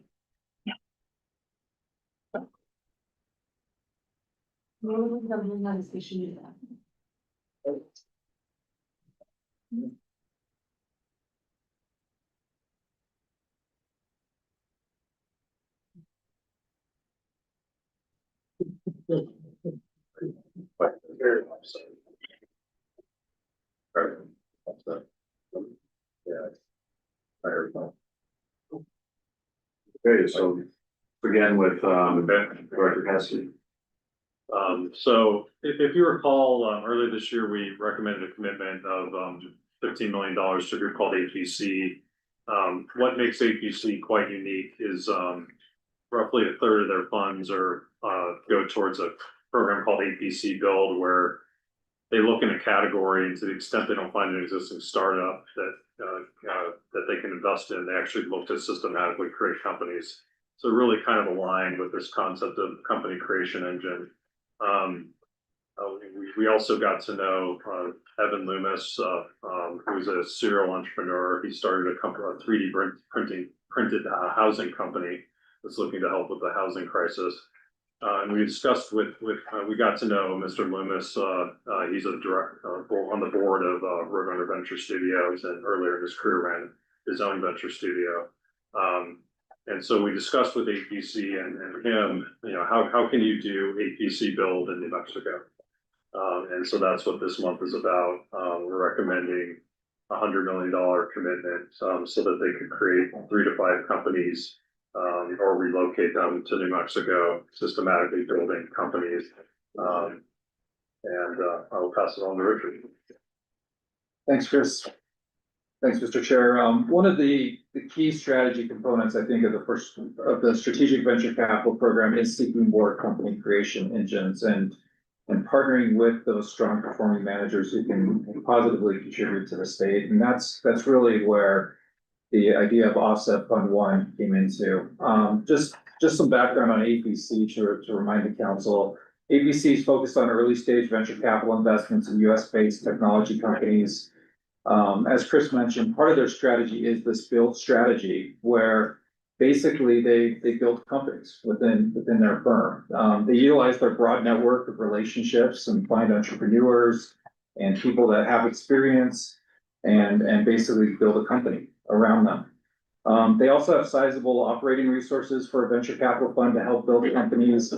And, this specific fund, the Offset Fund One, Drew Oding, who's one of APC's co-founders and partners, is gonna be one of the leaders of this fund. And Drew leads the build program at APC, so he's very closely involved with that.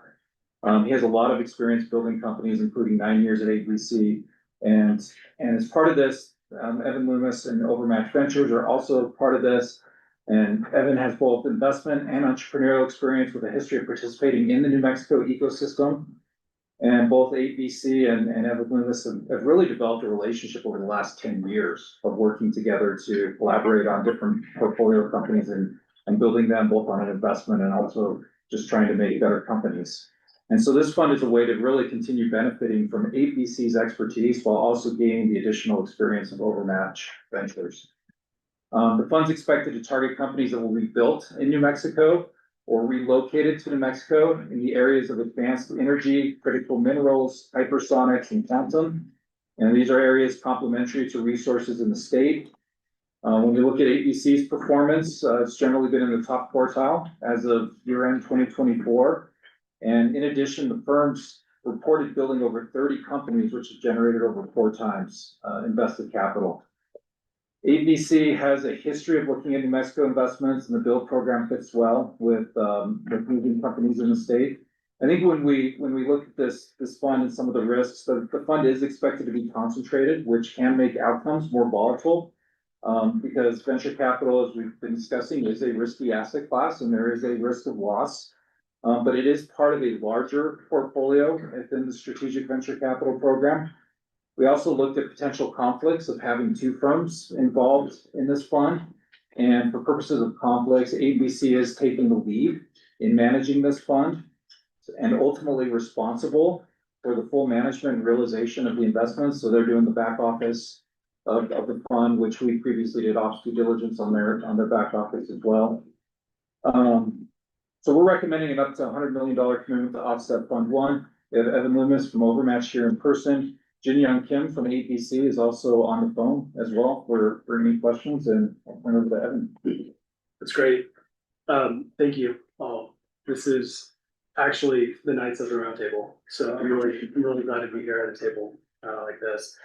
And the only thing I'm sad about is I had about 45 minutes of a presentation for you that I'm gonna have to shrink down to 5 minutes. I'm just kidding. It was always 5 minutes.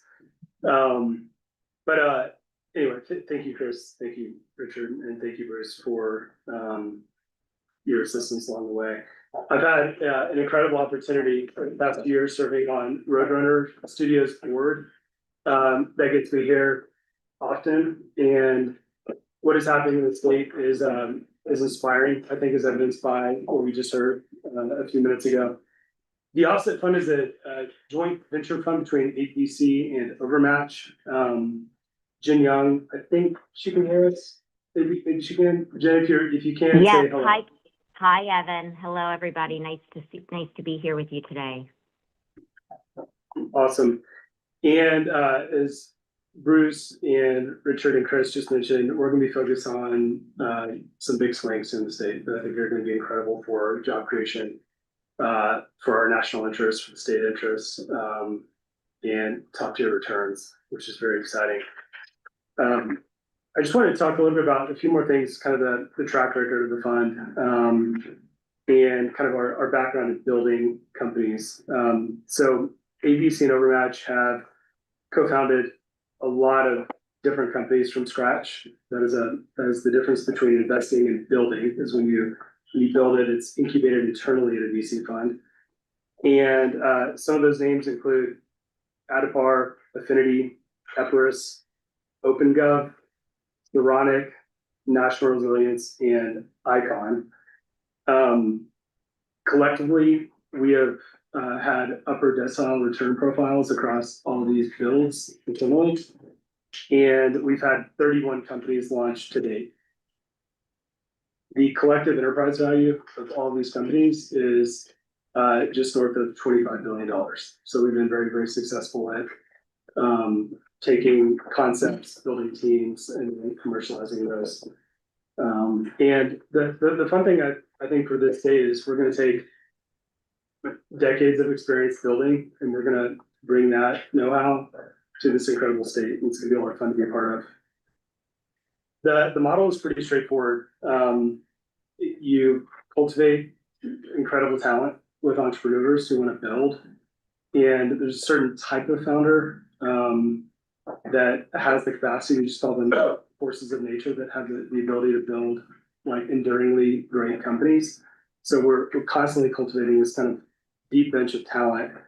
And we're looking for large market dislocations. We're looking at breakthrough technology areas and critical problems that need to be addressed, number two. And number three, once we start digging in to these dislocations and breakthrough technologies, and we find kind of a match between entrepreneurial talent, we don't kind of turn the keys until we think we have like a major asymmetric advantage to go after. And so that's kind of all a part of the process of getting something launched from scratch. So part of the secret sauce, and maybe I say there's a green chili secret sauce, which I'm a big fan of. It's just kind of combining the talent and the capital and the market know-how at the right time, at the right place, to do that. So some of the areas that we're laser focused on right now within New Mexico, this will not be a big surprise to any of you, are advanced energy, critical minerals, hypersonics, and quantum sciences, all of which are areas that the state, I think, really shines in. And I think there's a lot of kind of diamonds in the rough, if you will, within those sectors. So for us, we see this as an opportunity to take a proven model and combine it with this incredible state.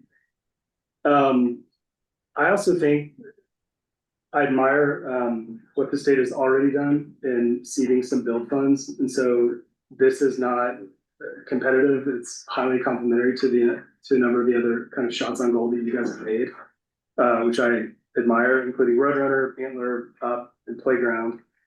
And so for us, this our home run scenario is that we get a win-win-win. We launch companies that are vital to our national interests, our state interests. We provide outsized returns, and we go out of really good jobs here. So thank you again for having me. I think I stayed only my 5 minutes, so that was it. Put that in the win column. Madam Chair, just so I'm clear, ABC, we've committed in the past, how much? 15 million? And this 100 million is for both ABC and offset? We're putting it under APC because APC is ultimately responsible and they're using their resources to manage this. Okay, and then Madam Chair, overall, how much is that fund? Is that 986, is that 968 million? It's 100 billion. And Madam Chair, how much has already been funded? Not much. It's barely, I don't even know if it's. I don't even know if it's. Fund 6 is about 30% called today. And Madam Chair, if you could just tell me what's the largest dollar amount that has been committed by any one entity? Or Jin Young, do you have a sense of the kind of larger LPs in your $1 billion fund 6? Sure, yes. The largest commitment we capped at 100 million in 8VC Fund 6. And our hope would be for the state of New Mexico in future vintages of 8VC funds to be able to grow and build a larger position than the initial 15 million we did earlier this year. And this is a very exciting, the offset fund was always part of the longer term strategy for our partnership with the state of New Mexico. So we're very excited to be able to have the opportunity to do this and then hopefully deepen the partnership through the 8VC funds in the future as well. Madam Chair, do you have any other commitments from New Mexico? Jin Young, I don't think I recall you having relationships with Para. I don't know if you have, I'm not sure everything's public. We don't have an existing relationship with Para, but we have since met them. So I think in a future, perhaps in the future, there might be a future opportunity to work together, but they're not an existing partner. And Madam Chair, of the 100 million, what dollar amount did you say your percentage would be included with? Anything for the infusion? Zero. Thank you. Any additional questions?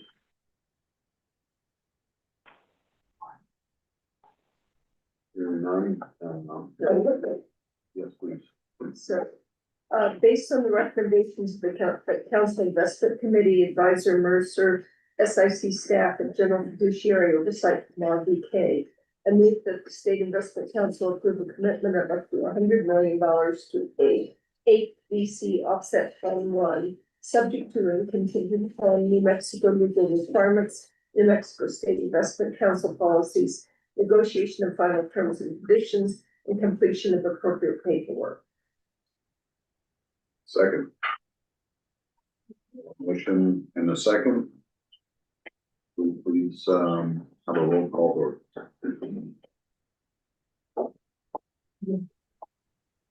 Commissioner Stephanie Garcia Richard, Pass. Treasurer Laura Montoya, Yes. Nick Case, Yes. Catherine Allen, Yes. John Bingaman, Yes. Kelly O'Donnell, Yes. Alan Sanchez, Yes. Kurt Summer, Yes. Commissioner. Yes. Okay, thank you. That's 8 in the affirmative. Motion passed. Thank you. So, thank you all. Appreciate it. Thank you, Jen. Good day. Thank you all very much. Thank you. So we're gonna go now to agenda item 3. Yeah. Light speed.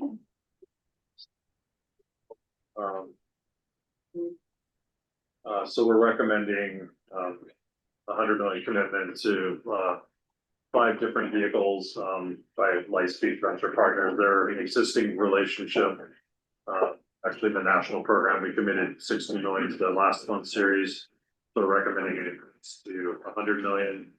As we discussed earlier in the meeting, they already plan to make investments with the New Mexico nexus greater than that, in combination between Castilian and Pacific Fusion that are both making site decisions for New Mexico soon. That's the one Richard for minutes. Yeah, but like Chris said, I mean, this might be a little bit confusing because it's a re-up for the SIC, but Lightspeed was not previously part of the Strategic Venture Capital Program. This is one of those consequences of the structure study where the council opened it up to not just New Mexico, not just companies headquartered in New Mexico, but companies that are establishing operations in New Mexico and a presence in the state. And that now fits with Lightspeed and a number of the portfolio companies that they're doing. And so that is a positive that we're able to look at this in the Strategic Venture Capital Program now. Because Lightspeed has a large venture capital portfolio. So I mean, it's great to have a partner where they're looking at a lot of different companies and are able to look at potential fits for New Mexico in their portfolio. The SIC previously committed 60 million to across 4 Lightspeed funds. And although it's still relatively early, those funds have generated a net IRR of 18% and a net multiple of 1.3 times as of March 31st, 2025. Lightspeed started in 2000 and it's grown to be one of the more well-established venture capital firms in the industry. It's led by 3 senior investment partners who've worked together for more than 16 years. And their investment team consists of 52 people and covers really multiple sectors, stages, and geographies. Very much a global firm. And we like that you get this broad expertise from one firm and one commitment. The firm has a deep network and sees a lot of deals, allowing it to be highly selective on where it invests. Post-investment, they're very active in working with management teams to create value. They actually have a platform team internally that consists of operating professionals to support portfolio companies. They've also generated attractive absolute and relative performance across multiple economic cycles. The performance that you'll see in our report, funds generally rank above median against the venture capital benchmarks, and this is really driven by strong realized performance. So we're recommending up to $100 million commitment to the Lightspeed funds. And I'll turn it over to the Lightspeed team. Thank you so much. Good afternoon, Madam Chair, and thank you so much to the Council for inviting us to present to you today. I'm Angela Sibley, a partner at Lightspeed, responsible for managing our global investor relationship. joined here by Robert Jane, who'll introduce himself more fully shortly, but he's a senior member of our investment team. It's been a pleasure to partner with the state of New Mexico for the last 4 years, and really an honor for Lightspeed to be considered under this new strategic venture capital program with our latest set of funds. We do really believe that our participation in this program will only deepen our relationship with the team and our commitment to New Mexico, and allow us to really jointly contribute to New Mexico's position as a leading hub for innovation in the United States. A few things on Lightspeed, what differentiates us and what makes us unique. I'll point to 3 key areas. One is really our focus since our founding 25 years ago on enterprise, and for over the last decade, specifically around AI. That is kind of roughly 2/3 of where we deploy our capital today. And as you heard earlier, frontier technologies represent a very small part of that in terms of our overall portfolio. The other third of our business outside of enterprise and AI is really focused around fintech, healthcare, and what we call kind of interactive media. So it's a pretty diversified portfolio, but really with a very heavy emphasis towards enterprise and AI technology. Second is our global practice. So, 2019 was the first year that we saw more unicorns or private companies valued over $1 billion outside of the US, inside of the US. And so we really believe it's important to be wherever the best entrepreneurs and founders are in the world. So while the majority of capital is invested here in the United States, we have teams on the ground in multiple countries in Europe, in Israel, and in Asia as well. So there's a bit of geographic diversification there. And third is really our team. Our team is deeply technical in nature, really ex-operators, ex-founders, folks with very deep domain expertise, and we're very high conviction investors. So most of our investment partners will make 1 to 3 new investments a year based on their real core in-depth understanding of the technologies that we're backing.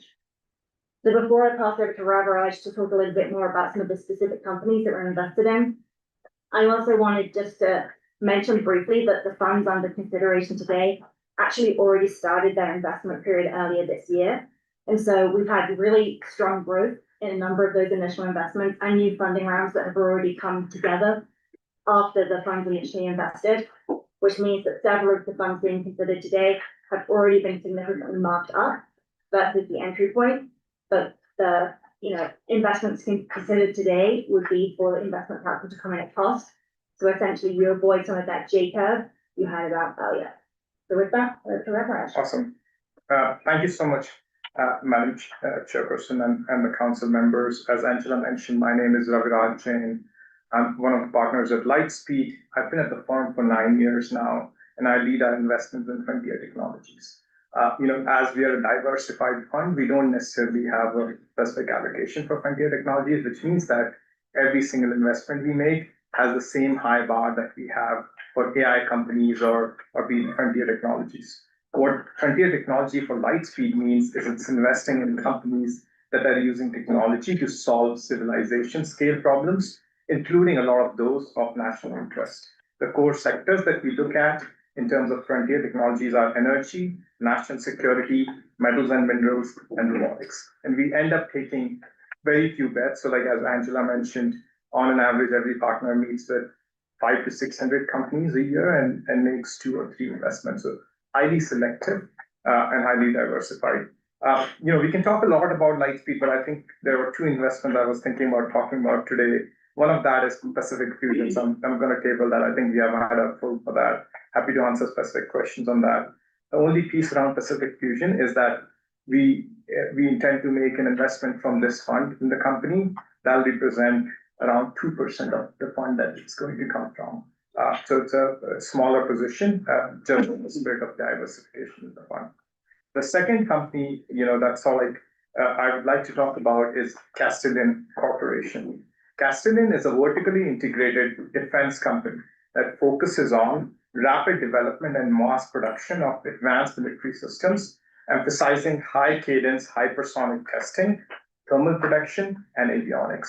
The company was started by a team that led the Starshield program at SpaceX, and that took the business from zero to several $1 billion in a very short time. The CEO left with a few folks at SpaceX to start the company in 2022. Castellan aims to become a modern defense prime that specializes in vertically integrated, low-cost development, high iteration and high volume manufacturing of missiles and hypersonics for the US government. Even though the company started in California, Castellan is in late stages of conversation in establishing a major hypersonic weapons manufacturing and testing facility in Rio Rancho in New Mexico, marking a transformative economic development opportunity for the state. The project represents a strategic partnership between Castellan, New Mexico state government, and the Sandoval County to create a cutting-edge defense manufacturing hub. Castellan will produce and test majority of their missiles and solid rocket motors in New Mexico, and the lease under consideration is around 40 years. As a part of the move to New Mexico, Castellan will be committing to invest up to $125 million in the state, including around $108 million in capital expenditures for construction, machinery, equipment, and facility build out. They also intend to generate 300 new jobs in the state over a 5-year period, including 200 in manufacturing and production, and 100 in engineering and high value, so like high education roles. Funding sources have been, obviously, apart from Lightspeed Venture Partners and other investors, it's also been federal contracts and DoD.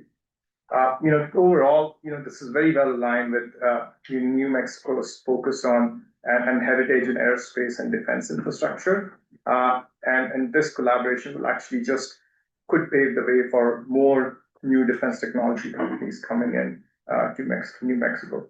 And these are just the two examples on Pacific Fusion at Castellan. We are currently looking at several other opportunities in the energy space, including in fission, geothermal energy, in metals and minerals, and they all could be potential prospects in the future, or some of them may already be considering New Mexico as an opportunity for them. Happy to take any questions. Hello, can you please tell me what you're doing in Rio Rancho again? So this is a company called Castellan, which is building hypersonic missiles, and Rio Rancho is the facility to do production of these defense systems. Madam Chair, where is that located in Rio Rancho? I think there's something in the Sandoval County. I do not have the specifics, but we should be able to share that. So, Madam Chair, Chris, Richard, what's the operational risk of this type of investing?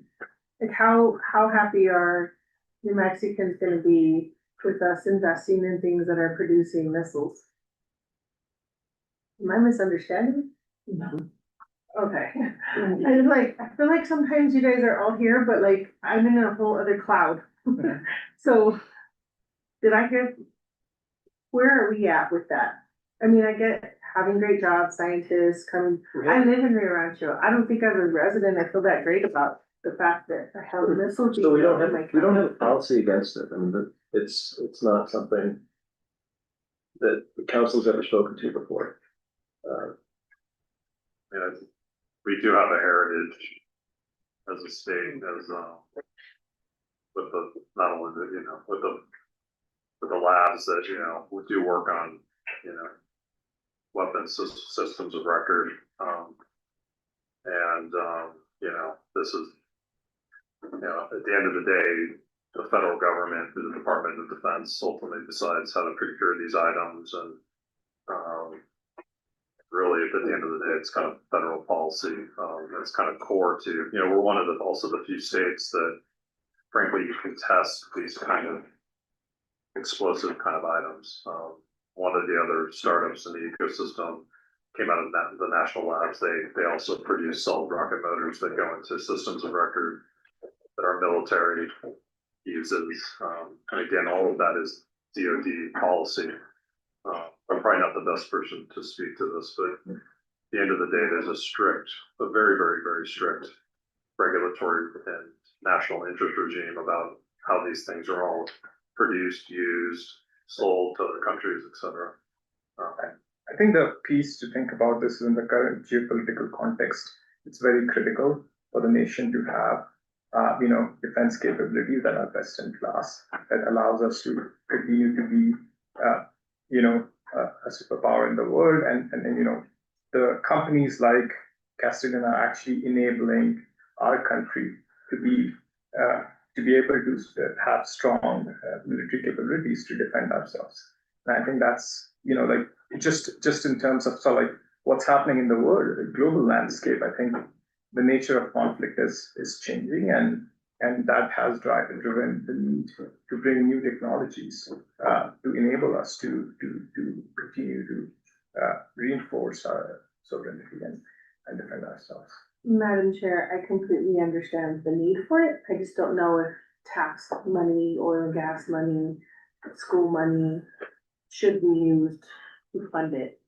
So I'm reading the paperwork and it says that it's in the Rancho 917 acre site, production and testing of missiles and solid rocket motors. The lease term is 40 years and it just started in August of 2025 with a timeline of 4 to 5 year deployment period. Did Sandoval County invest in this? Yes. Yes. They're going through the approval process and they're going in front of the Sandoval County, the city council next week so this is being, The IRBs. the IRBs only, They're jumping the gun a little bit, but they have site control, we don't exactly have. correct, it's not the full decision as yet. And Madam Chair, again, there's another $5 million in LEDA fees. 1.5 million annually, 2026 to 2028. 500,000, 2029.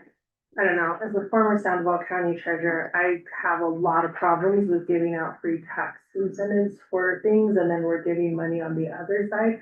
I get the incentive and the idea of economic development, but it's like, who do you want to be when you grow up? I mean, I don't even want to be a part of the federal government situation that's going on right now that's creating the problems that are exactly what you say we need and why we need it.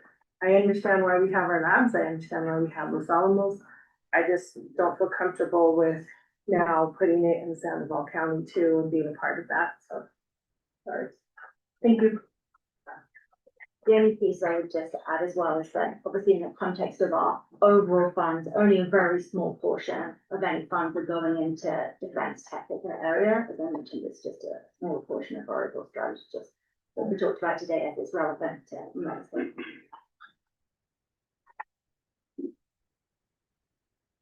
I think if you think about the total of our fund families, the total amount going to defense is likely going to be 5% or so. Total.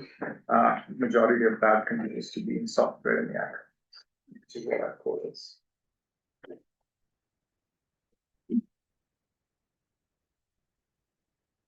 Any further questions?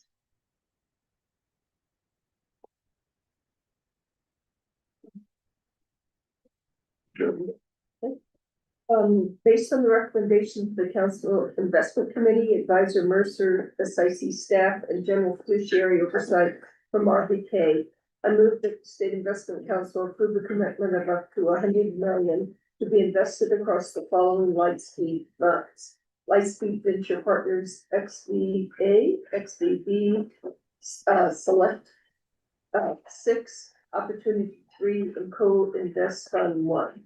Subject to and contingent upon New Mexico legal requirements, New Mexico State Investment Council policies, negotiation of final terms and conditions, and completion of the appropriate paperwork.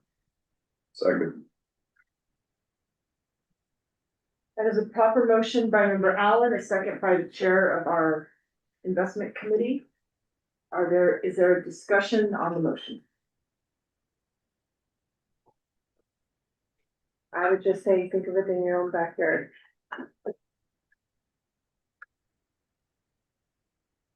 Madam Chair, Madam Treasurer, I think one thing I would note is that a lot of our communities across New Mexico are heavily dependent on the defense industry. In addition to our national labs, we also have multiple military bases. We have a White Sands Missile Range. The military is an important and vital part of the New Mexico economy and our GDP. Many thousands of jobs rely on it across the state. And many communities do welcome this sort of investment into their backing. And Madam Chair, if we're gonna go down that road, I would say a couple of things. That's my backyard and I'm not that comfortable with it. number one, and number two, we need to have a bigger discussion that since this isn't part of our investment policy, where do we stand as a council? I know we have an ESG policy, but we need to have an understanding when things are coming before us about the operational risk, and we've talked about that, but we haven't really heard it yet, and that's part of our cheat sheet that we're probably getting next month, but operational risk matters, especially in your own communities and in your own state and in the world. We need to be aware when we're making decisions that we're putting a certain percentage of money into certain things that we either agree with or disagree with. Some people today agreed with climate, save the world. Others, save the world, bomb it.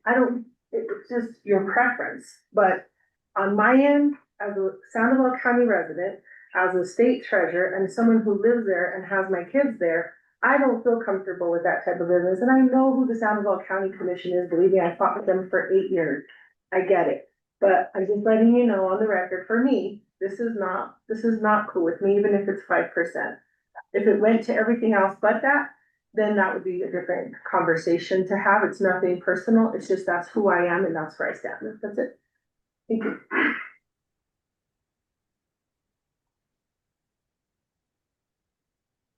Ready? Commissioner Stephanie Garcia Richard, Yes. Treasurer Lauren Montoya, No. Nick Katz, Yes. Catherine Allen, Yes. John Bingaman, Yes. Kelly O'Donnell, Yes. Alan Sanchez, No. Kurt Summer. Yes. That is 6 in the affirmative, which passes.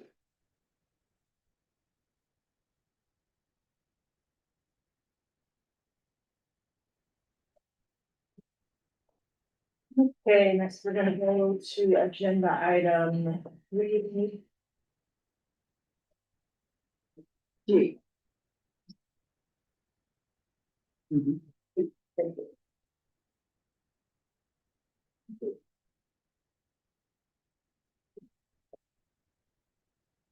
Okay.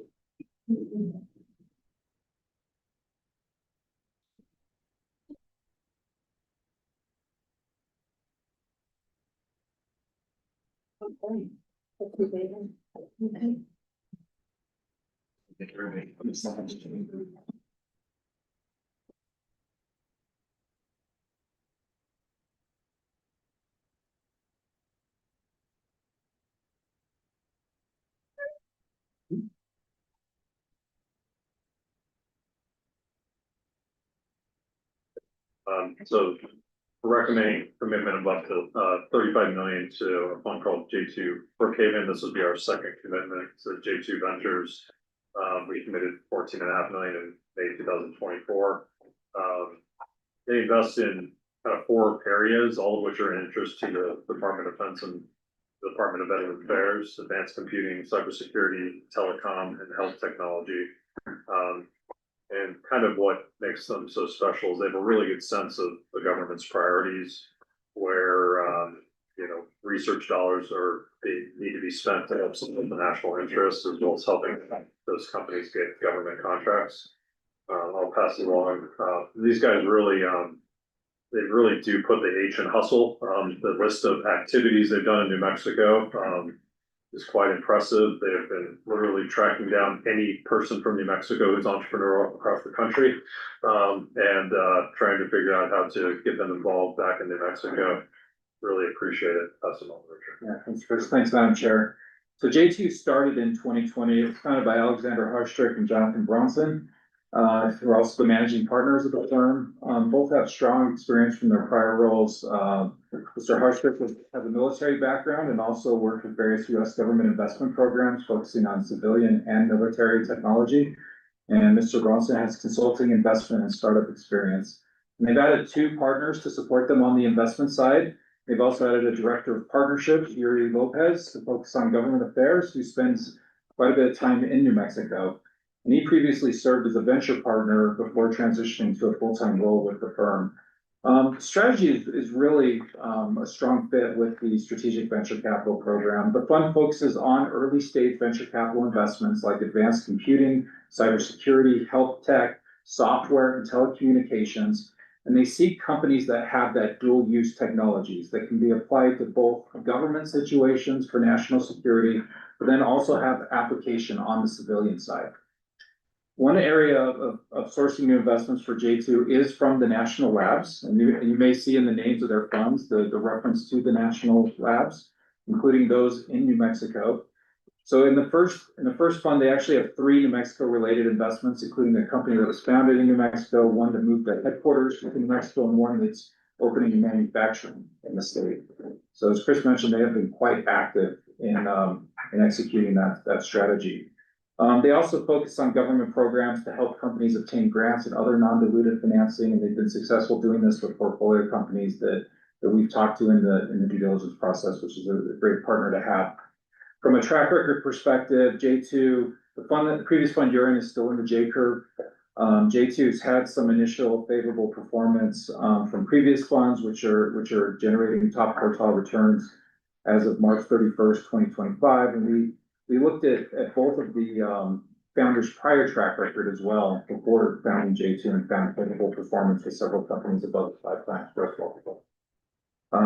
And we're recommending a $35 million commitment, and with that, I'll turn it over to JP. Thank you. I appreciate the hesitation in your voice to hand me the mic, Richard, and you're right to do so. So you do have 5 minutes for the collective. I talk the most, Madam Secretary, and that's because I'm a Columbia alum, and I think you kind of get where I'm coming from here.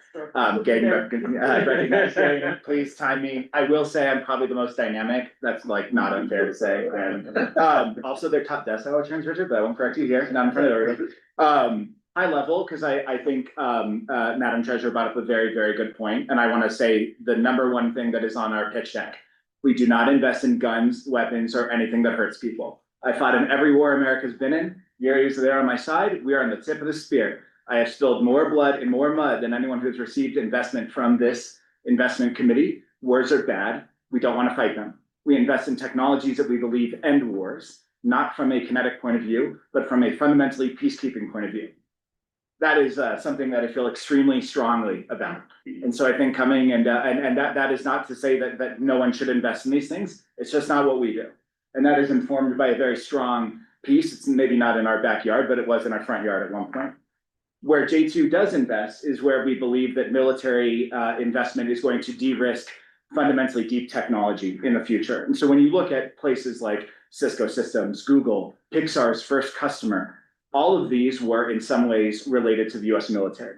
I was sitting on the other side as a government official, granting all of these contracts when I came back from Afghanistan. Actually, no, I came back from Iraq. I was in Afghanistan. I came back from Iraq. And working at the Pentagon, and in the process of that, gave about $3.5 billion of government contracted awards. I was a first lieutenant at the time, eventually made captain. And what I found interesting about it was the national conversation, I think, often has this overture around kinetic technology, but where America was really, really falling behind and where America was traditionally leading would be in areas that are fundamentally private sector in nature. And that's where J2 focuses. And the 4 main areas that Chris, Bruce, and Richard had brought up, which would be advanced computing, healthcare as it relates to remote physiological monitoring. If anyone here is an Aura Ring user, Aura is probably one of the best defense contractors of our modern time. Cybersecurity and telecommunications and infrastructure. Sorry, we were waiting for 5 hours, and it did take me 26 hours to get here. We were in Spain yesterday. By background, our returns speak for themselves. I can point to it. Our DPI is top decile, top 1%. Our TVPI is top decile. Everything is top decile. Even the fund that you guys are in, Argonne, named after the National Lab, will have some information to share with you later this week, will be top decile. Our goal is to kick ass. We are unapologetically dedicated to the state of New Mexico. Our biggest investor is $50 million. You guys are nowhere near that. We actually had to cut somebody back to make room for the state of New Mexico. You're the last check into this fund. Will be one and done at our hard cap, done. Everybody who invested in our previous funds has doubled their commitment into this fund. We actually have it's very difficult to bring on net new investors. And I will say in the course of that, we have a ton of investments in New Mexico. Yeri Lopez has spent over 100 days in the state. And my God, you should be a citizen by now. We're opening an office in Santa Fe and Albuquerque. We'll have a state apartment. there is no metric that you could rank us on that we do not believe we are going to be your best manager in doing it. And I'm unapologetic in saying so because we're very competitive.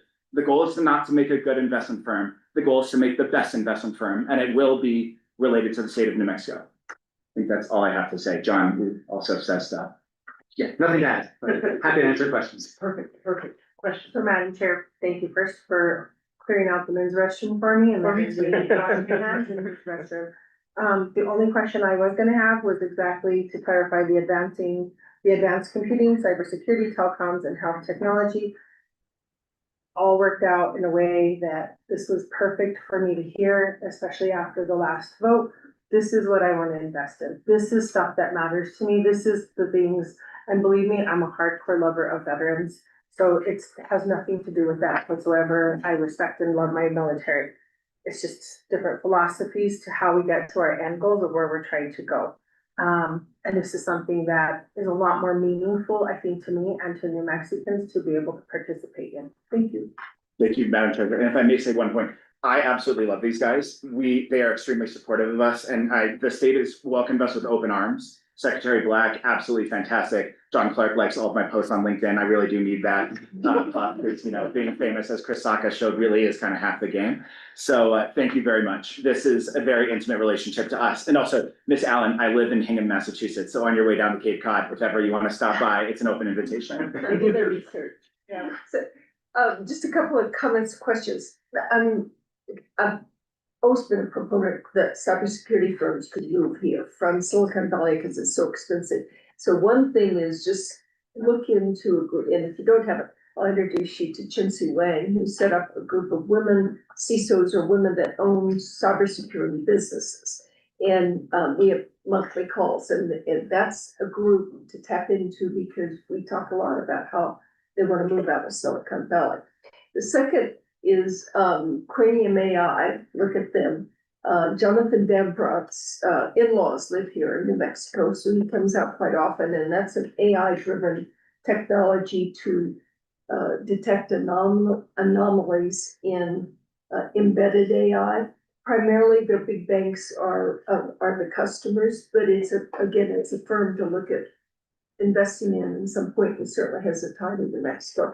Then the third thing is, how are you integrating AI into your investments and also quantum computing? Because my expert friends are all saying quantum computing is coming much faster than we think, and maybe by the end of the year, and see some of the bad guys going after Bitcoin and some of the cryptocurrencies. So comments on AI and quantum. Happy to take that one. So on quantum, we have two investments that are quantum based. They're actually both with New Mexico ties. But they are in more of the quantum infrastructure. So one is Mesoquantum, which actually presented with us the last time we were here. And they make chip scale atomic clocks. That is a fundamentally quantum technology in nature, spun out of Sandia National Labs. The other is VectorWave. Ron Davis is from Las Cruces. And the technology is a next-gen telecom. I'll spare you the details, but in order for it to all work, it's based on quantum information theory and transmitting data much more efficiently, allowing you to spare spectrum. So very powerful transformative technologies, all in this kind of quantum sensing, quantum information. And I think those are the kinds of things that for us will start to build increasingly towards true quantum computing. So it's an area that we are focused on with respect to New Mexico. With respect to AI, I think there's a lot of really interesting investments. A lot of what we have done with respect to the infrastructure layer of AI. So we have an amazing company called CodeMetal that allows for AI languages that normally you couldn't put onto edge devices like hearing aids, jet engines, smart glasses. It will allow for things like that. And so it's an enabling platform. So we think a lot about the picks and shovels of AI, and we're less interested in the, how do we build a data center to enable the next chat. And then lastly, I've tried to talk to the SICs that own it. I never say it right, Akai, AKAI, in Espanola about them moving into the cybersecurity area because they're in the physical security area. They do a lot of government contracting and so forth, but I haven't made any effort. I haven't made any progress there. Have you talked with that group at all about moving from physical to into? Not that group specifically, but we're always happy to talk to anybody and see where there's a potential for an idea. The tribal nature of the state makes it difficult to cover everything, but Yuri and his background in the intelligence community, I'm not allowed to say the other official answer, is very much canvassing the state in that regard. And I would absolutely agree with you. There's a bunch of talent that is locked in here. And I think if you look at the 3 companies that we have invested in, a lot of us is bringing that talent back. Ron Davis was valedictorian of his high school in Las Cruces, went to MIT. He was on the cover of the Las Cruces Times every single time you got a degree from MIT, which is 3 of them. And developing Vectorwave, bringing him back. Even Rachel Olney is from Mesilla, New Mexico. At the time she lived there as a town of 12 people. Now she's the CTO of one of our businesses, actually one of our highest performers. So being able to find, embed, and build with the talent in the state is really important to us. Madam Chair, Yes, Nick. for clarification purposes, that's Mesilla, New Mexico. I'm from Las Cruces. I'm from Las Cruces, so I know that area. And, Sorry, yeah. Tortilla. It's been a long day, Madam Yeah, Speaker. no, but I appreciate From hearing Salt Mercy of the about Lord. successful students from Las Cruces. I graduated from Mayfield High in Cruces. I'm sure, could I make a motion at this time, based on the recommendations of the Council Investment Committee, Advisor Mercer, SIC staff, and General Fiduciary Oversight from Marvin Kay. I move that the State Investment Council approve a commitment of up to $35 million to J2 Ventures Brookhaven Fund, subject to and contingent upon New Mexico legal requirements, New Mexico State Investment Council policies, negotiation of final terms and conditions, and completion of appropriate paperwork. Second. We've got a proper motion by the chair of our investment committee, a second by our Madam Treasurer. Any discussion on the motion before the council? Seeing none, let's take a roll call vote. Commissioner Stephanie Garcia Richard, Yes. Treasurer Laura Montoya, Yes. Nick Tejas, Yes. Catherine Allen, Yes. John Bingaman, Yes. Kelly O'Donnell, Yes. Alan Sanchez, Yes. Kurt Summer, Yes. Dayton, affirmative, motion passes. Thank you all.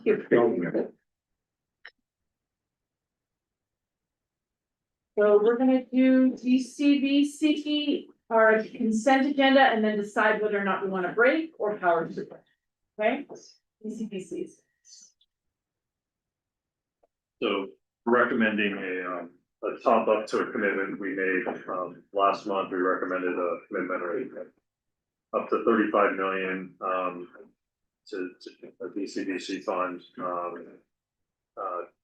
They have expressed interest in, putting capital into Pacific Fusion as part of their fund. It's a roughly $650 million target fund. It wouldn't be a large investment, but they've asked us to be able to increase our commitment slightly to accommodate that investment. And that's what this top-up is for. Separately, yesterday, it was announced that DCBC participated in a road consortium that won the EDD grant for a quantum venture studio in downtown Albuquerque.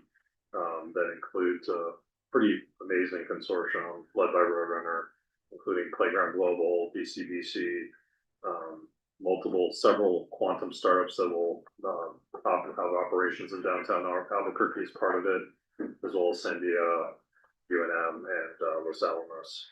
So they've shown a commitment to helping us build out that quantum ecosystem that is slowly but steadily emerging here, together with the efforts of the folks like J2 as well, and also Airbus Ventures as well. So this is just a top up from basically 35 to 50 million. So 50. Any questions on the recommendation? Hearing none, do we have a motion? Madam Chair, based on the recommendation of the Council Investment Committee, Advisor Mercer, SIC staff, and General Fiduciary Oversight from Marvin Kay, I move the State Investment Council approve a top-up commitment of up to $15 million to DCBC 7, subject to and conditional upon New Mexico legal requirements, New Mexico State Investment Council policies, negotiation of final terms and conditions, and completion of appropriate paperwork. Okay. We've got a proper motion by Member Newman, second by Member Summer. Discussion on the motion. Hearing none, I'll take a roll call vote. Commissioner Stephanie Garcia Richard, Yes. Treasurer Laura Montoya, Yes. Nick Tejas, Yes. Catherine Allen, Yes. John Bingaman, Yes. Kelly O'Donnell, Yes. Alan Sanchez, Yes. Kurt Summer, Yes. that's 8 in the affirmative, motion passes. All right, for the consent agenda, I've never done this before, so I don't know how it goes. So, Madam Chair, unless there are any questions that members have related to these two consent agenda items, we can go ahead and move to a vote. If members do have any questions, we're happy to answer. So we do have a representative, thank you, Ganesan, from Menlo, if you'd like to hear from him quickly. Well, I feel like days gone long, so I'm not gonna take more than 1 minute. All I'm gonna say is, we're very grateful to be a fiduciary of your assets, we've been in business for 50 years. We focus completely on AI, that's all we do. We have a cybersecurity company in New Mexico that we funded, which is exactly to your point, a gentleman who we backed as Splunk, who then moved back to New Mexico, started a company called Progo. The one company we're very proud of is we went early and invested in a company called Anthropic. We were in the $4 billion round. The company just closed. It's our largest check ever in Menlo's history. We have 600 million in it. The company just is announcing a round close of 170 billion. When you invest in this fund right now, this latest round is oversubscribed by 5x. Very few people got allocation. We manage to get allocation that's going into this fund. And already in the secondary market, it's trading over 200 billion. If people investing in this fund are going to get an immediate uplift. And so I'll stop there. I know how way things are going. I'm happy to tell you anything more, but I don't think I want to take any more of your time. Thank you, Becky. So, Madam Chair, just to clarify, Anthropic, isn't that someone we're invested in also? Yes, we have investments in, I think it's public knowledge at this point. We have investments in Anthropic through multiple managers. Both Menlo and Lightspeed were early investors in that company when it was worth a lot less than it is today, which is what venture's about. But stepping back, we made our first commitment really as an institution and venture in a long time in 2020, and that was with Menlo's 15th fund. And that is actually the fund they made that investment in. About half of that fund was pre-AI and half of it was after generative AI became such a big movement. So, so basically the investment he's talking about is actually in the fund that was in really that kickstarted the new venture program at the SIC. And if I could just add, I'm sure many people are going to be investors in Anthropic, but we were one of the earliest investors. We invested at $4 billion valuation. And so now it's at 170 billion. So we got there early. It's our complete focus is on AI. That's what we're all in on AI. And then, Madam Chair, just to clarify, these two consent agendas is 90 million and for RIA, how much do we already have committed with them? We got 105 million. And 50 million PCG crossover, how much do we already have with them? This will be our second commitment of 50 million. Okay, thank you. So we're gonna take these together under one motion. Okay? Chair, based on the recommendations of the Council Investment Committee, Advisor Mercer, SIC staff, and General Fiduciary Oversight from RBK, I move that the State Investment Council approve the following items on today's consent agenda. A commitment of the 90 million to be invested across the following funds: Menlo Ventures 17, Menlo Inflection 4, and Menlo Ventures Select 1 RIA, and a commitment of up to 50 million to TCG Crossover Fund 3 RIA. These investments are subject to and contingent upon New Mexico legal requirements, New Mexico State Investment Council policies, negotiation of final terms and conditions, and completion of appropriate paperwork. Second. Okay, we've got a proper motion and a second. Any discussion on the motion? Hearing none, let's take a roll call vote. Commissioner Stephanie Garcia Richard, Yes. Treasurer Laura Montoya, Yes.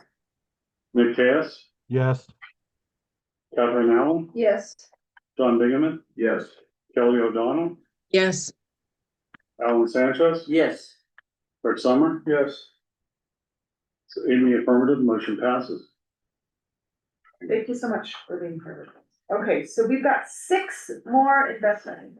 Thank you, everyone. We want to power through or take a break to get some sustenance because Francesca's worried we're all gonna drop. I will power through. You can power through. We can open up the ships and. Open up the chip. There's no protein in it. I'll share my Coca-Colas over there. Is there anyone that feels strongly against powering through? Or council members, sorry, council members.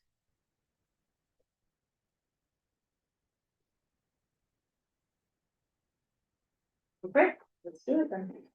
So we're on agenda item 3J and Mr. Lofton. I thought we were gonna do anything very much. Okay. Thank you, Madam Chair. I have Barry Bates, from Nikita for this recommendation.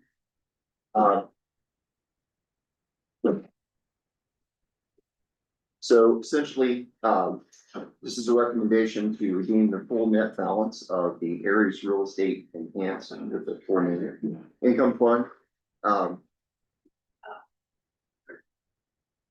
Staff believes there's an opportunity to strengthen SIC's real estate debt exposures with the real estate focused managers and fund sizes and fund returns that are more balanced with the desired risk and return profiles.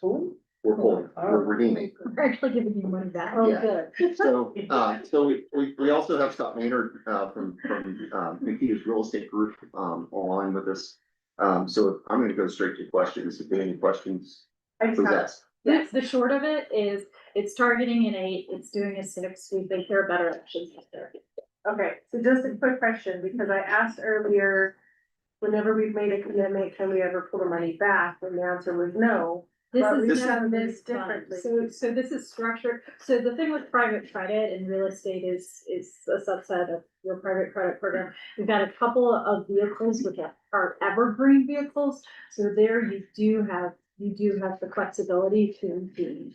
So you don't have the flexibility to redeem if it's a closed-end structure, which most of your private equity investments are, and a lot of your private credit are. But with an evergreen vehicle, you do have some optionality. And it's fully committed, so when you go to evergreen, it's usually the full amount, so there's no reserve or whatever. And so the NAV for this strategy is approximately 100 million. So this would be about 100 million redemption. Based on the recommendation of the Council Investment Committee, Advisor Makita, SIC staff, and the General Fiduciary Oversight from RBK, I move that the SIC approve a full redemption of the council's investment in Aries Real Estate Enhanced Income Fund as memorialized for and discussed by the council at today's meeting. We've got a proper motion and a second, any discussion? Hearing none, if you can take a roll call. Commissioner Stephanie Garcia Richard. Yes. Treasurer Lauren Montoya. Yes. Nick Teas. Yes. Catherine Allen. Yes. John Bingaman. Yes. Kelly O'Donnell. She left the meeting. Alan Sanchez. Yes. Kurt Summer. But, Okay, that's 6 in the affirmative, motion passes. Very good. Thank you. So then who's pitching for Keith? Keith, I'm gonna go grab him real quick. Oh, I. Easy. Yeah, he was outside. That's all we have for today. It is. Great to see you. I'm ready. Thanks. You'll see plenty of us in the next few months. We know. All right, the chairwoman just adjourned the meeting. Agenda item 3K Exeter, QT Exeter. How much is the ET fund?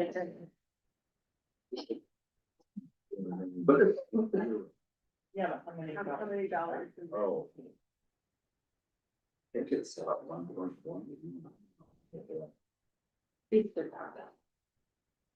Yeah, one thing. Yeah.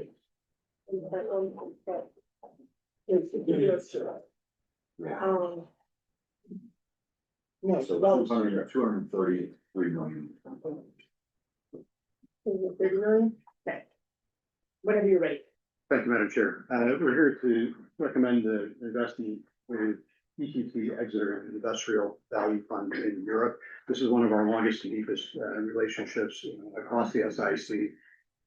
We have a total of 12 commitments with EQT. 4 of those are on the infrastructure side and all tied to the most recent fund. The remaining are real estate oriented strategies in 3 different branches that go back to the mid-teens.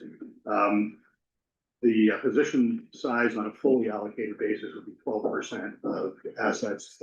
Naturally, it's unlikely that we'll get that as soon as all that capital is deployed immediately, and that existing capital would be returned. And so that's essentially an upper limit on the exposure concentration to be. This would ordinarily be treated as a re-up. We brought the management team in on account of the fact that the Exeter team that was the genesis of this relationship was bought by EQT, and we wanted to have the management team here to be able to answer any questions that might be relevant. So I appreciate you guys making the trip out to join us. I'll cut myself off here in the interest of time and hand off to Rob for his color. Yeah, and as Keith said, this is an existing relationship. It's a good strategy. We generally say if you're in a fund series like this, it's good to continue the series. If you've had good performance, you have a strategy that's still viable in today's market, and you have basically the same team and platform in place. So go ahead and continue it.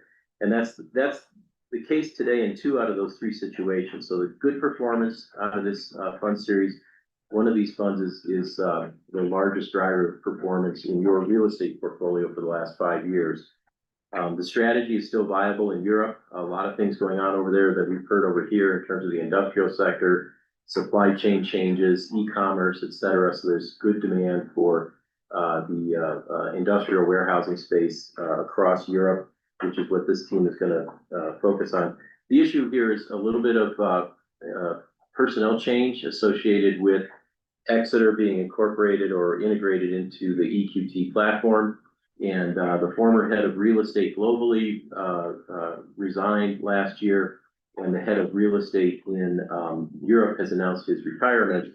And so there's some new leadership taking over at EQT Exeter. We've looked at the issue, we've gotten comfortable with it. We think there are actually some mitigating factors in terms of how promotes are being allocated across the new team, et cetera, in place. And so we're comfortable with the team going forward. And this is a platform that is large in terms of personnel and offices across Europe. So you're really investing with the whole platform here, not just a few individuals that lead that platform. And that platform is still in place in terms of about 170 people in Europe, and I think 23 offices across Europe to execute on this strategy. So there's a big team underneath the leadership that you have here today. We have Jonathan Mackey from the European office, London office at EQT Exeter, and Henry Steinberg, who's the new head of real estate globally for EQT Exeter. So I do apologize because you all have been waiting a long time, but because we're running long, we're wanting to curtail manager presentations to 5 minutes among the 3 of you. So if you could just decide who's gonna talk, and then maybe the rest of you can answer questions or. And I'm sorry, I forgot to introduce Enos as well. No, sorry, Enos. Should I start off? Yeah, go quickly and we'll give you the very short version and open up for questions. Perfect. Well, my name is Denise Leon. I'm part of the client relations team at EQT Real Estate. And I just wanted to thank the council for entrusting us as stewards of your capital and several of our funds. For this fund, we are targeting a $2.5 billion fund, investing in big box, mid box, and last mile properties all throughout Western and Central Europe. And as mentioned before, the first 3 funds are fully exited and realized and achieved between 27.4 to 52.3 net IRR. To that, I'm going to pass it along to Henry to talk about our global head of real estate, to talk about who we are and how we're differentiated as a firm. Sure, thank you. And again, thank you for your support of the platform, the support of the real estate platform. And we're really today. And we're excited about this opportunity. As Rob mentioned, I am somewhat new now. I guess it's almost exactly a year since I took over as global head of the firm. But I'm not new in any way to the firm. My time with many of the team members actually dates back to the predecessor company. So I've been working with this team for now 23 years. I'm one of the original founding partners of what was Exeter Property Group, which, as Rob mentioned, was bought by EQT. The strategy and the combination with EQT, I would say the strategy hasn't changed at all. What I think, the returns that Anis mentioned, what we think our special sauce is that local with locals approach. It's a decentralized real estate operator mentality. And I would say that if anything, the combination with EQT has allowed us to marry that with what I would call best in class data. So now where we always had the strength as a real estate operator, we're now finding ways with the help of EQT to aggregate that data, structure the data, analyze the data, and I'd say have even better investment decisions and even better processes. So I think that the combination, we continue to build on what we have always, what has always been our strength. But I think we're doing it in a more structured, balanced, and data-centric way today. With that, I'll turn it over to John, who heads our investments in Europe. Yeah, thanks, Henry, and without sounding like a broken record, thanks very much for having us here today. So why Europe, I guess, is the question. Rob touched on it. The e-commerce story is still in its infancy in Europe, which is driving outsized demand on a year-by-year basis. If we look at some of the numbers, there's about 975 billion euros of revenue that goes towards e-commerce at the moment. That's expected to increase by about 400 billion euros in the next 3 or 4 years. That equates to about 400 million square feet directly attributed to e-commerce driven demand. While that's happening, we're also seeing functional obsolescence like you do not see in the US. These buildings are simply not fit for purpose. So we're seeing demand go one way and we are seeing supply go the other way. That is as a result of, as I mentioned, the functional obsolescence, where looking at a survey, 40% of occupiers think that 25 to 40% of their real estate will be obsolete by 2030.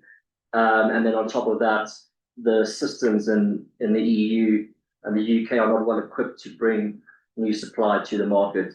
In the US, you could have a building permitted up and running in 6 to 9 months, on a good day, maybe 12 months. If I was to build in France, it could take me 2 years just to get a shovel in the ground. So it's those kinds of things that is making the demand supply dynamic really in our favor. And then the third piece of the puzzle is the massive repricing that we've seen over the last 24 months. Probably the biggest repricing since the GFC. Back in the GFC era, yields got pushed out by about 280 basis points in Europe. If we look in Europe today, over the last 2 years, it's been 180 basis points of yield expansion. It's that reason why we pushed pause in our value fund 4, whereby we only committed about 69 or 70% of our capital from the commencement of 2024. So what does that really mean is we are now benefiting from extremely attractive cost basis, attractive yields on a day one basis. And on top of that, owing to the demand and supply, rents are growing and continue to grow at astronomical levels. And we are capturing those rents on a day by day basis because we have locals with locals, because we are using technology to benefit us as a platform. We're able to see what tenants are paying what and where can we push rents at any given opportunity. Just as a data point, in our fund 3 sale, rents were averaging 56 euros a square meter across Europe. In our fund 4 fund at the moment, we are now over 90 euros a square meter for rent, and that continues to grow. So it is a great time to be investing in Europe. It is a great time to be well capitalized in Europe. We are seeing massive opportunities, and we are, even though it's supposedly the sleepier summer season, we are putting out very attractive offers, attractive for ourselves, not for the vendors. And we anticipate this potentially being one of our best vintage funds. We'll open it up for questions. Questions from council?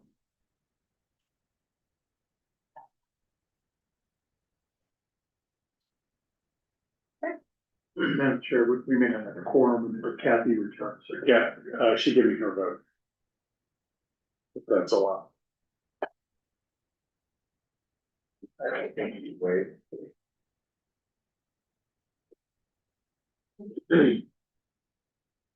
Chair, based on the recommendations of the Council Investment Committee advising Townsend, SIC staff and general fiduciary oversight from RBK, I move that the State Investment Council approve a commitment of up to 200 million euro to QTX or Europe Logistics Fund 6, subject to and contingent upon New Mexico legal requirements, New Mexico State Investment Council policies, negotiation of final terms and conditions, and completion of appropriate paperwork.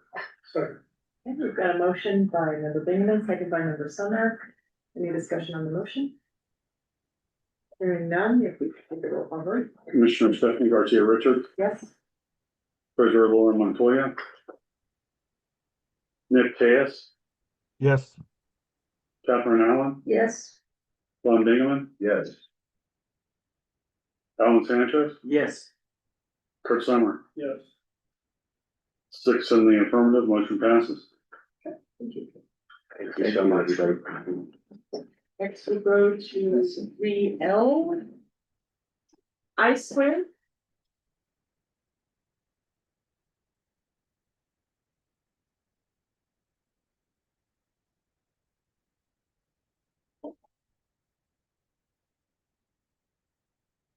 Oh, okay.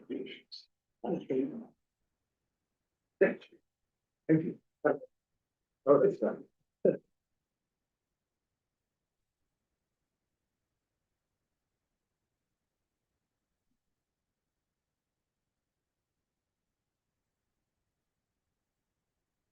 Madam Chair, we're here to make a proposal for a recommendation for up to $450 million to I Squared Capital. I'm going to begin with maybe 2-3 minutes of introductory comments that'll be probably applicable across each of the managers, and I'll foreclose on my need to say anything further after that. We're going to begin with a couple of introductory comments with respect to FIT. We're asking for approval in these 4 different investments for approval of something just over $1 billion today. That'll put us slightly ahead of the year's nearly $2 billion pacing target. And so we're really pleased with the way things have gone. We continue to focus on the middle market. It's the same focus that we had last month and was indeed reflected in the annual investment plan. Key reasons for wanting to do this, more numerous opportunities in that space. It's generally a less competitive market, although that has become somewhat more competitive over time. The companies in that space are less mature and generally tend to be less sophisticated, creates a great opportunity for highly qualified teams, such as you'll see today, to create value with their value adding approaches. And then there's a natural pool of buyers that's larger for exits in that space. We continue to focus on fee efficient deployment of capital. That's largely through co-investment programs. They'll be in 2 flavors that you'll see today. 2 of the managers that we're presenting will be doing side-by-side co-investment vehicles for us. And then 2 others will be utilizing the recently approved Mercer separate account for the co-investment oriented deal flow. Each of the 4 managers that we're presenting today are going to contribute uniquely to the overall portfolio design, both in terms of diversification and risk profile, geographies, and sections of the market that they're targeting, and then also across the relative maturity of the GPs themselves. I think I'd say the size of the allocations that we're proposing are designed to reflect the relative maturity of the firms. I Squared, we're looking at a $250 million commitment in the main fund and a $200 million co-invest.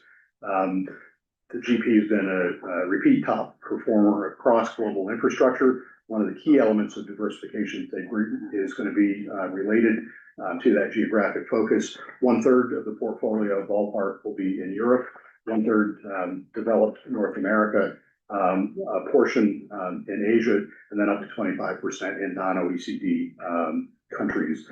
Those last 2 exposures are areas where we have not brought a fund recently, but we're comfortable deploying assets in those markets by virtue of the high caliber of the manager that will do that investing on our behalf. InfraVia is another name that we're bringing. This is one that will diversify us across risk spectrum in the portfolio. They'll be focused on core plus and value add oriented investments. They have a well-established track record and one of the best established funds in the infrastructure space across Europe. GI Data is an interesting fund. This will be the second fund in this series from GI Partners. The reason for focusing on GI is their focus on communications and data-oriented infrastructure. That's an area that, if you recall from the structure study, was somewhat lighter. So we're choosing a targeted rifle shot to build some of the exposure in that space. And then we'll wrap up with Holbein, which is a new fund, a fund one with a North American focus. They'll be pursuing investments in the lower portion of the middle market. So smaller companies and some of the other managers that you'll see this afternoon will pursue. It's an extremely strong pedigree of the management team and a very strong risk process that's integrated into their overall management process. With that, I'm going to stop and hand off to Gurjeet for his comments on I-Squared.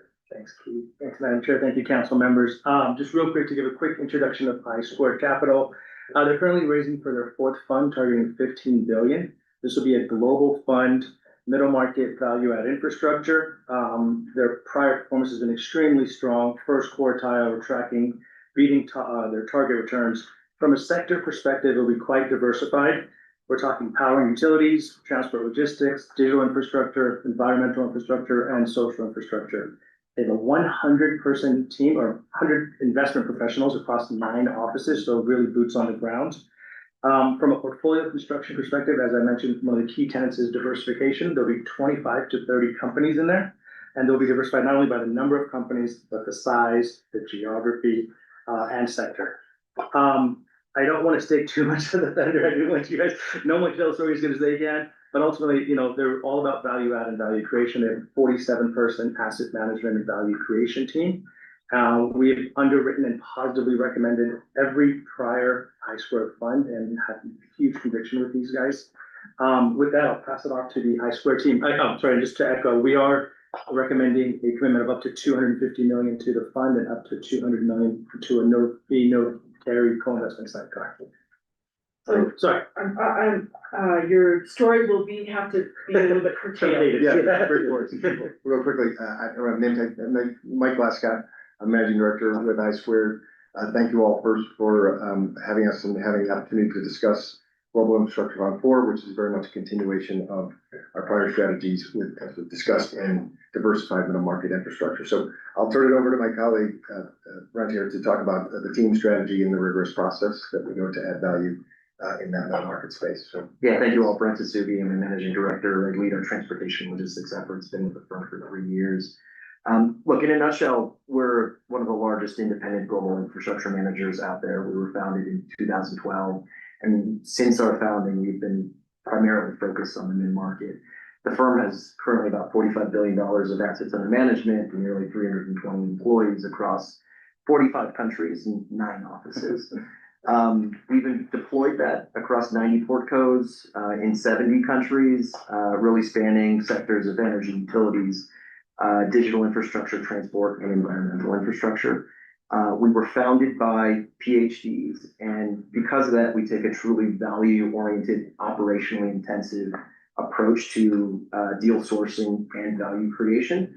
We're leveraging, as Gurjeet said, our 47-person member asset management team to really derive value. We love scaling and transforming businesses. We are not about financial engineering, and that's how we've consistently delivered top quartile returns really since our inception.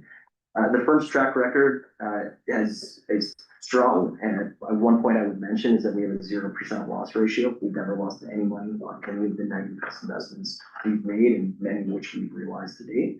And lastly, our investment process is quite rigorous. We not only leverage a double underwrite, but we also leverage a proprietary 10-factor risk model, which evaluates specific vectors of risk, whether it's barriers to entry, growth, country-specific risks, and really facilitates comparative asset valuation and relative value analysis for not only prospective investments, but existing infrastructure investments that we've made historically. I'll pause there if there are any questions. Council questions? Hearing none, do we have a motion? Madam Chair, based on the recommendations of the Council Investment Committee, Advisor Mercer, SSC staff, and General Fiduciary Oversight from RBK, I move that the State Investment Council approve a commitment of up to $250 million to I² Global Infrastructure Fund 4 and up to $200 million in a related co-investment vehicle, subject to and contingent upon New Mexico legal requirements, New Mexico State Investment Council policies, negotiation of final terms and conditions, and completion of appropriate paperwork. Second. We've got a proper motion and a second, any discussion? Hearing no discussion, let's take a roll call vote. Commissioner Stephanie Garcia Richard, Yes. Nick Cayes, Yes. Catherine Allen, Yes. John Beeman, Yes. Alan Sanchez, Yes. Bert Summer. Yes. That's 6 in the affirmative, motion passes. Thank you all. We're going. Agenda item 3M, Infravia.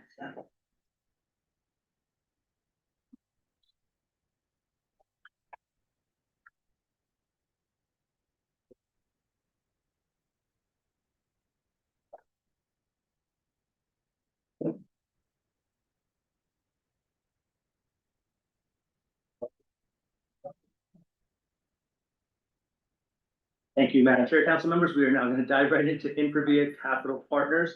They are currently out fundraising for their 6th fund. This is a European mid-market fund. As you recall from the structure study we did about 6 months ago, one of the areas that we identified was we're a little bit underweight to Europe, and this is how we're trying to rectify that, in addition to the global managers that we've been doing.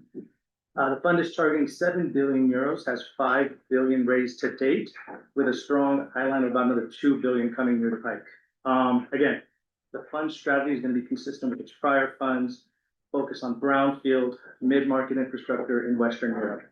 What do we mean by Western Europe? Well, roughly a third of the fund will likely be focused in France. Other markets that will be of focus are Central and Northern Europe, as well as Southern Europe. From a portfolio construction standpoint, we're talking 8 to 12 investments, equity checks of 100 million to 600 million euros. And again, from a target profile, what does the company look like? It's really capital intensive businesses, companies that either own physical infrastructure assets or have concession type rights. Again, this fund has been doing this firm has been doing this for 15 years. It's not just diversity, hasn't just been vintage tested or cycle tested. It's gone through various challenges of the market economics over that time period, which is extremely important. They've consistently outperformed. And again, we're big believers in this strategy. And with that, I'll hand it off to Infravia to just give a quick high-level overview of the firm and the fund. Thank you for your invitation. My name is Vincent Vita. I'm the CEO and the founder of Infravia. I'm here with Cynthia, head of investor relations. So very rapidly, I founded Infravia in 2008. We are an independent firm, 100% owned by the partnership. We manage today 16 billions of euros, mostly infrastructure. Well, during this period, so that's 15 plus, 16 years plus, 18 actually, we have done most of the same. So Europe, mid-market and value-add strategy. So we tend to focus on one, a very strong resilience. So it means we are disciplined on size, on entry price, of course, but also on leverage. We are very disciplined on infrastructure characteristics. So hard asset, barriers to entry, inflation linked, has been a very key aspect, particularly recently. Limited correlation to GDP, and as a consequence of that, very predictable cash flow. This discipline and the strong resilience is key in our strategy, and as a consequence, we have extremely limited restriction. The other part of our strategy is value add. So value add means once we invest in an asset which is resilient and strong, we also target growth and development. So that's buy strategy, M&A, build strategy, so any kind of development.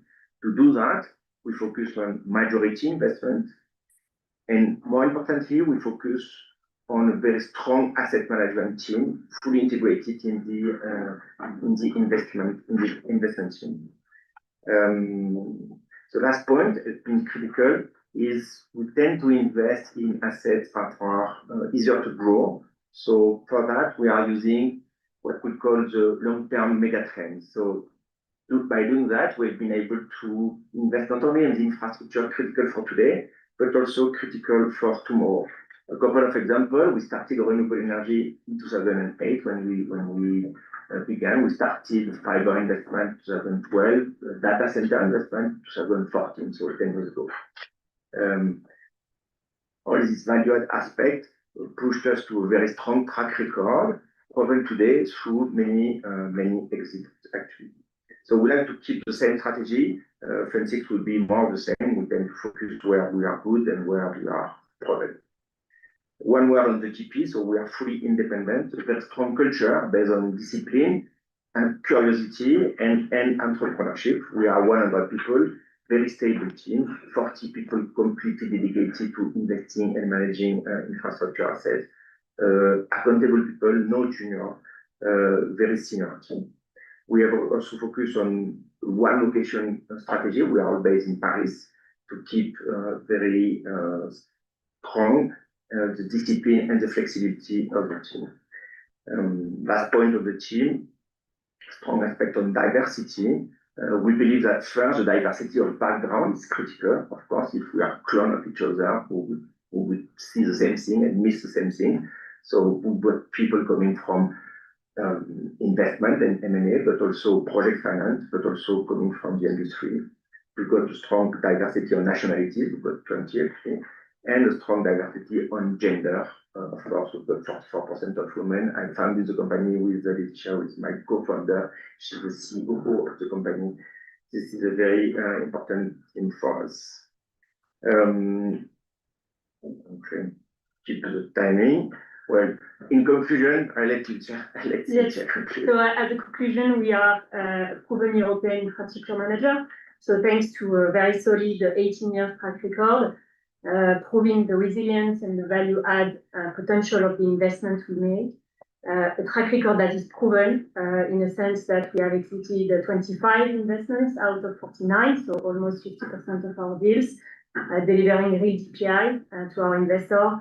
A very stable team, limited turnover, a lot of diverse workforce in terms of nationality and gender balance, and a stable and very diversified global LP base that has providing very strong historical re-up rates across our vintages, and to whom we have offered historically strong level of co-investment opportunities, which is quite important for us and for our LP.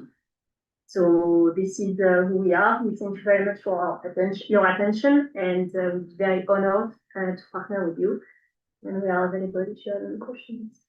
Thank you, Madam Chair. One point I forgot to mention, we are recommending a commitment of up to 200 million euros to Fund 6, along with our 100 million euro co-investment site client.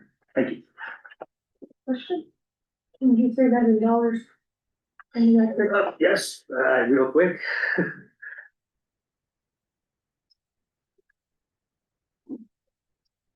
€200 million, Madam Treasurer, 200 million euros translates roughly to $230 million. So I guess roughly half of that, 100 million euros, Madam Treasurer, translates to roughly 116. So we're looking at 300 million euros, 340, 350, roughly 350 million.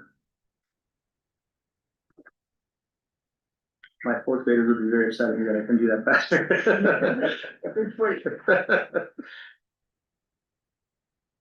Madam Chair, do we have a prior commitment? No, this is new. This is a new relationship. So, Madam Chair, we don't usually do a commitment that large for a new committee. One, I would point to the fact that this is a very well-established manager in Europe, probably one of the best established managers in terms of history and in aggregate track record. One of the handful of groups that would be able to demonstrate a large share of exits in total percentage of the overall number of deals that they've done, and that track record has been exceptional over time. They manage a very diversified portfolio with an appropriate risk profile, and given the fact that we're trying to deploy on the order of $2 billion a year, it's just a necessity that our average ticket sizes are going to go up. Okay, thank you.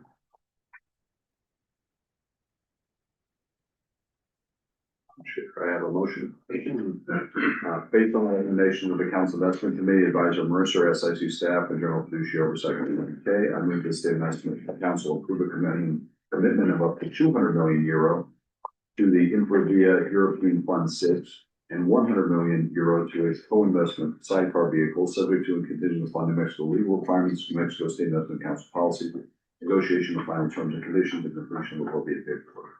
Second. Okay, we've got a motion and a second, any discussion?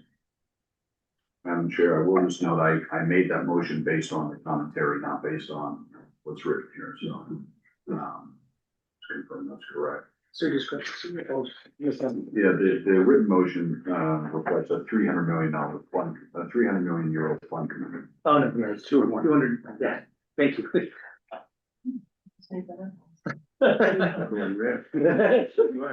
They're receptive to the three. And then, your job. Who makes the motion? Who makes the motion? Oh, Charlie. If there's no discussion, can we take a vote on this motion? Will we put on it? Commissioner Stephanie Garcia Richard, Yes. Treasurer Lauren Montoya, Yes. Nick Tejas, Yes. Catherine Allen, Yes. John Bingaman, Yes. Kelly O'Donnell. Oh, she stepped down, sorry. Alan Sanchez. Yes. Kurt Summer. Yes. That's 7 in the affirmative, motion passed. Thank you. Thank you. Thank you. Thank you very much. Thank you. The end, GI data information.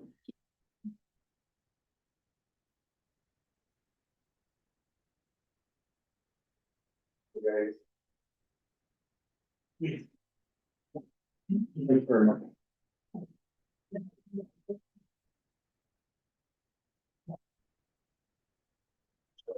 Yep, thank you, Madam Chair, council members. We'll dive right into GI Data Partners. So GI Partners is a well-established private markets investor, which was formed in 2001. We're here talking about their data infrastructure series, which was started in 2018. And though that started in 2018, they've been investing in data centers throughout their entire existence. This fund will focus on middle market digital infrastructure assets. What are we referring to? We're referring to data centers, data transport, wireless access, tech-enabled infrastructure. From a portfolio construction perspective, we're talking equity investments in the range of 100 million to 400 million.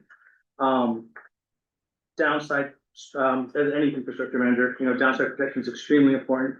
They'll be investing in data infrastructure companies that provide essential services, contractual recurring cash flow, and again, value creation potential. With that, I'll hand it off to Phil and Emily for GI Partners. Thank you very much. On behalf of GI Partners, we're delighted to be here, and we do have a presentation that I believe you have as well. And we're on the 2-minute drill clock, so we're going to only go with 4 pages. Okay. GI Partners was founded in 2001. If you're looking at page 2, we were originally founded by a single LP. That was CalPERS back at the time in 2001, where they wanted to create a manager at the intersection of private equity, real estate, and technology. They didn't know it at the time, but they wanted to create a digital infrastructure manager. And from those very humble roots, we've now grown to a firm that has raised about 40 billion across 3 strategies. As was alluded to, the hallmark of our strategy and what has been in our DNA has been digital infrastructure. And if you look on page 3, you'll see our history of investing in digital infrastructure going back to 2001. At that time, at our founding, we created and founded a company called Digital Realty. You might be familiar with Digital Realty. It's the ticker is DLR. It's an $80 billion market cap company. It's the world's 2nd largest data center company. But we didn't just stop there. We continue to invest in and around the digital infrastructure space. I'll just highlight one particular investment. SoftLayer in 2006 was a cloud company. This was at a time when the cloud was confused with the moon, sky, and sun. We created a cloud company that became the 3rd largest cloud company behind Amazon and Microsoft. You know it as IBM's cloud business.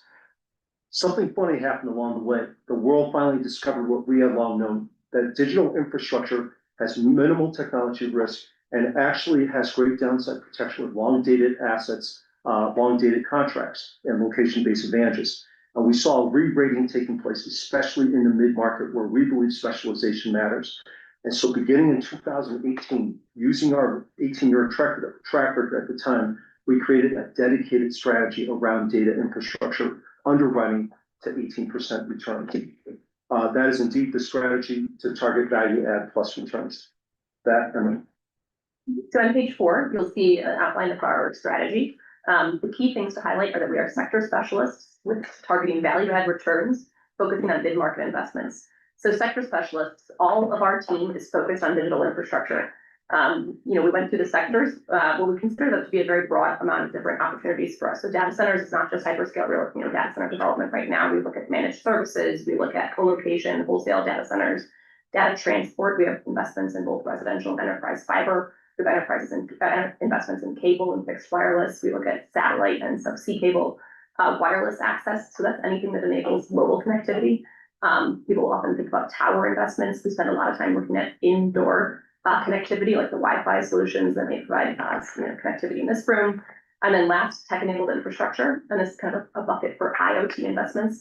So these are sensors, meters, and other connected devices that are driving a huge proliferation of data right now. And with the advancements in AI, you can now use a lot of that data to drive learnings across all different industries that they touch. Value add returns, Phil went into it. We're using our PE heritage to buy these businesses and help transform them. The entire sector is undergoing an enormous amount of high growth right now. So if we can find investments that have really strong downside protection, we can use these private equity playbooks in order to scale them and bring them to a new stage of their life. And then last, the mid-market. Mid-market's a really great place to be. There's tons of really high growth businesses out there in this space. Lots of opportunities to transform them. And then most importantly today, a lot of opportunities for liquidity. So still at the mid-market, we see a lot of ways to exit these businesses to other larger sponsors, lower cost of capital, or to other strategics. On page 5, we have our team. We think we have one of the largest investment teams targeting this sector, which allows us for really scrappy, proactive sourcing. I'd call attention on the third row to our senior executive advisors. This is just a tip of the spear for a roster of hundreds of executives that we tap into in order to leverage sourcing and value creation initiatives across our portfolio. We also have a portfolio operations team. These are former consulting execs who help drive the value creation initiatives for the portfolio that we have. And last, we do have a dedicated investment individual. Responsible, sorry. So that was a 2-minute drill version. Perfect. Yeah, I was gonna say, Madam Chair, one thing I forgot to mention, we were recommending a commitment of up to 150 million for Fund 2. And we'll open that. So I'm still stuck on that first line that CalPERS developed their own manager because they wanted to invest in digital infrastructure. Can we do that? We can do that. Yeah, and actually. Why haven't we? We need great ideas from you. We had a whole retreat on that. And since then, I believe John has spoken to them, haven't you? Is it CalPERS that you've spoken to? So Madam Chair, Madam Treasurer, I spoke to the gentleman at CalPERS who was responsible for their emerging management program. We're doing fusion.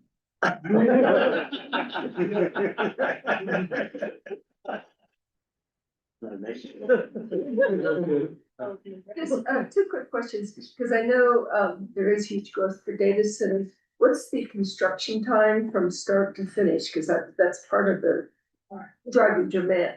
In fact, I heard last year, if you didn't have already had contracts with data centers, it might be 4 or 5 years out. So that's one. Then are you getting any pushback or issues from communities because of the use of electricity and power that's taking away from the citizens?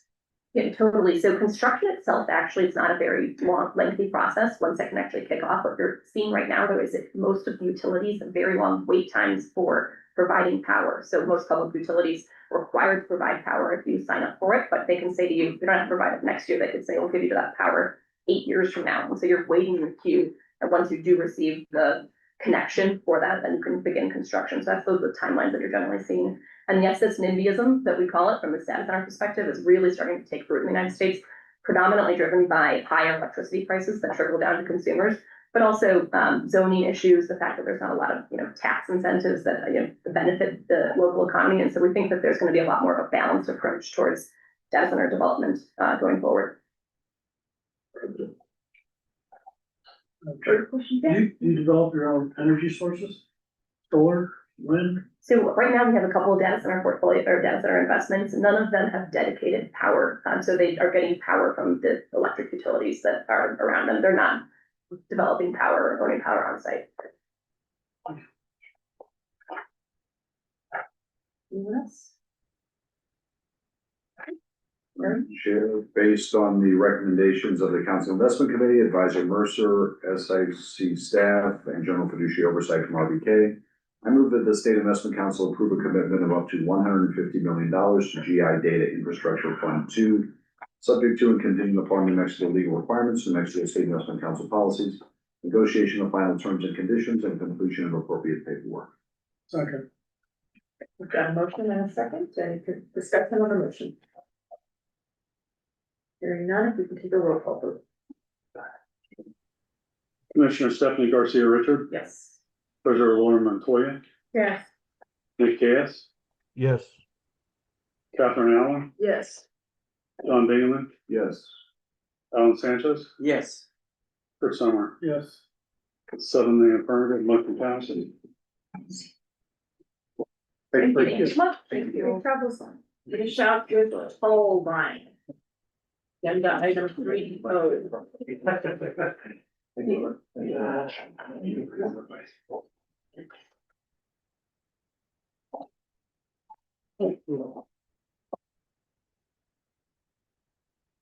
Right, so here, number 4.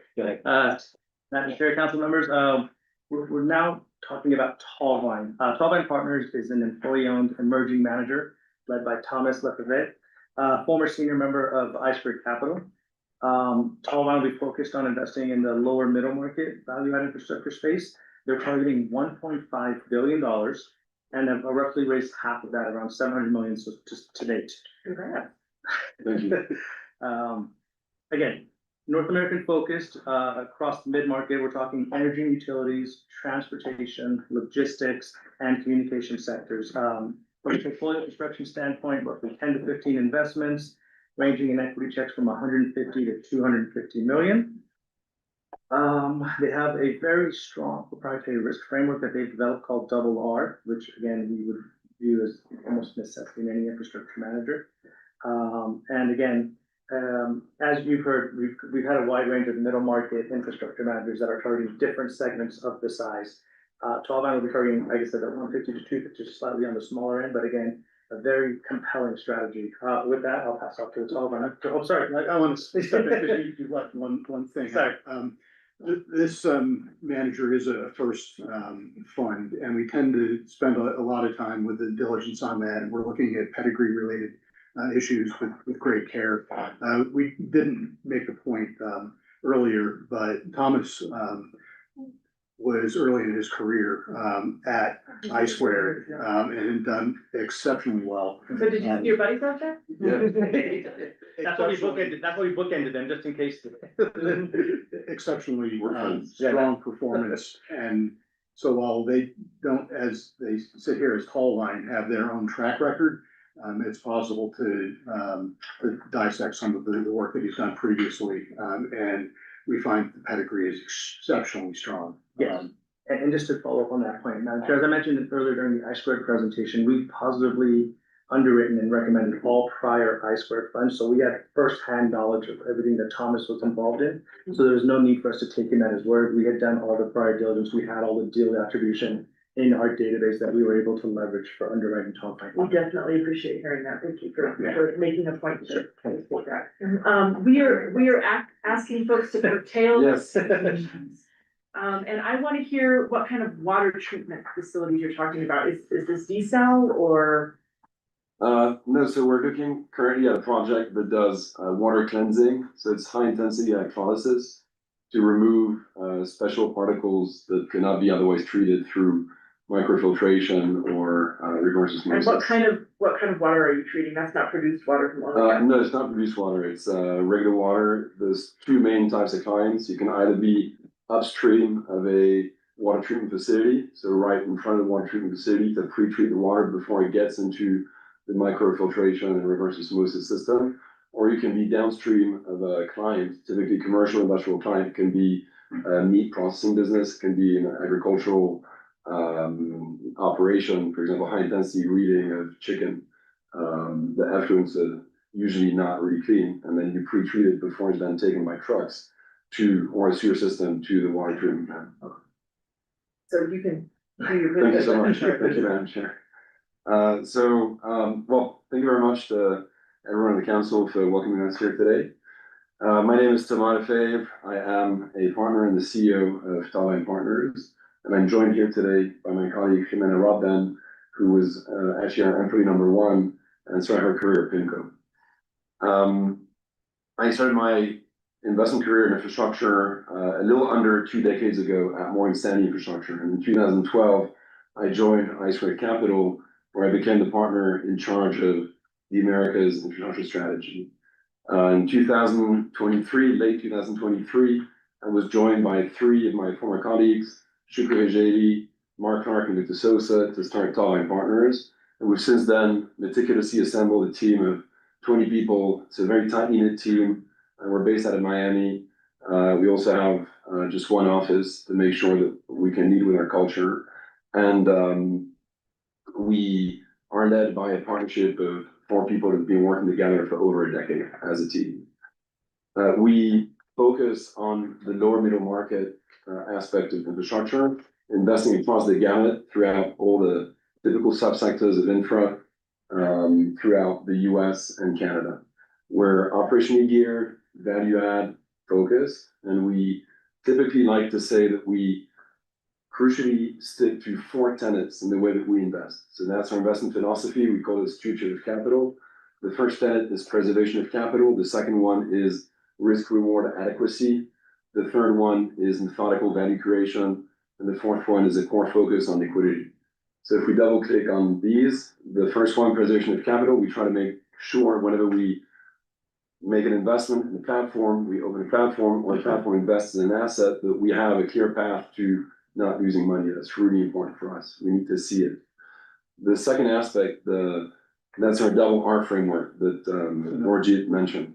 Double R means risk register. It's our proprietary methodology to make sure that we get the appropriate level of risk reward adequacy. We want to be able to make sure that we, insofar as possible, understand all the different nooks and crannies of risk around any asset that we invest in, any platform that we will nurture over the years. And it's a dynamic model that enables us to make sure that we can have very flexible, robust de-risking plans, and at the same time that we get remunerated appropriately for the kind of risk that we're taking. The third aspect is methodical value creation. We have a value creation playbook that we utilize with our executive leadership teams, and we sit down with them on a highly regular basis, going through how can they utilize our toolkit. We call that the asset management toolkit, in order to enhance all the metrics in each of our investments and also be able to grow the platforms appropriately. And then finally, this core focus on liquidity, we seek to make sure that we can exit every platform within 5 to 8 years of having made the investment. So that's very important for us, which means that when we start a platform, we start thinking about the classes of buyers that will be interested in that platform 5 to 8 years from now. And you're talking about all the deals you've done prior to this company, right? Because Yes. this is your very first deal. This is, we've got 3, so we're seated with 3 assets right now. 2 that are closed, 1 that is pending closing. Okay. And we started fundraising in early 2024. Okay. Maybe one last thing before I pass the mic over to Jimena, but we're very methodical. We are very process oriented. So we have standard operating procedures from everything from sourcing to underwriting to going through the life of an investment up until we exit the investment. Jimena? Thanks so much. As a partnership and as a firm, we lead with our core values. We want to instill a strong sense of culture across our ecosystems. So our first core value is no tolerance for any lack of integrity. The second is the highest degree of transparency. This is with our investors, with our portfolio management teams within the firm. The third is full alignment. This is across our ecosystems and especially with our investors. We don't just want to be great stewards of your capital. We want to be a valuable thought partner. Stewardship of capital, this is our investment philosophy that Thomas briefly mentioned, our 4 tenets. Corporate citizenship, we have a very comprehensive EHSSG framework centered around environmental health and safety. We strive to be efficient industrialists taking care of our employees, our facilities, the machinery that our employees manipulate, and of the communities that live around our assets. All this to make our businesses truly perennial. And lastly, innovation. While we don't invest in technologies that haven't been proven at scale, we do utilize a healthy dose of innovation. As Thomas mentioned, we have a seeded portfolio with 3 platforms that embody the characteristics that we look for when we're incepting or acquiring and growing a platform. This is subsectors that exhibit thematic tailwinds, the highest quality teams, appropriate adequacy between risk and reward, potential for operational value creation, modest leverage, and of course, enhanced liquidity roadmaps. Thank you very much, Fiona. So we'll be happy to answer any questions that you have. Thank you for your time. That's funny. You guys look at me.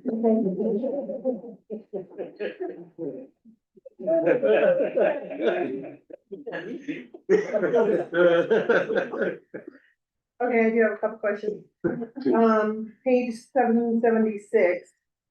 There's something in there that says there's a discount if all fees participated before July 15th. We're after July 15th, so are we able to get onto that, or is that a negative? So thankfully Mercer made an investment. This comes with, you're being advised with Mercer, so you automatically get access to that. Oh, great. I'm glad I asked, because I was gonna try to convince everybody. Because everyone gets to eat today. The next question I had was, this is gonna be a weird question, but you don't have a CFO, you don't have a CCO, but you guys were emerging managers, but now you're on the real asset side.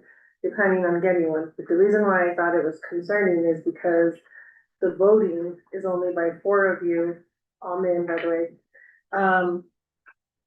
And the CFO and the CCO are non-voting members, but since you don't have one right now, I think that's great for the future, but for right now.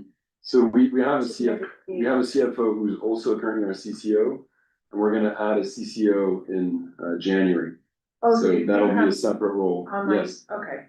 Yes. Mark O'Brien. So if you go to page 5 of the deck, Of their, of the private deck, oh, you'll be able to Okay. see Mark O'Brien, and we're currently adding a controller also. So we're growing the team also on the operations side. okay. That was just one of the bigger concerns I had, because a CFO has a very different decision Yes. voting concept, as you saw today, than what everybody else does. So even if they lose, at least they bring up the points that. That's very important for us, and we always record his vote. Nobody loses. We always record your vote. Might as well stay home, why not, 8 hours in a day.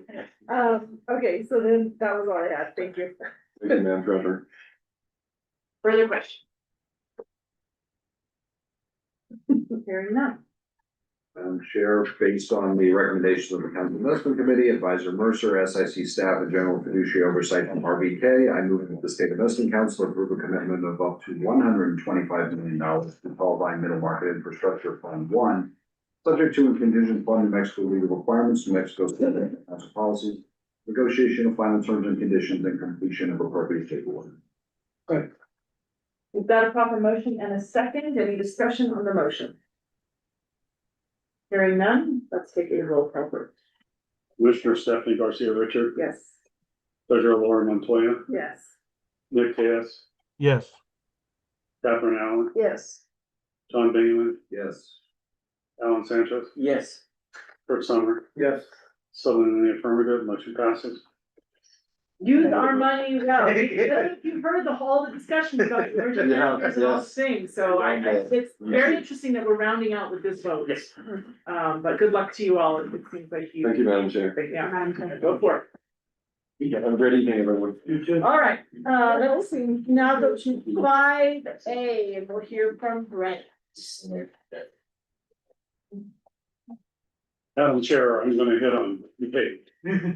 That's it. Page 1039. Just point out, it means 1,039. 1,039. If anyone would like to carry this book, this is the work that was done today. This is the appropriation request for fiscal year 27. Realize that, we're a full 20 months to the end of fiscal year 27, so, there's a lot of estimating going on. Yeah, I'm not gonna have you refer to it, but the next page, if you refer to the next page, it shows actual fiscal year 25 of $80.8 million. Fiscal year 26 budget is $78.2 million. And the appropriation request for fiscal year 27 is gonna be $106 million. Several things to point out. As far as, the actuals, for fiscal year 25, you'll note that the actual for fiscal year 25 is greater than the budget for fiscal year 26. That's the fiscal year that we're in.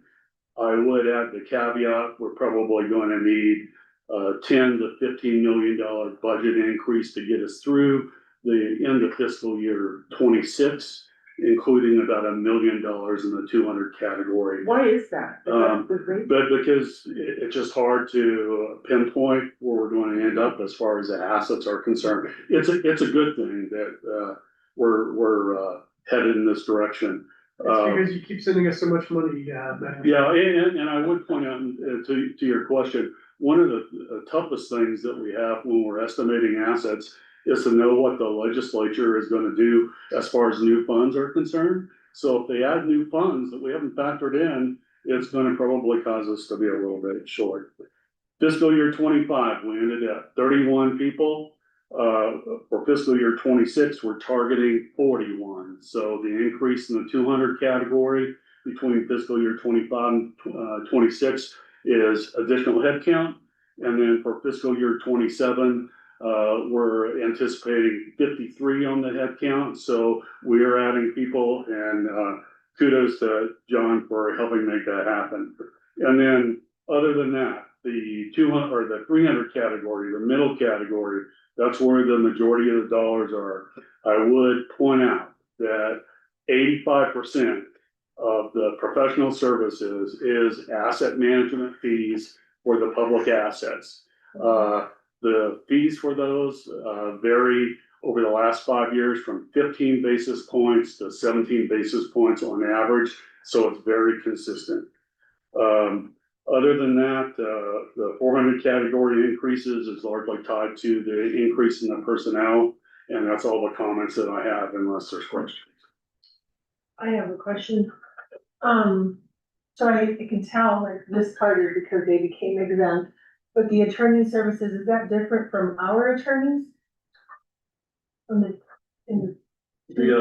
attorney services, that's for services that we have for legal services as it relates largely for the private investments. And I know if Evan wants to add any comments on that, but he's. And those are contractors? Yeah, you're welcome. My predecessor, when we had $12 billion and 12 billion total funds, spent $7 to $10 million a year. So that's our outsourced fees, because we do a heck of a lot in the house as well. What is that for though? Is that like other lawyers that we can have the? I mean, you have international funds probably settled in Luxembourg with multiple tax implications with feeder vehicles and other sort of goodies that just came through here I got it. in Paris as And well. then on the 400s, can you just scroll? Can you scroll down just a little bit?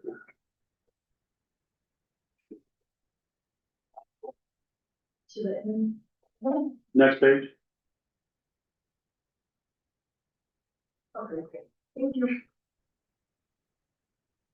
100 million mark. Yeah, and I would also point out, this is the 14th of these that I've done. And I can speak now to fiscal year 26, where I think we're going to end up. Actual fiscal year 25 is pretty easy to have a handle on that. Fiscal year 27, I'm giving it my best shot, but it's very likely that once we get into fiscal year 27, no matter what is decided by the legislature and the governor as far as the request is concerned, it's very likely, because we are managing real assets, real big assets, it's really hard to get your thumb on exactly what you're gonna need. So the ability to do bars in the future are going to be really important. Further questions for Brent? Great job. No, I just wanted to ask a question, Brent, and what we Okay, talked Mr. about Chayes. in our audit committee, real quick. I know we're really short on time. But if you could just talk about what was funded in the budget request related to our retreat and some of those items that we've discussed in terms of staffing and trying to plan, the future year to check off some of the things within our retreat kind of goals. Are you talking about the cost of the retreat? I'm sorry, Nick. No. Like just, staffing to make sure that we're Okay. meeting those.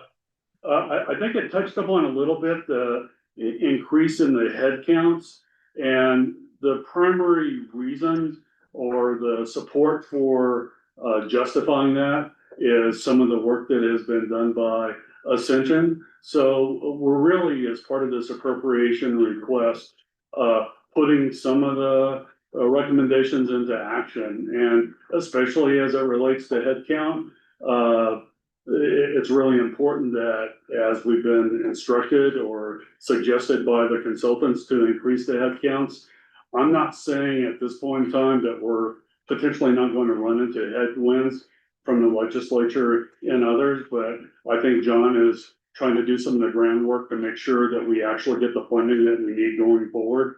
I think in the past, the budgeting process has been kind of an So they're incremental not gonna approach. give you the increase you're asking for? Is that? Well, we're not sure at this point in time. We're gonna have to wait and see how it kind of pans out, but this is the initial time through. If they fund less personnel than we asked for, we're probably gonna have to later go in and ask for a bar to try to fund it up even more than what they authorize.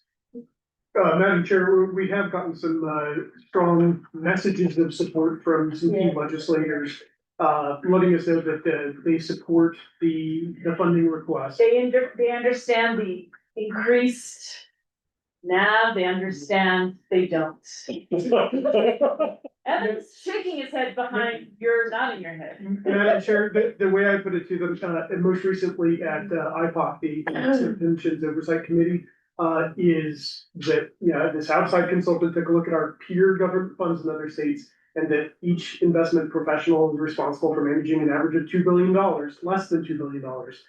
And when Ascension came in last year and we were at 54 billion, we were an average of $4 billion per person. And now we're already at $64 billion.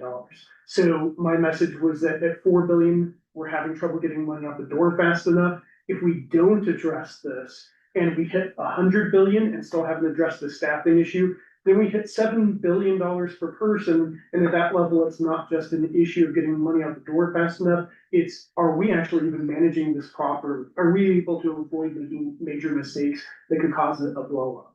So it's a matter of extreme fiscal prudence to make sure that we're able to staff up properly. They recommended at a $54 billion level, staffing level of 57. I don't think we can quite get there in the next 20 months.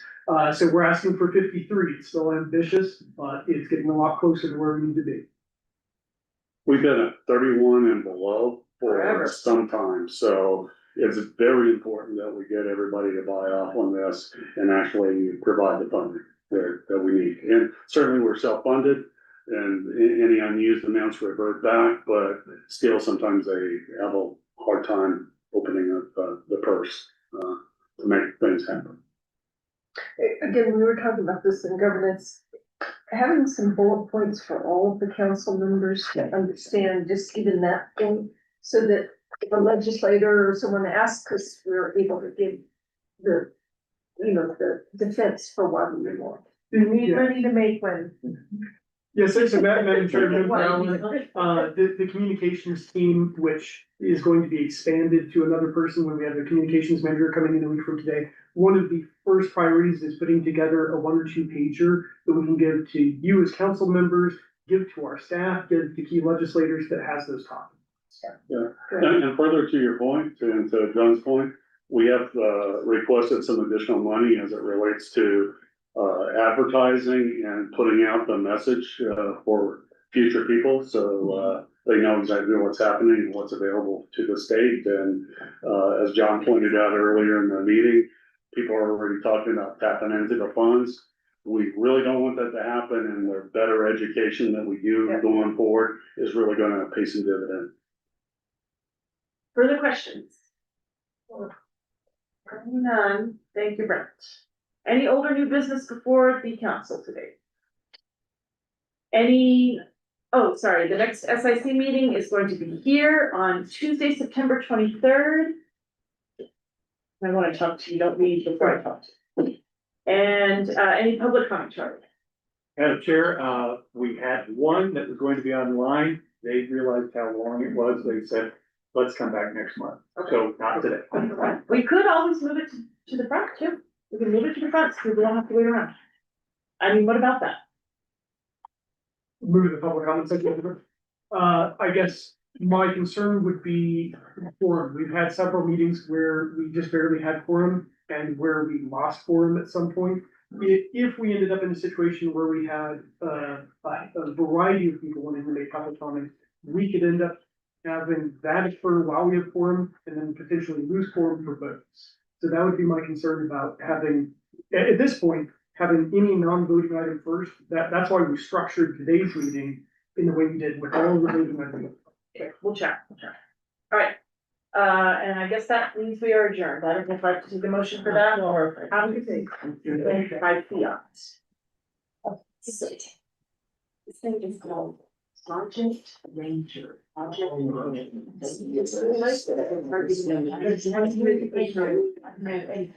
All I know is.